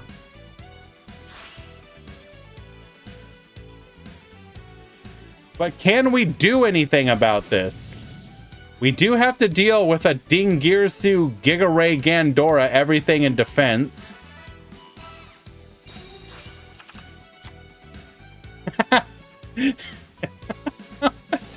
Again, though, what do you do here? Like, what do you do? I don't think we can OTK, like...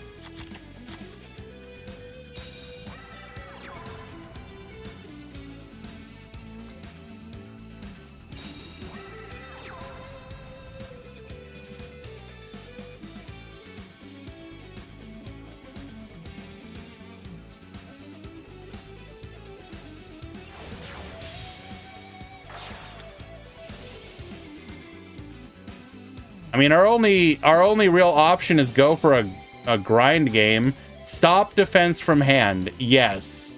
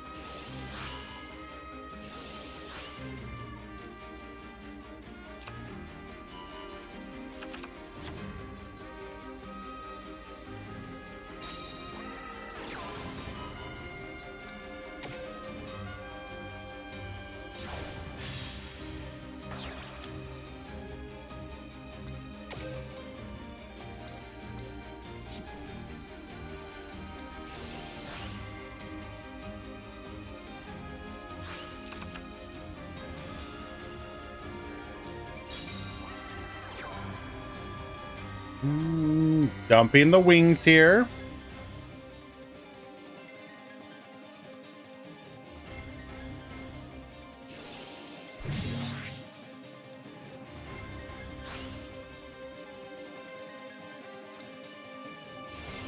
Going for the wings effect, bring back the break sword, allowing us to contest this Giga Ray Gandora.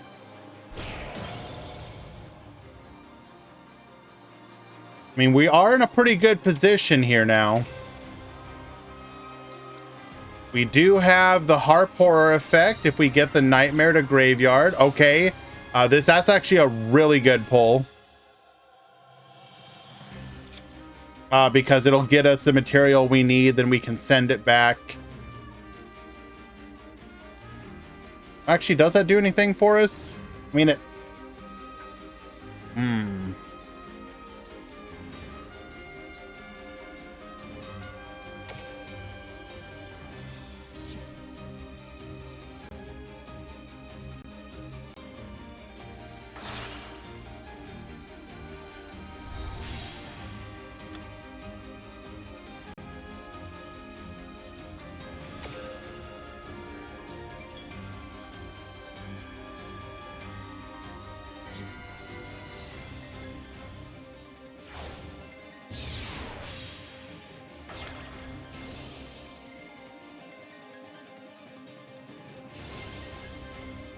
Dark Requiem. Negate.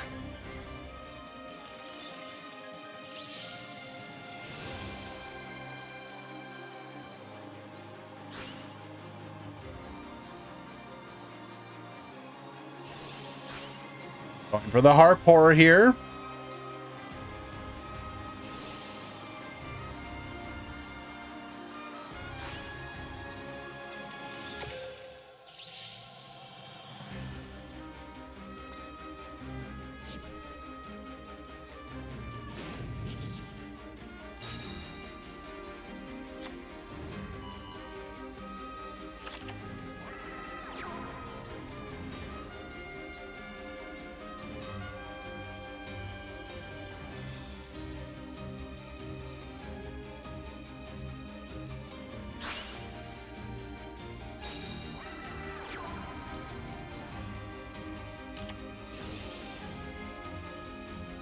Compulsory return to the hand.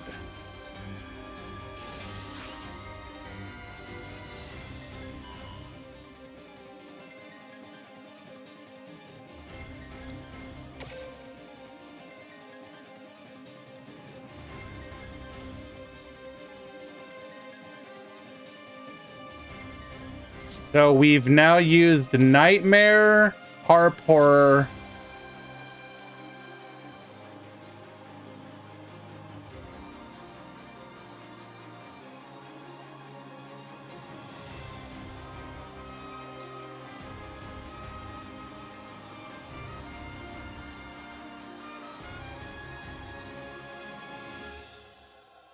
Can it though? We've already summoned Dingirsu one time, so we can't summon it again this turn.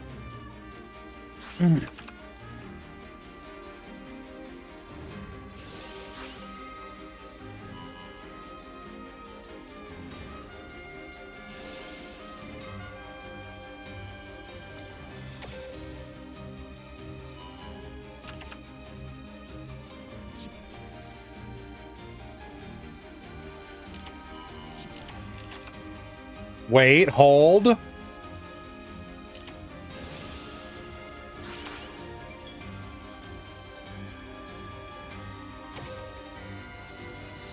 Bruh.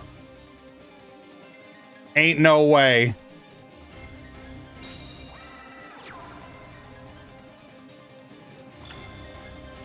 Wait, what?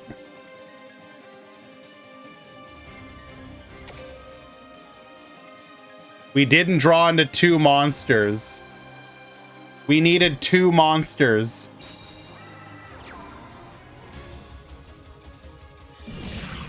$1,000. And we have lethal on board. The YOLO gods were on our side. We needed to just draw. Now keep in mind, Gandorcus is basically all... It is literally all monsters. The number of spell traps is infinitesimal, and yet Danny somehow managed to draw into one.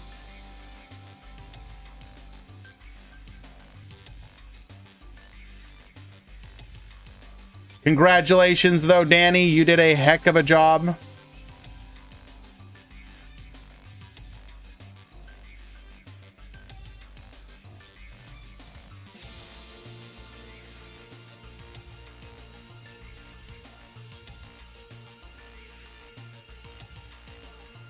Do have some bad news for you, though. It is not all rosy news here for the PK enjoyers.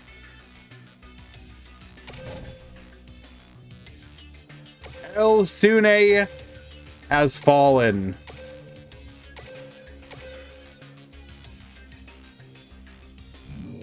Now, they actually would have won, but unfortunately, Atlas went in and DQ'd them. And, well, what can you do? I cannot override it, unfortunately. Unlucky.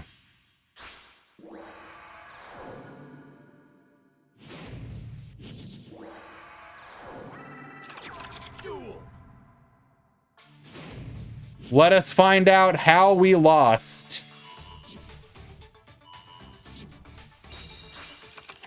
Now keep in mind, this is the power of the skill change. Before, we would not have been able to do this. Revealing the rank up launch, revealing the wing, sending the rank up launch back.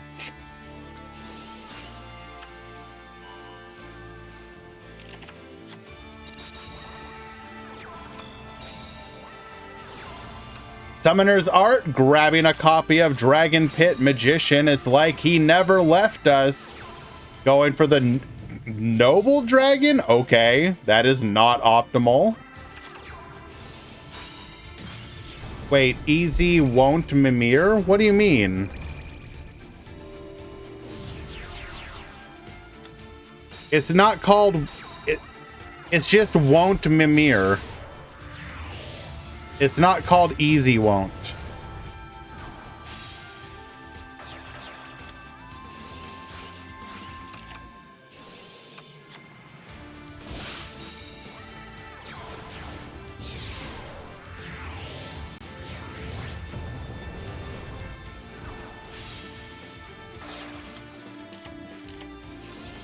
Phantom Knight Wings to protect. Alrighty, and we have Abyss Dweller keeping us on lockdown. Going for the Ruddy Rose, banish the graveyard. This is just rude.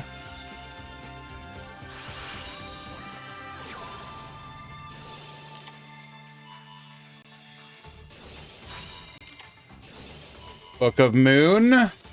That don't really matter. Beatrice get dumping, sending the Sego Cyber into the Gaia Dragon. Pendulum back the Odd Eyes. 3K 17 didn't even need to go into Ragey Dragon. Alrighty. But surely game 2 was not so bad, right? Surely we did okay here.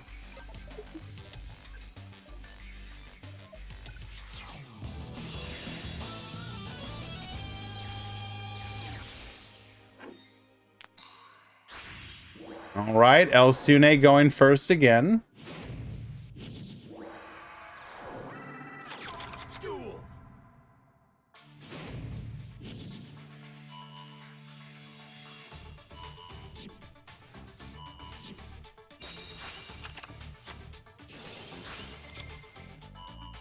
Cloak adding gloves here.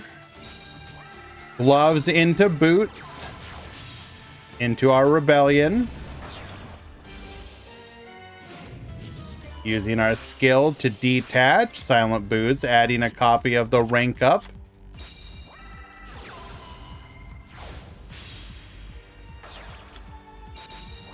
Double set. Good luck, gamer.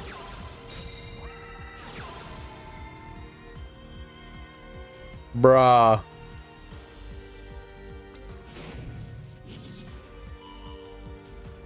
We need the trap to not die here.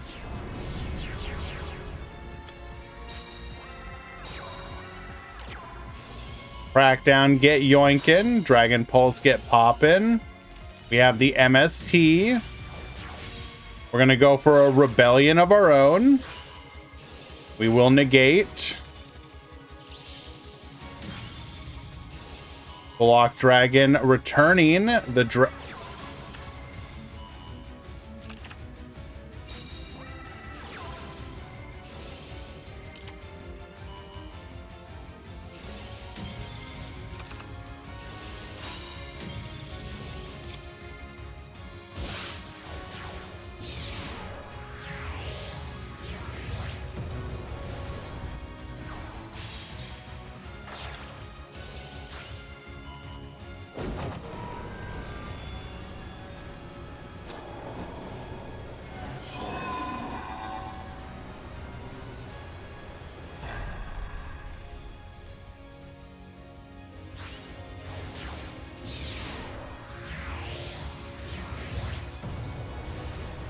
Galaxy Brain, Odd Eyes, Ragey Dragon.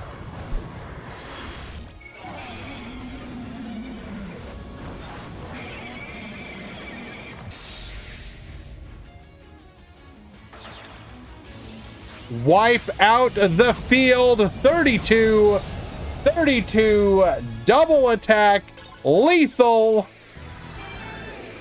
Kaitos with the Omega Galaxy Brain plays has defeated Elsune in a 2-0 victory. Because of the skill brawl, it limits you to 1 negate. It is the cost of being able to go into Requiem turn 1 like that. 1 negate.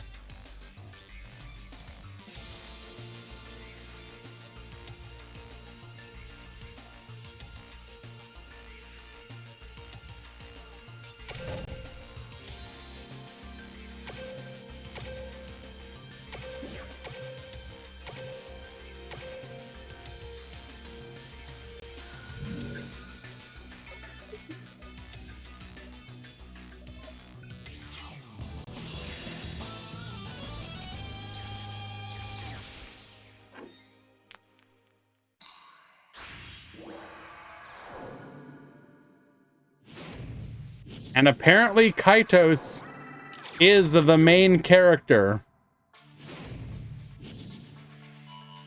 In the top 4, we have PK, Odd Eyes, and then Rocket.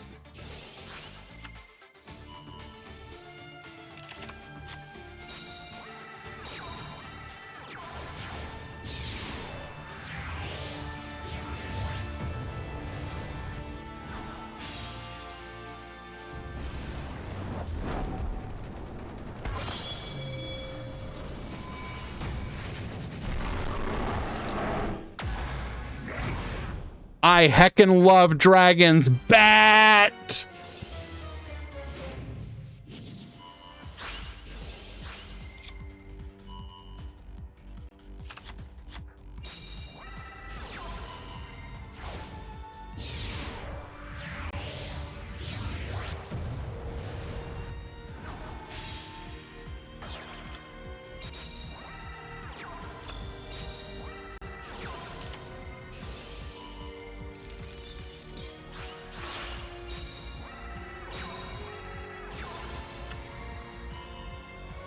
Friggin' Lamau, main decked Santa Claus.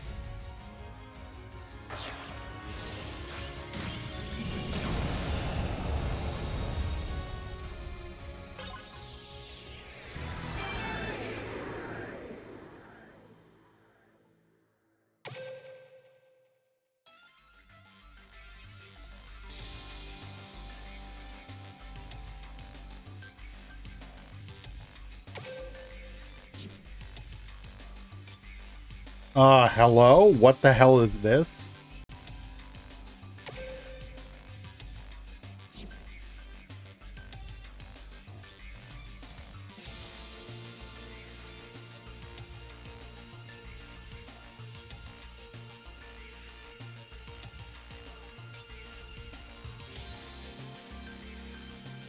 Wait. No, I don't think it's a bug. I think they turned off.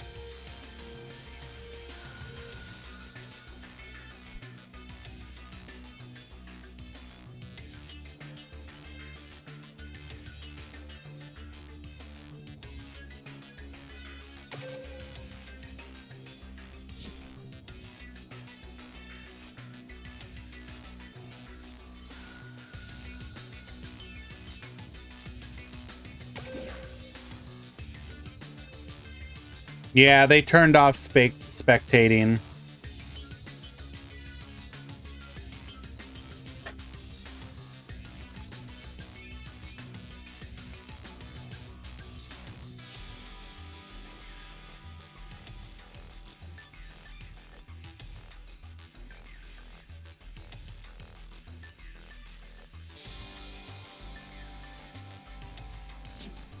Croatoan, never do this again. I will ban you forever.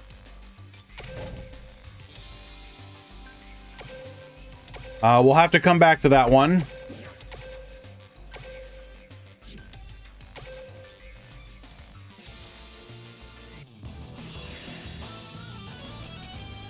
We head over to the other side of the bracket.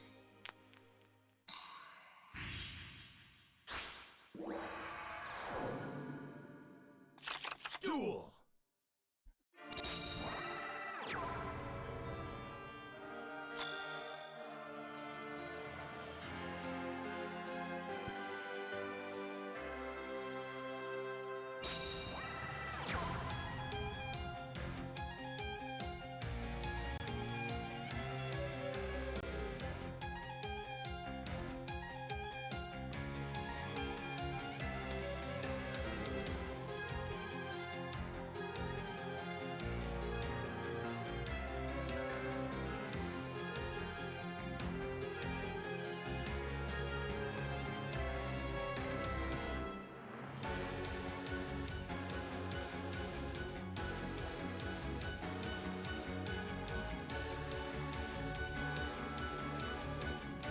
What's the game plan?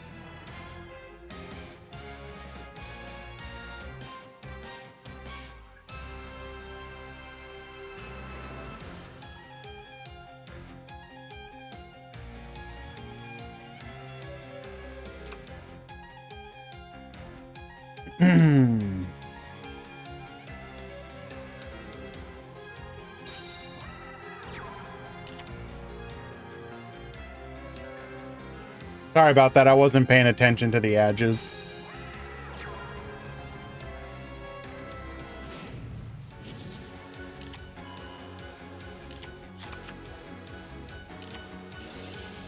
All right, we got double back row that we have to deal with.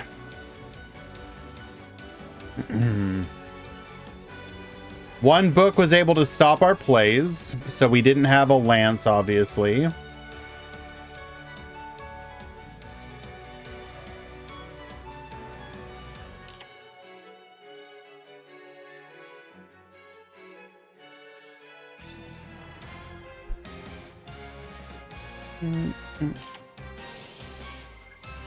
All right, get protected.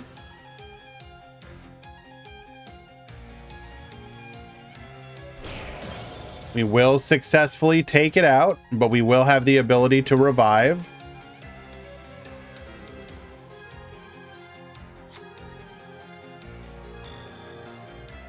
It's going to be region dependent as well, Yami Kasara. Or maybe your ad blocker is just somehow working.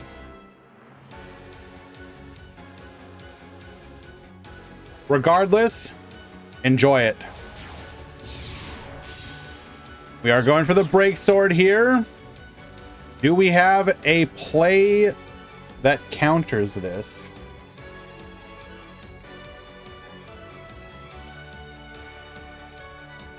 Raucous is a rush duel deck. Do you want it to be? Book of Moon, negate.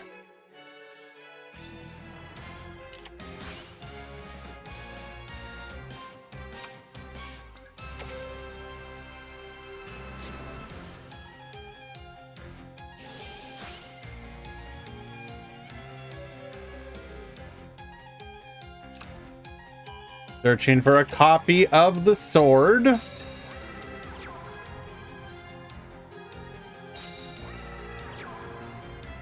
Ripple set and pass back to you. We have reached the point of Boral launching.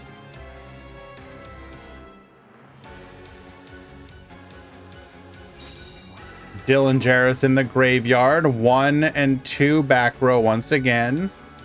We are going to be able to go in for the attack here.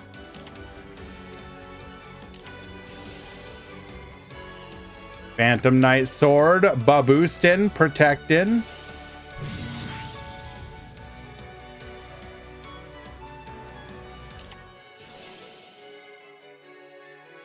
IDP will allow us to stop this attack, banish the Dylan Jarrus and the other rocket, and then we can start working on that back row.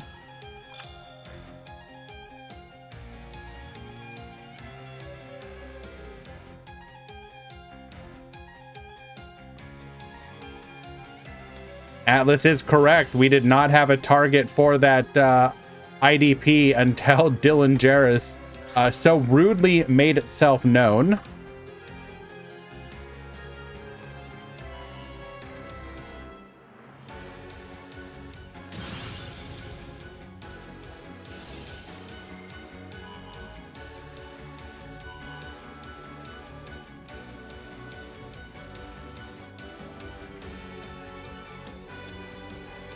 Taking out the warning point.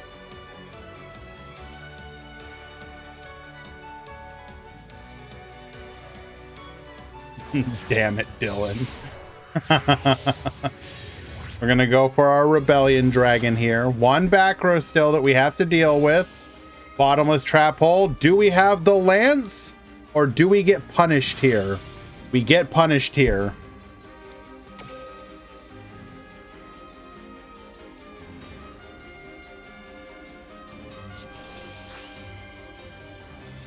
We do have the ability to make another play, a push though, but we're we usually only play one Rebellion though, if I'm not mistaken.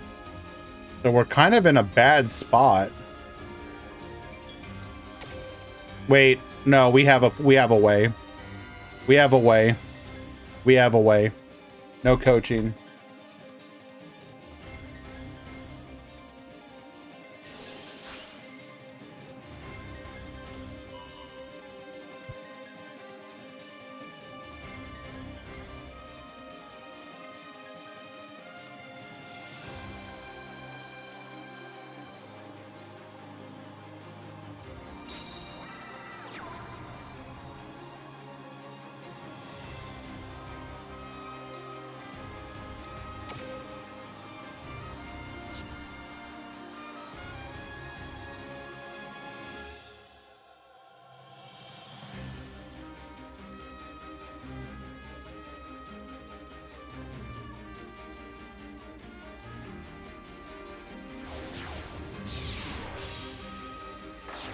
Break sword number 2.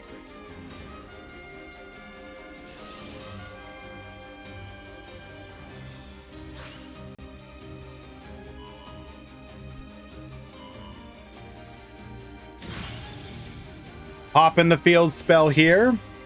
Get reviving.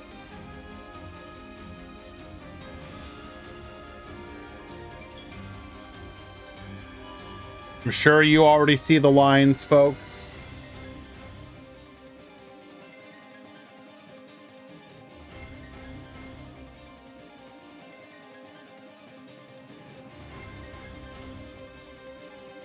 That's right, it's creepy. It's crawly. Number 70, Malevolent Sin. Get Bonetian. Phantom Wings. Revive the Break Sword.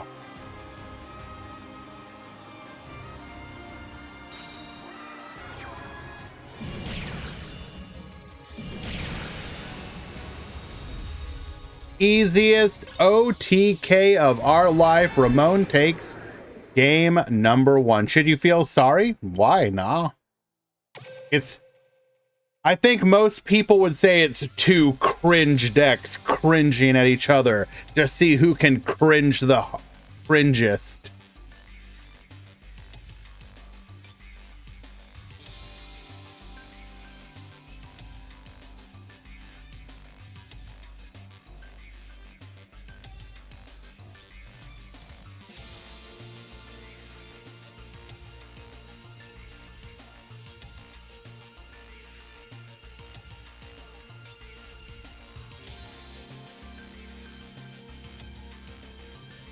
I think the thing for a lot of people is just going to be so many people have PK, and if it's genuinely like playable again, you'll see more diversity once again as people like start picking it up over BLS and whatnot. Not necessarily because it's better than BLS, but just because it's like variety.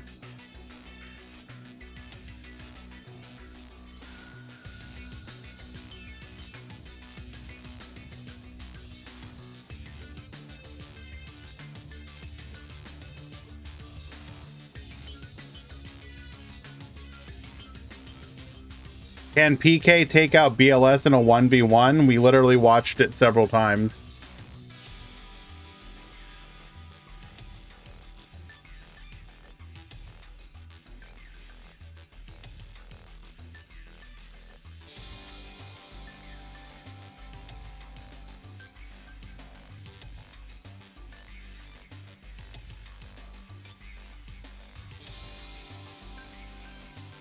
Ramon is our hope. Croatoan has fallen on the other side of the bracket. Kaitos has proven themselves to be the Phantom Knight Killer. So Kaitos is waiting in the grand finals.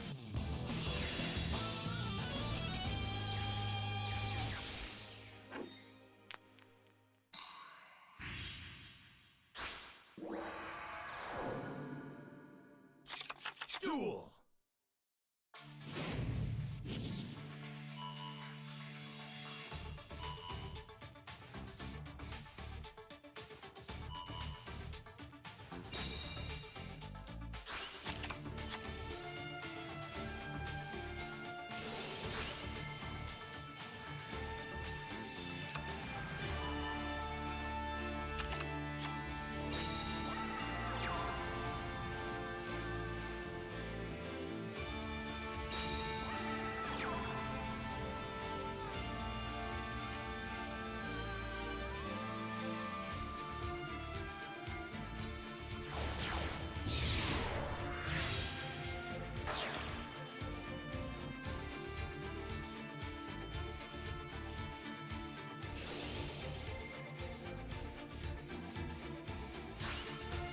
Hello, CM Schofield. I'm doing well. We are enjoying the Duel Links Meta Weekly number 300 every single week forever, bro. Thank you for joining us, my friend. I am so glad you are here.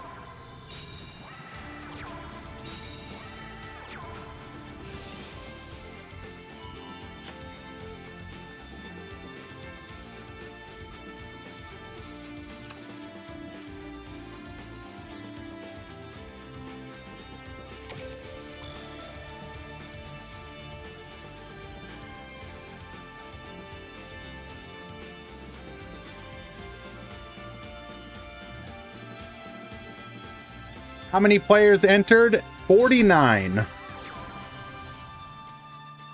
Are the new skills live? Yes.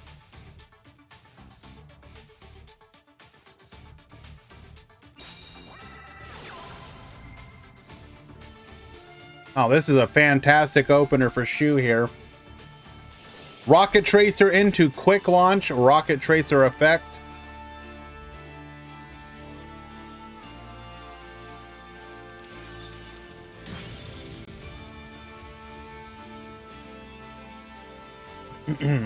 How does it feel to have witnessed 300 tournaments? Well, technically, if you count MCSs and whatnot, it is more than that. But how does it feel to have personally been involved in one way, shape, or form with a tournament series as long running as this one? Because here's the thing. The number may not be as impressive as other tournaments may have gotten, because a lot of other tournament series like run more tournaments, just like churning them out. But this is 300 weeks of tournaments. One locals experience each and every week over the course of multiple years. Honestly, it's kind of awe-inspiring in a way. What do I mean by that? I mean, Are there how many other tournament series anywhere for any game in anything can legitimately say, like outside of like, I don't know, major sports, but if we're talking for any kind of card game, video game, very few have the ability to truly go the distance and have as much of an impact as the Meta Weekly has had. Maybe less so now, but especially in the past. Like the DLM website, it goes without saying that unironically is like the reason why Duel Links is more than just a throwaway mobile app that some people enjoyed but never really kind of like went anywhere. Like, it's not in every single, it is, I mean, it's only missed like 3 weeks or something like that, CM Schofield. We do have the IDP, which is going to completely counter this. This is huge. What was meta during Meta Weekly #1? Well, funny you ask, Dr. Dinosaurio. The finals, of which I was part of, was Gladiator Beast versus Ancient Gear.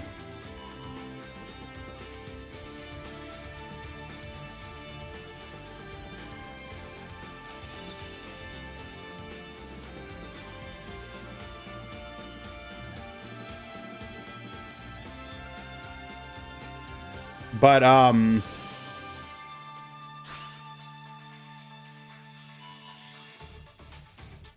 yeah, I don't know, like there was a point where I did a retrospective on the MCS and the 50 MCSs for Duel Links that we had. And while the Meta Weekly does mean a lot to me, I think it is arguably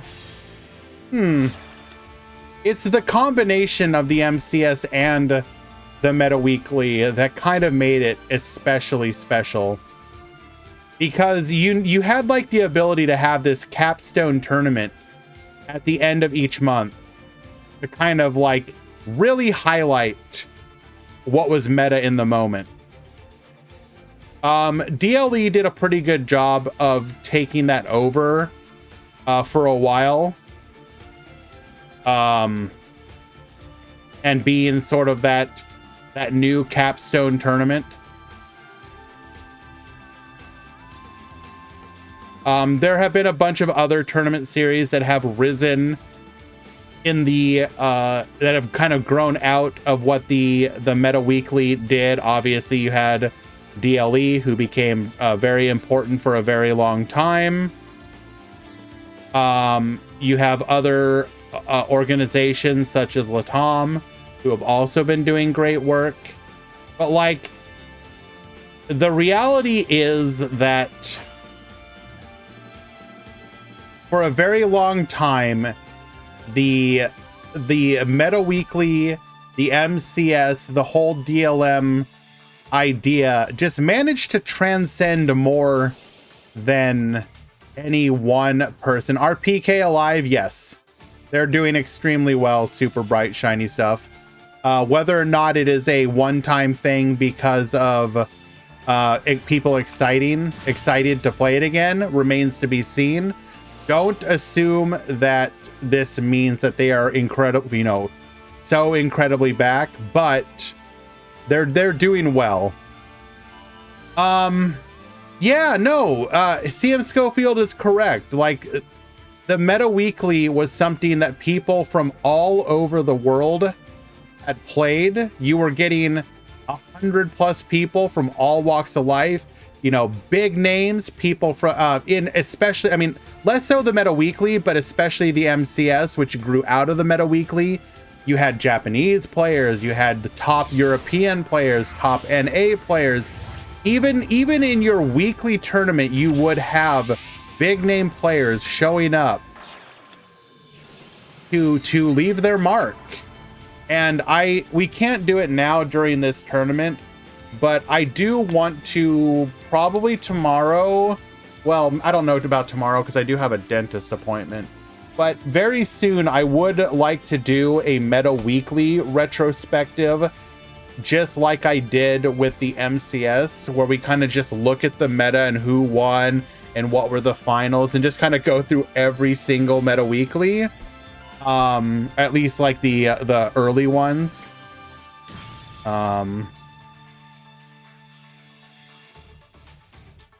We have a new emote. What are... Oh, screw you, Easy. Stop. Stop. Hell no. I'm deleting that as soon as I can. It's not old enough for that yet, Serena.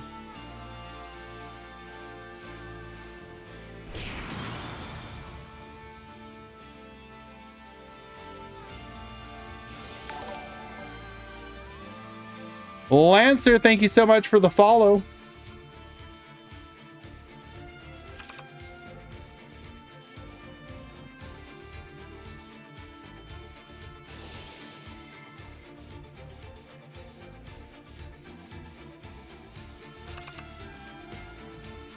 I will say,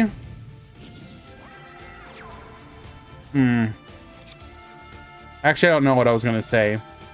What are the sleeves that Ramon is using? The Charmer ones.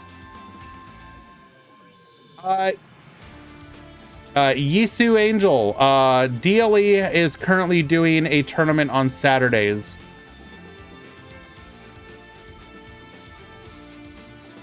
It's at least for this month. We don't know what it's going to be like after this month, though.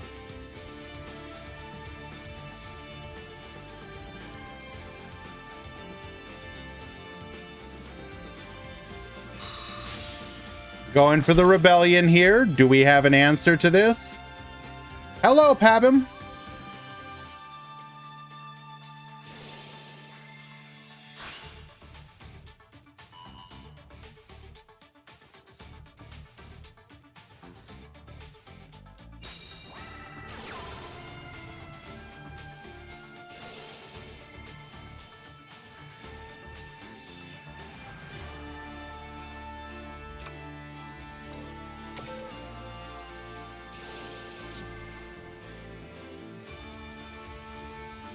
We do have the ability to now go into a...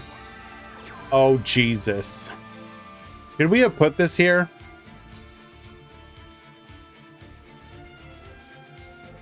That may have been a misplay. Wait, no, we had to do it to get all these on the board.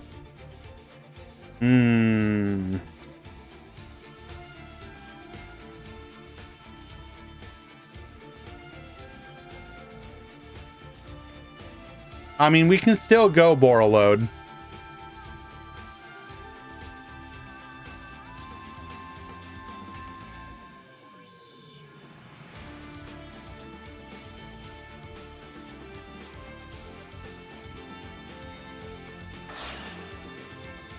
We are instead gonna go for the Void Ogre. We now have an additional negate.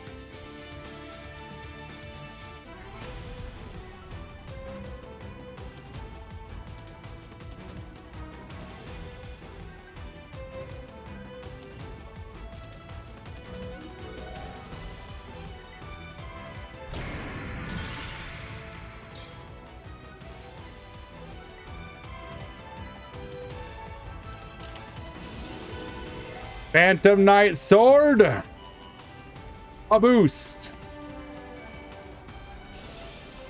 Void Ogre. Negate.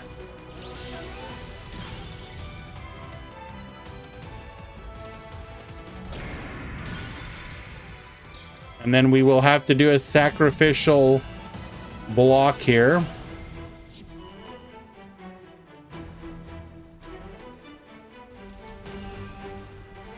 We don't even need to sacrifice. We can just wall it off.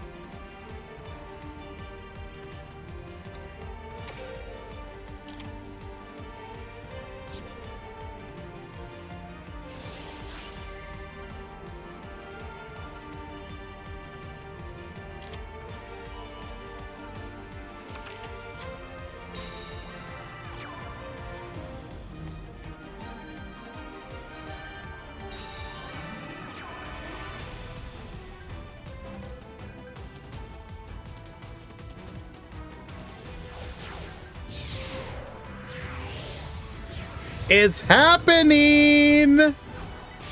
Rank 3!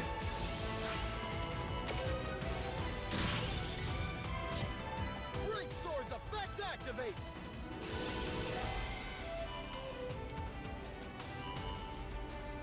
The Phantom Knights of Ragged Gloves.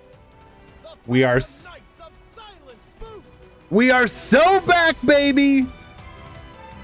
Cloaked in shadows and relentless in its objective. I exceed summon.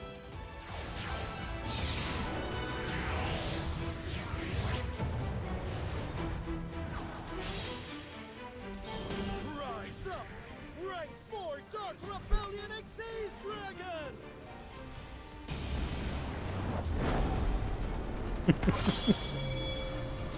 It's happening!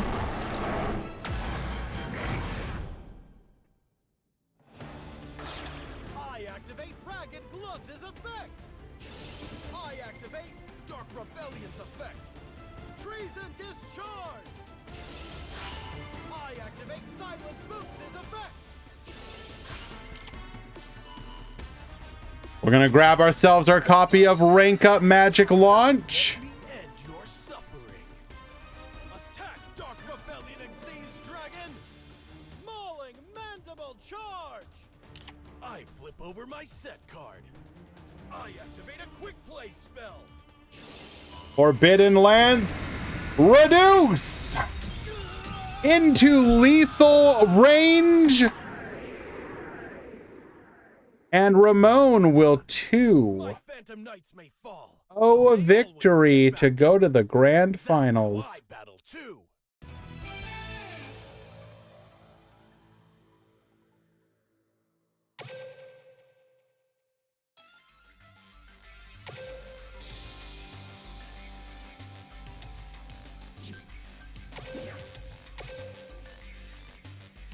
Well done.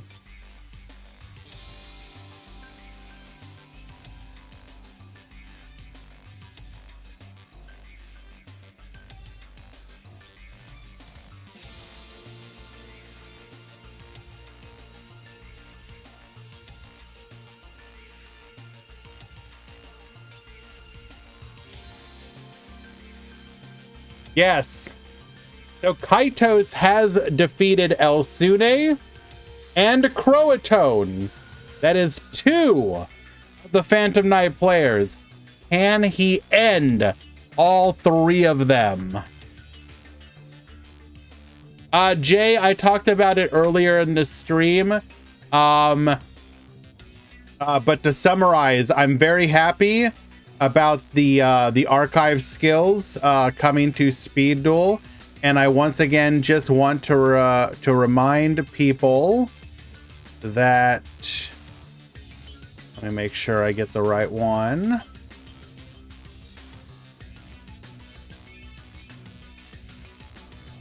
Ah, yes, here we go.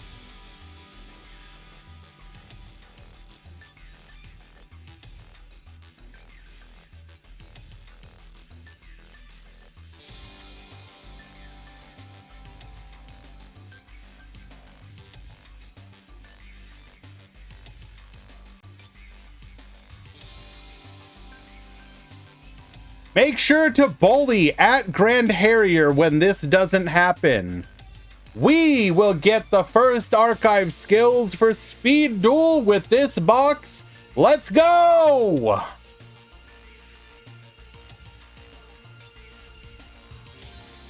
Posted to the Discord, by the way. He pinned. He wanted it for posterity. I'm gonna rub it in when you're so incredibly wrong.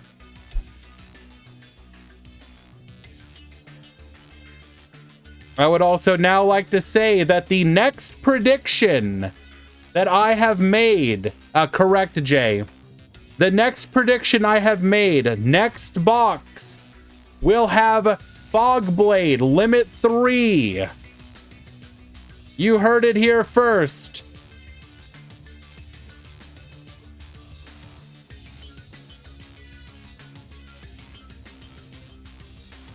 That one will probably be wrong, but I'm hoping it's not.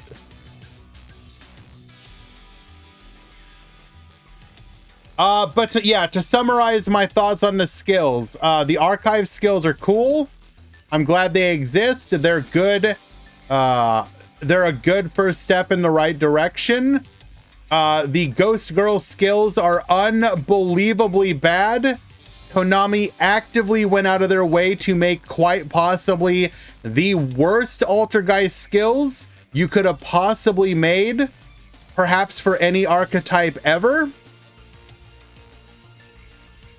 It is literally impressive to me that they have made Ghost Emma. No. See, here's the thing. Serena at least has some skills that are playable. There is literally not one playable Altergeist skill. You are like, you can play like any other. They literally have a Destiny Draw skill that is worse than just Destiny Draw. Like, just play Destiny Draw. Like, how do you make Destiny Draw, but with a ton of conditions, the same cost, and no upside? Why would you ever use it? No, it is bad. Super bright, shiny stuff. It is bad.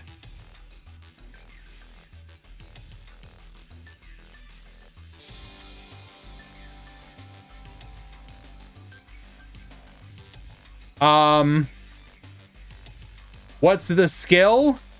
So the one that we're talking about.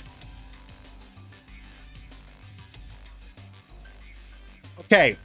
Can be used before your normal draw if you took 2,000 or more total damage.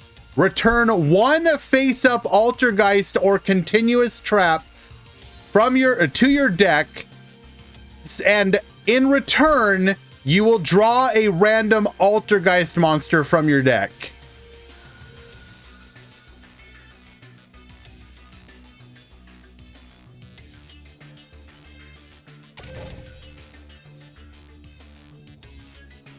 So you have to give up a card and take the same cost of damage, and it's random. It says that if you took 2,000 or more battle or effect damage. Battle or effect damage. You can't even use it with, like, if you activated Cosmic Cyclones, which you can. Yes. Which you can with Destiny Draw. It is impressive how bad they made them.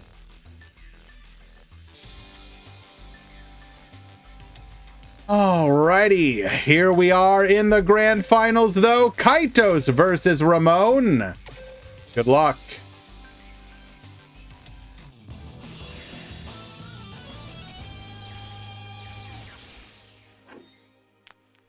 Altergeist needs no skill, but I'm still gonna pick a good skill, Shui. I'm not gonna play her just for the voice lines. I'm gonna pick literally any playable skill.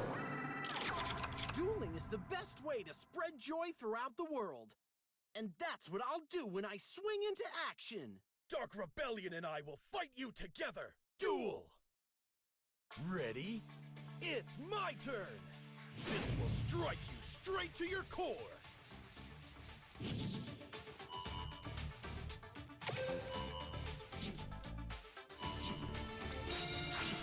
Alrighty. Kaitos has an amazing job at going second against these decks.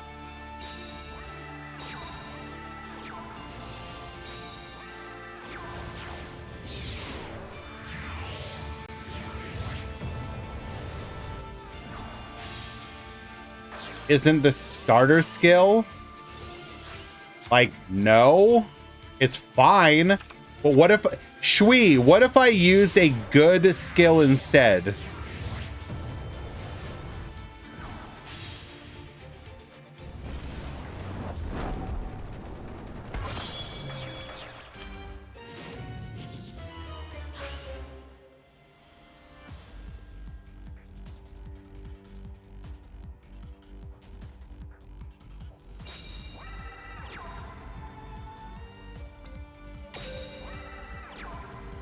We searched for the rank up? We did. Okay.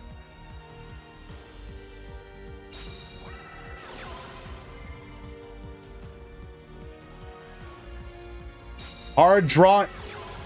Bro, chill. Bro, chill.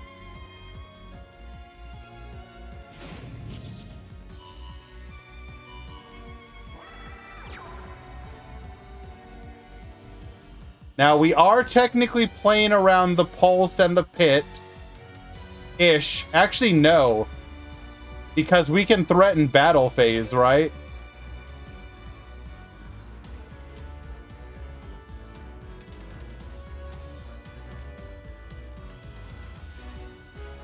This is game number 1, CJ.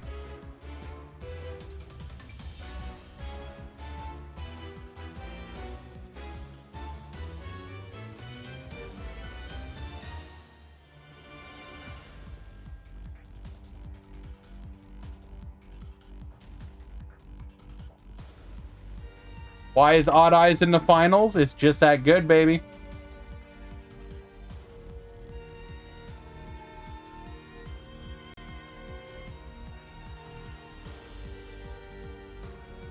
True.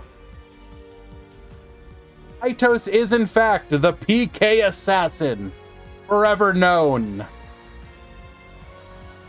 1, 2, 3. PK Thunder.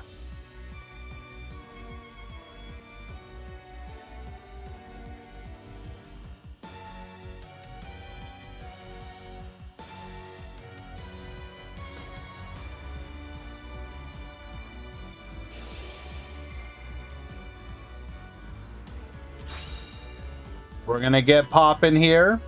This will force out the rank up launch.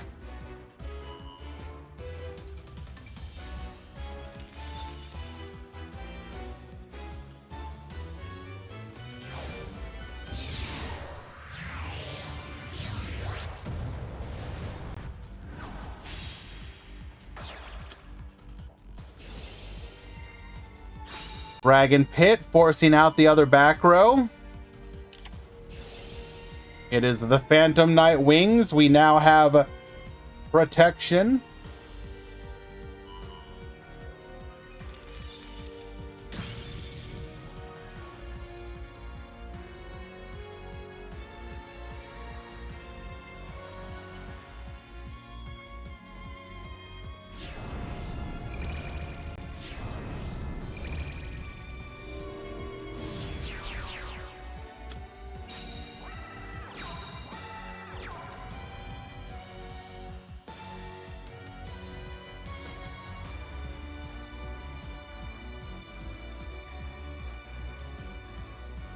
Hold.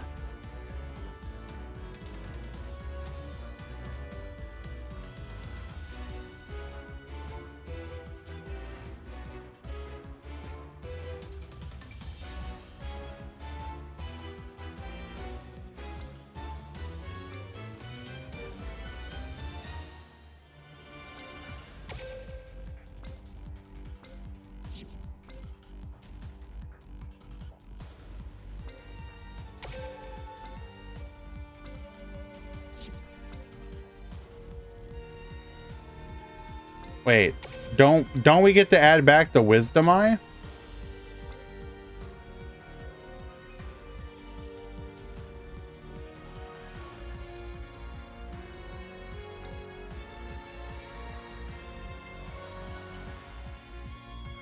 Why didn't we get to add back the Wisdom Eye?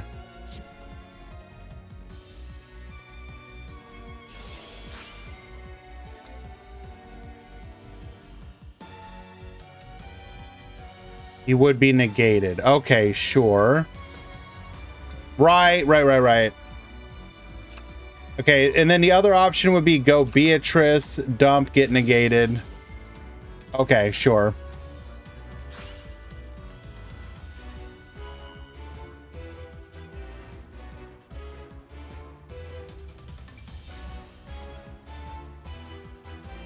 Are we actually dead though? Can we lethal from this position?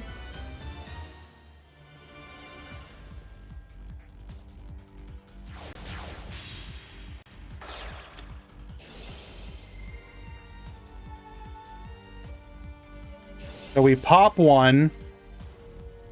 I guess technically we can potentially misplay here.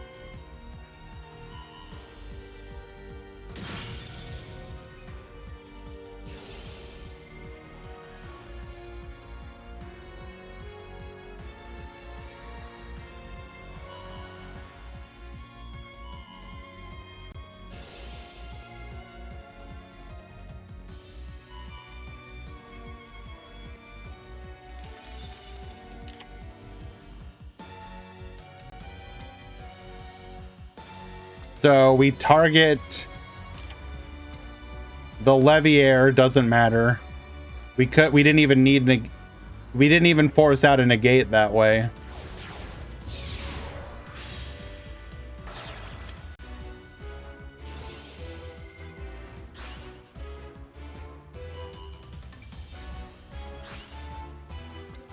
Vanish the Stego Cyber.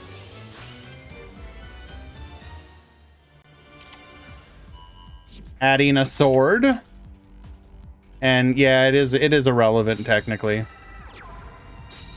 Set 1, set 2 to battle.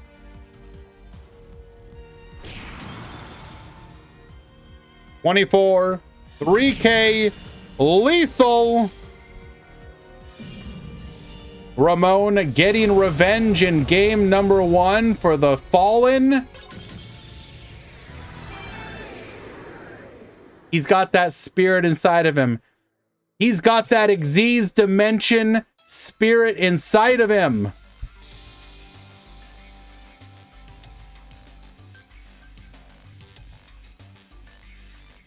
Game number 1.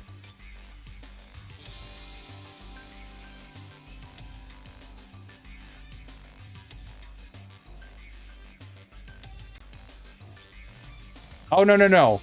I want Reddit to see this. I want Reddit to embrace it. Here we are, Reddit. We're back. You thought you could escape. Next prophecy. Photon Lord is coming back. Photon Lord is coming back. That's right. You heard it here first. It's time to hunt.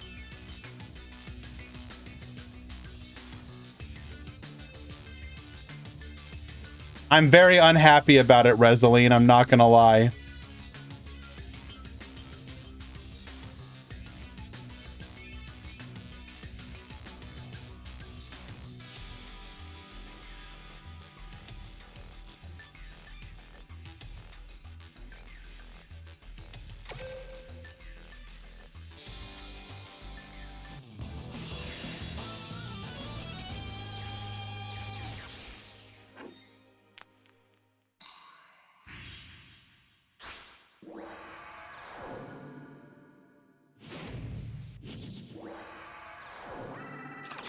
Duel.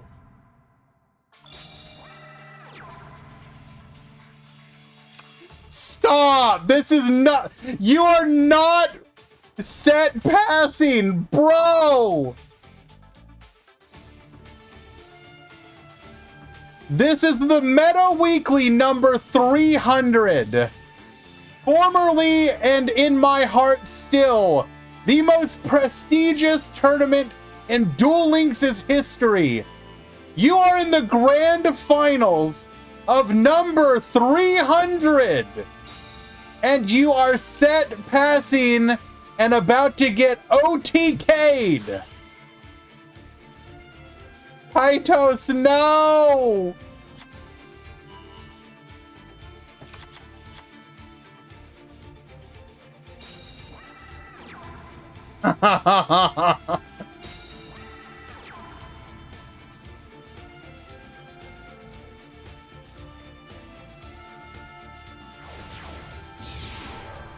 That's right, Giorfio. That's right.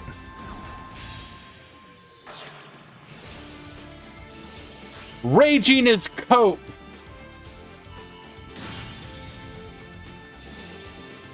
Yuya ain't.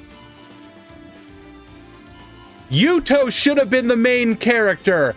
And in this story, in this moment in time, Ramon is Yuto. Yuto is Ramon. He is the main character of the Duel Links Meta Weekly number 300.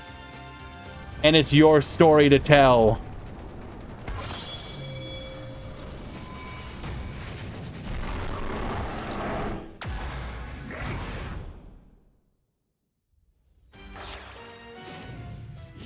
Yeah, where that PK assassin at, though? Where that PK assassin at, though?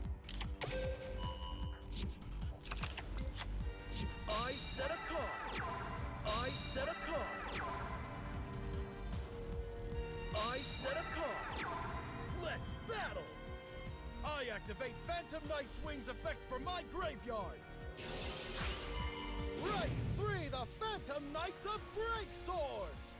This is for the Xyz dimension. Smash them into pieces. That's one.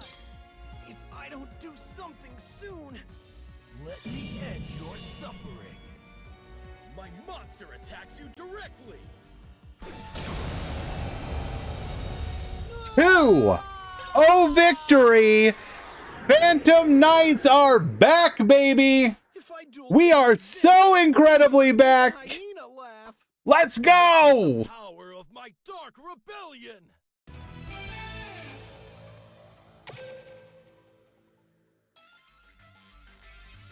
Incredible. You are here. The rise and return. Like their namesakes, they have risen once again to the status of tier-worthy, top-tier finalist. Let's go. The souls of the fallen. No. The souls of the nerfed rise to fight again.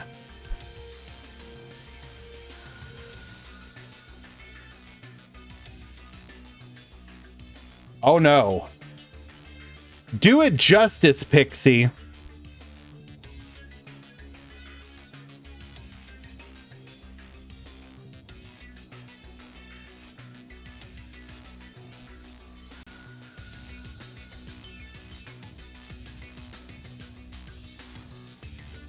Alrighty. Let us go ahead and look at some of these deck lists.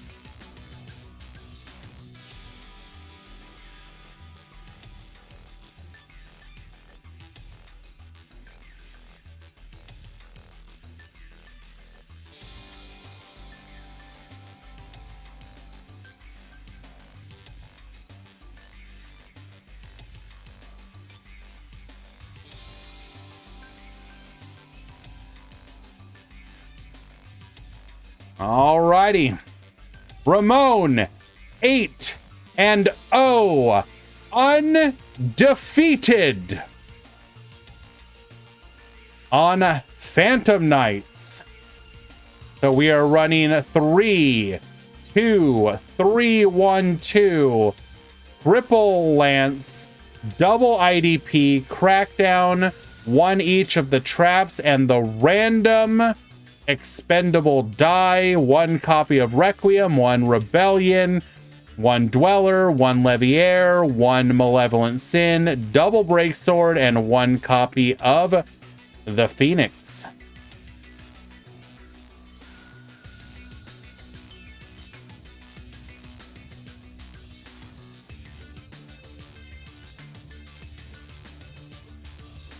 Giorfio, we're just getting ready for Limit 2 gloves to come back. Don't worry. We're ready for the upcoming ban list to rein in the power level of Phantom Knights again. We're prepared. Like multiple, like 4 dimensions ahead of you, bro.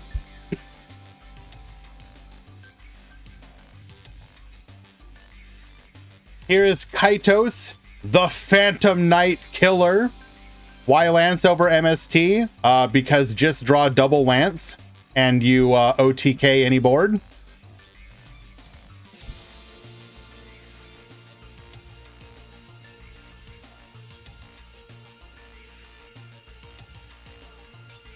So this is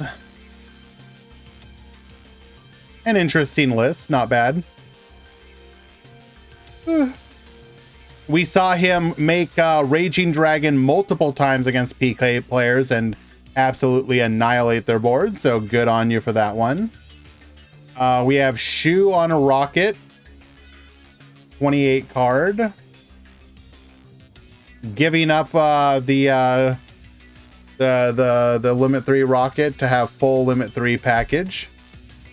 Very nice. We got Croatone running 3-3-3-2 triple cosmic. We got IDP Crackdown Compulse. Instead of sword, we're running a copy of Warning Point and no expendable die there. Extra deck. Looking, so 3 Break Sword and the Evil Swarm instead of a Phoenix and what was the other one we were running there? Dweller. We'll look at Che. Fairly semi-standard BLS. Macon on negate heavy Raging Pendulum. El Sune 3-3-3-1-2 triple book double lance. There's your mistake, didn't have the 3rd lance. IDP double crackdown and 1 wings at 22 cards. Similar deck, extra deck to Ramon.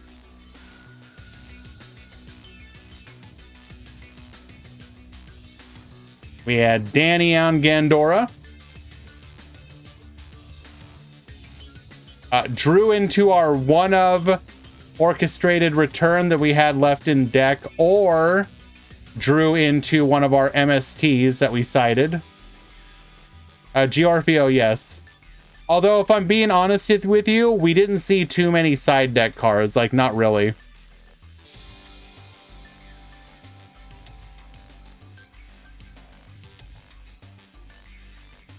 I think we saw one match with it was one person had Mind Drain and the other had Shadow Imprisoning, but like anything else, like there was very few like obvious side deck cards.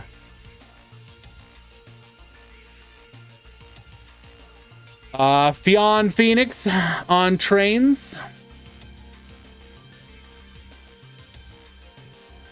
Dr. Dinosaurio on Give It Up, Bro. It's not that good. Also, stop playing Xyz Import.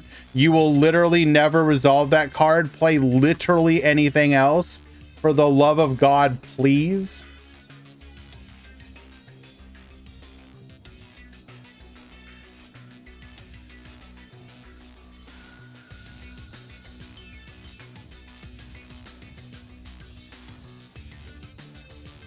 Zeko on Rocket. Rookies Barber on Raging Orchest. Gym Leader Brawl on Trickstar.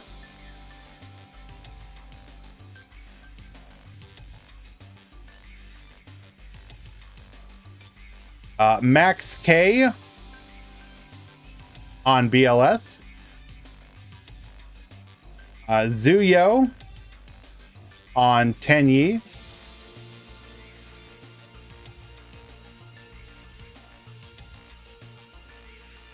and Moisture on Rocket. And there you have it. The conclusion to the Duel Links meta weekly number 300. Ramon, you get to hold that title, my friend. I hope it means something to you. Wrong button.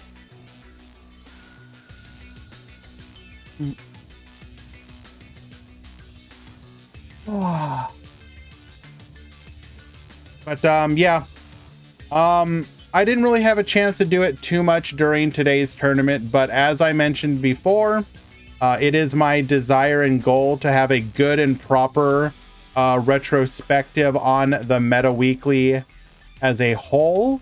I will probably try and put together something for that at some point in the near future. I would like to, for example, get people on board, maybe some of my fellow moderators, to just kind of have a discussion, maybe some of the top players who have won some of the tournaments, and just kind of like have a bit of a chat about, like, I don't know, competitive Duel Links as a whole.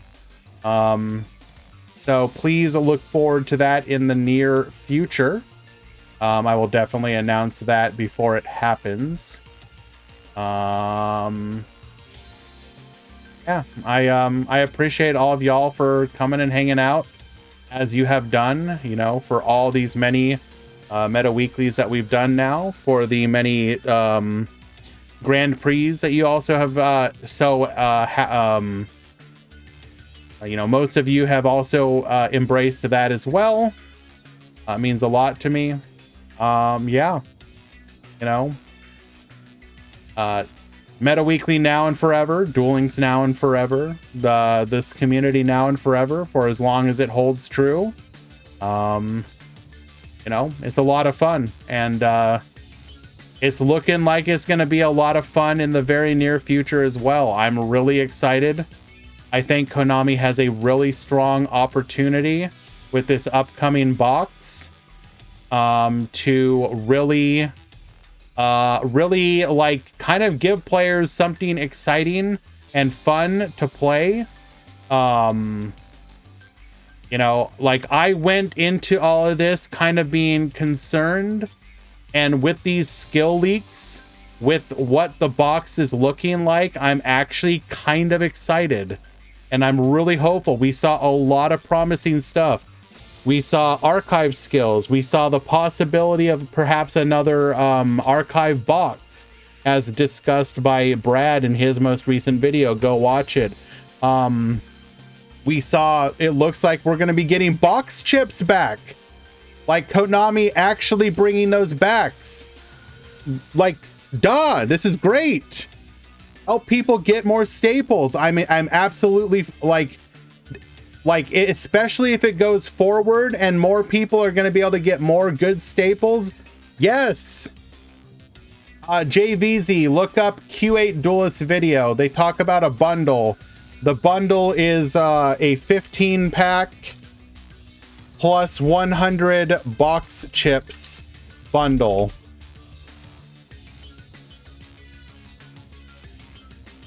I will grab the link for you really quick. It's the video they did of the new Live Twin bundle card.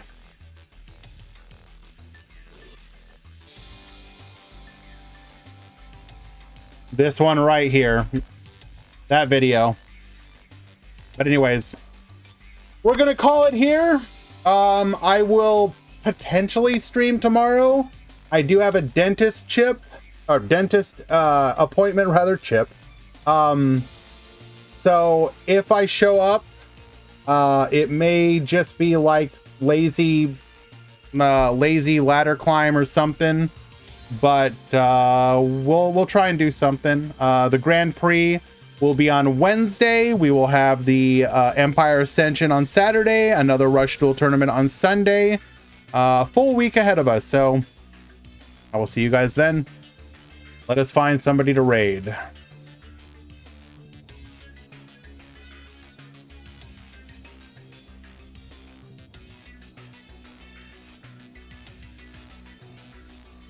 Who